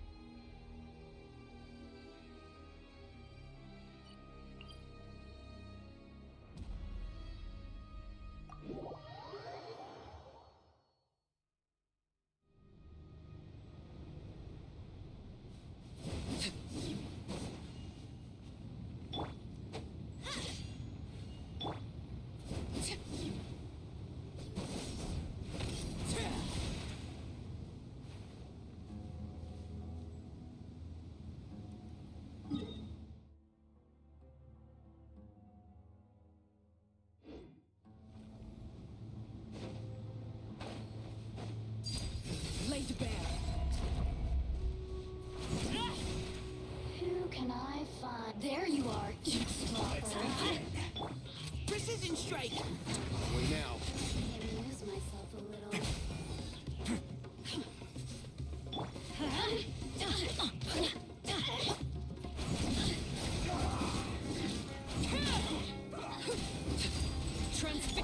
Neutralizing threads! Now's your chance! Witness my grace!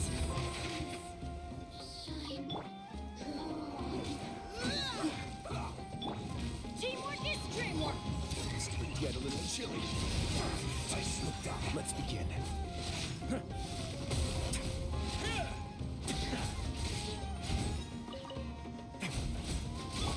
Overruled! Precision strike! This isn't good.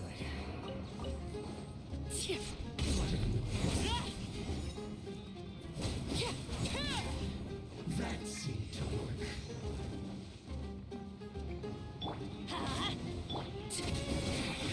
Counterattack. Neutralizing! The loneliness of death.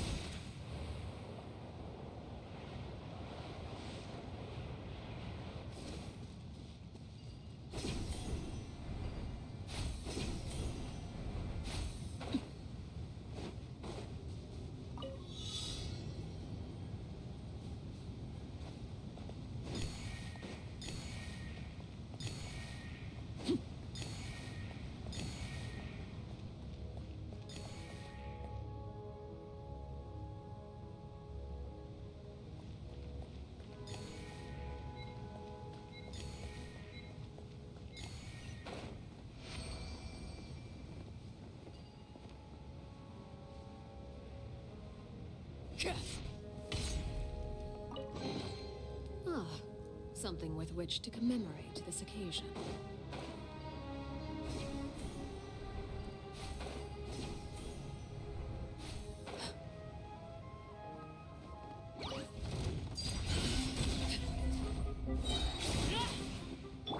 Precision strike! Leave the wounded to me!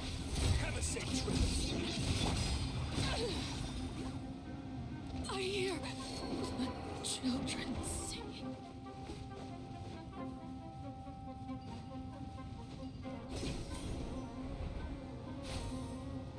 Off we go!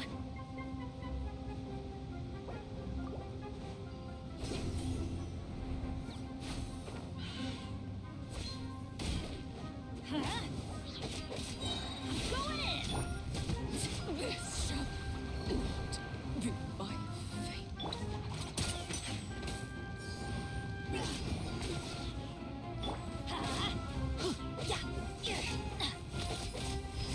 Let's light it up!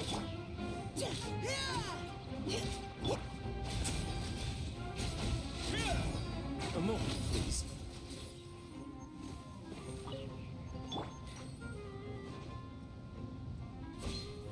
Off we go!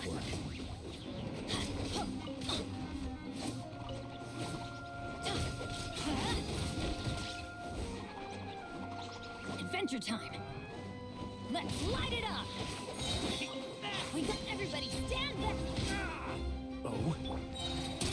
Let's keep going, team! Keep your cool! Is that all you got? Not that way now.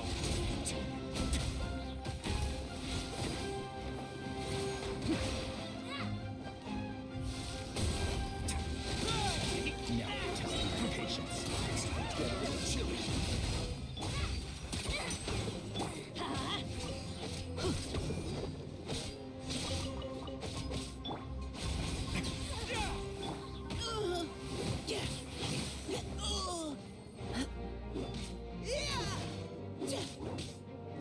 You had your chance.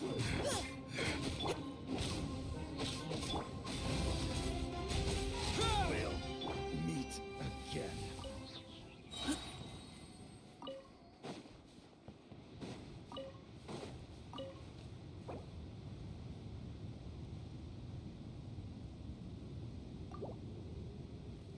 Leave the wounded to me.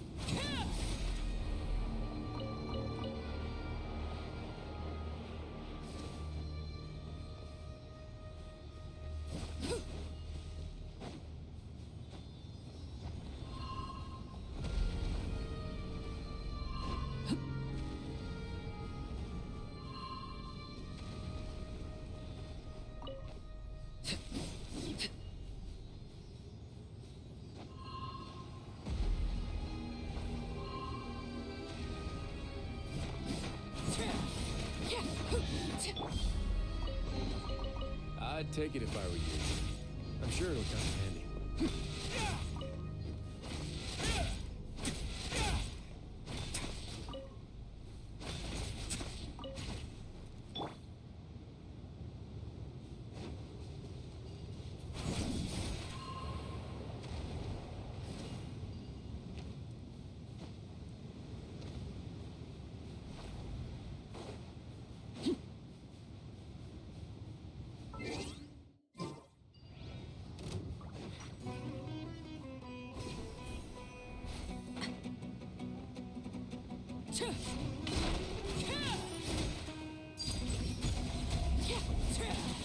Teamwork is dreamwork!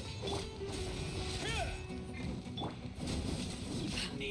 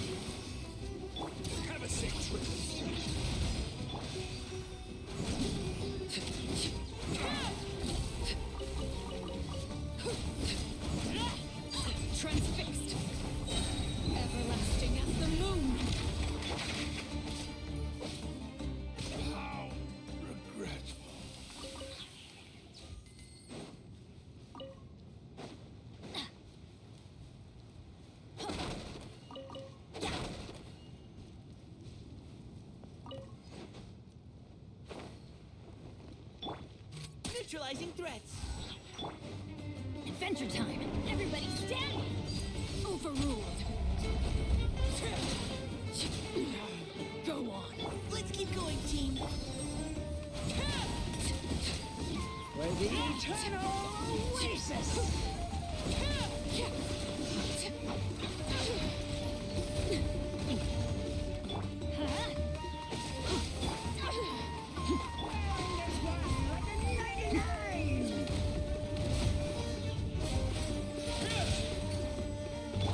Precision strike.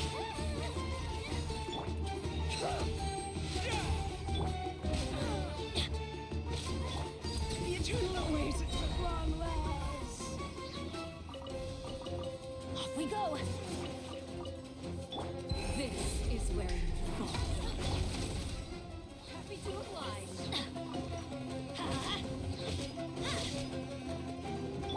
Neutralizing threat. Laid bare.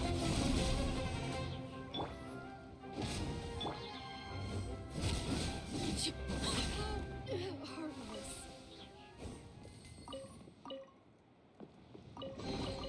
What greater pleasure is there than the unexpected?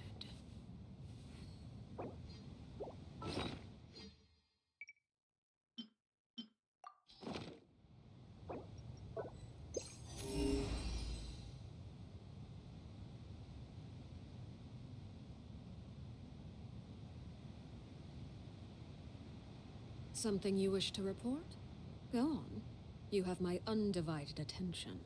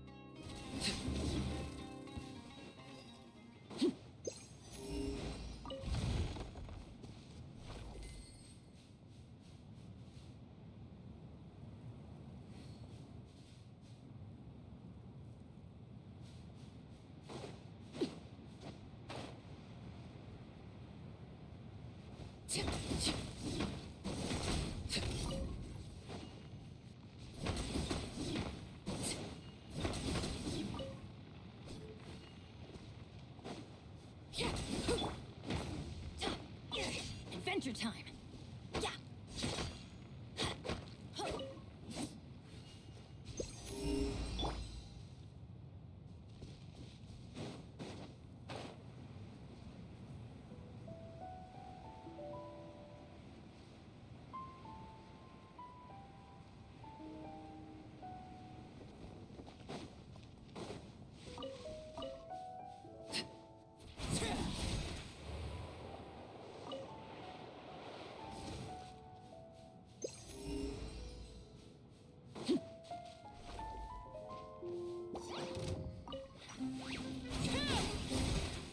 Overruled.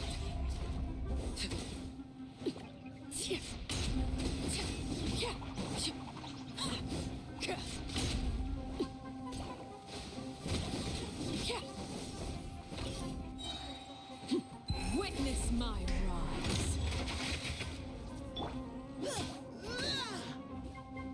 Precision strike.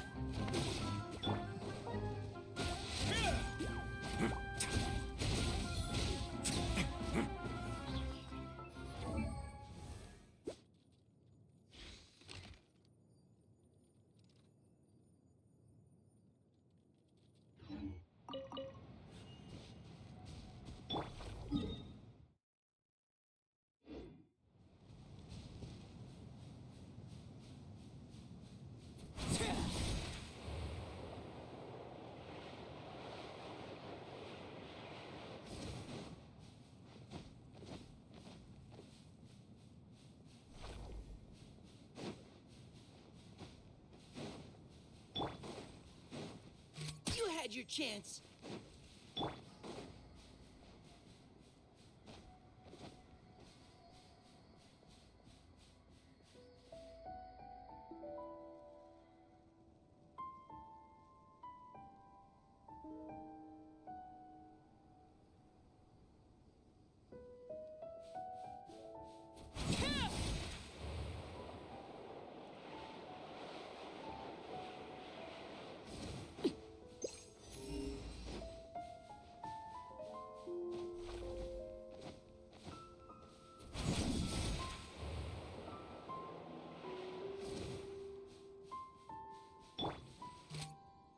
Neutralizing threats. Now's our chance. Teamwork is dreamwork. Stay cool. Face your guilt.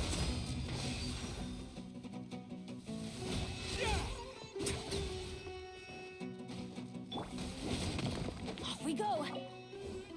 Yeah. Transfixed. Engaging. Yeah.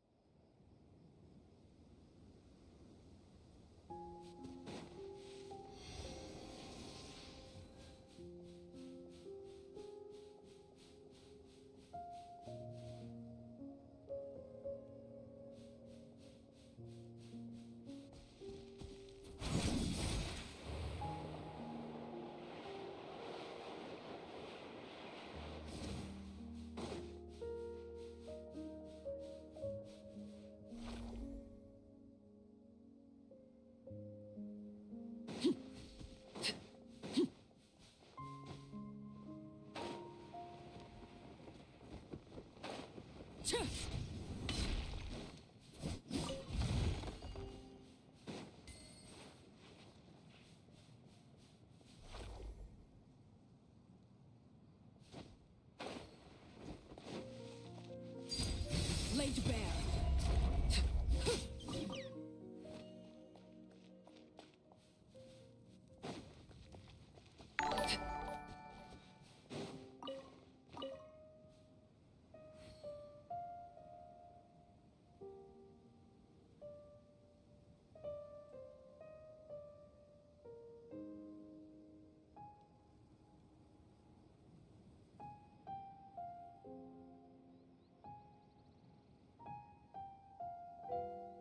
Staring into my eye.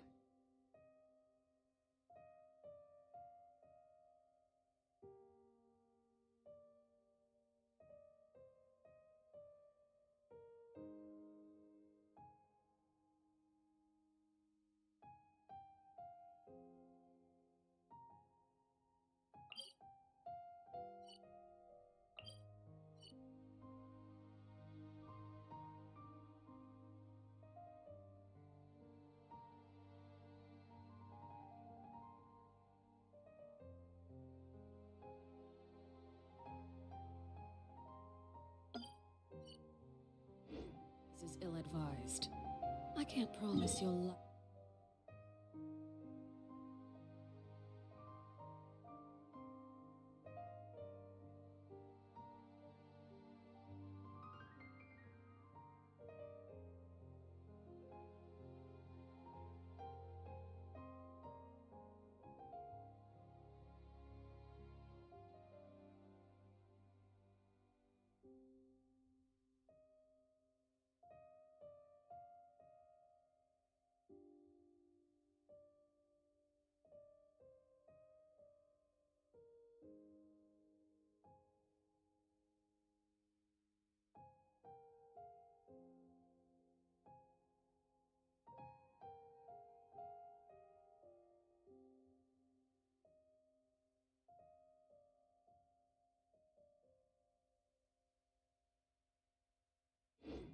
what you see.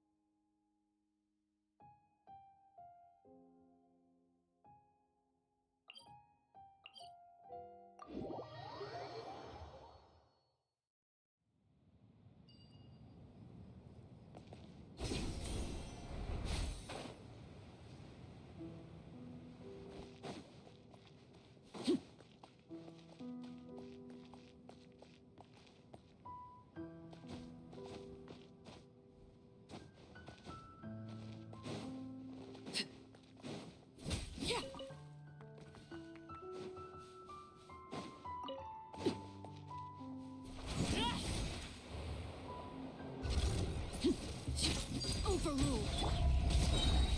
I'm going in. Precision strike. Let's keep going, team. Everlasting as the moon! Huh?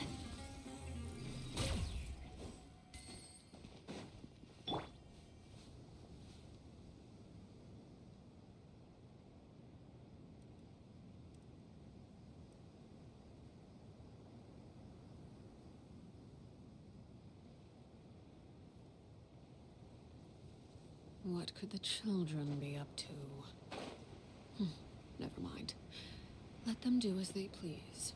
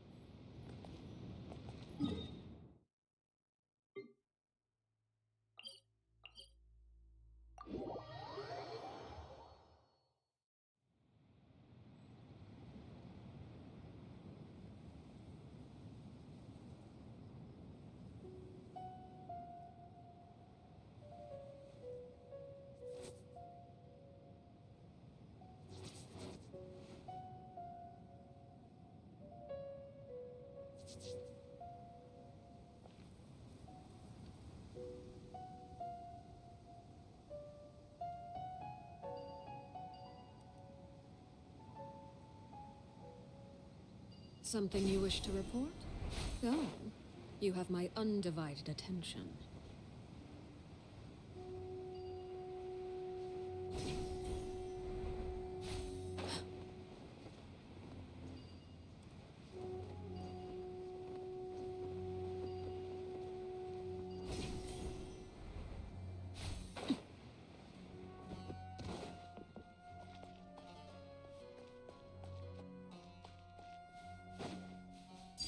laid bare. No more words, problem. Have a load of shouldn't get careless. Have a safe trip. Let's move. First. Stay back. Let's begin.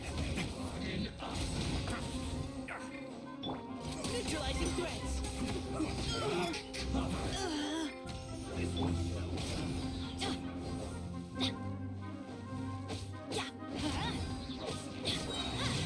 Teamwork is dreamwork. This is bad. Leave the wounded to me. Transfixed. Witness my lies.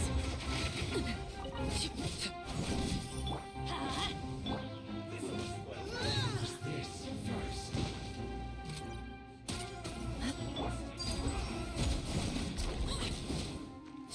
Let's light it up. Everybody stand back. Stay cool. Face your fears. Well done.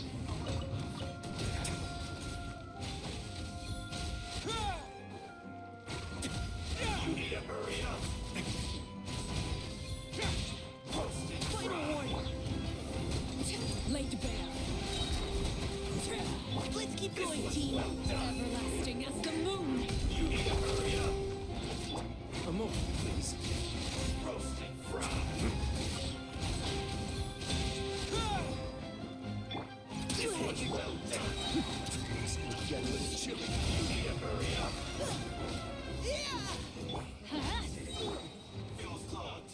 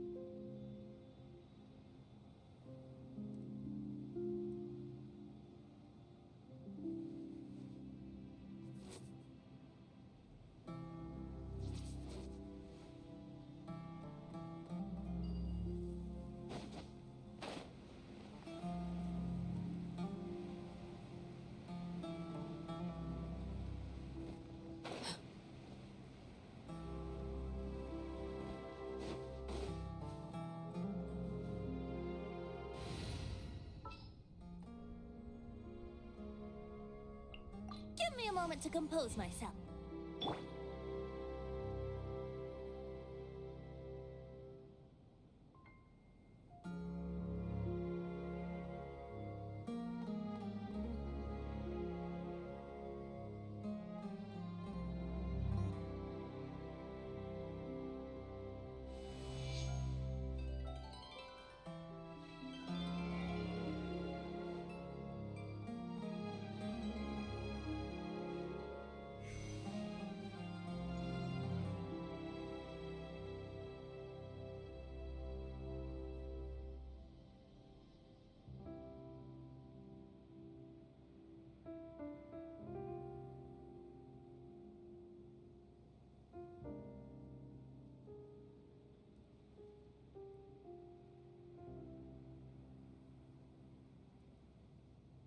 Come on, traveler. Let's go. The world is full of lost ballads just waiting to be Yahoo! Overruled.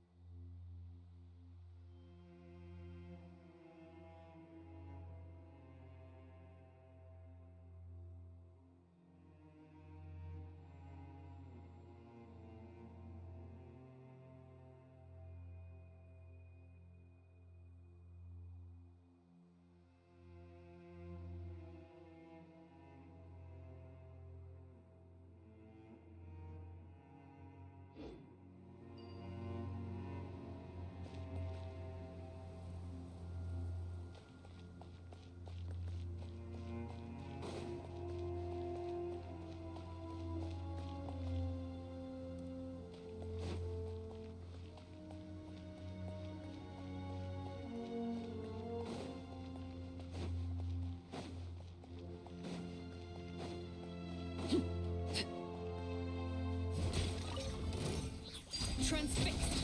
I'm going in. Let's play.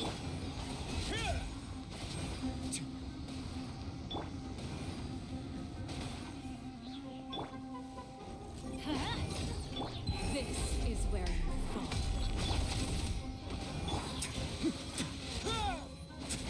Way now.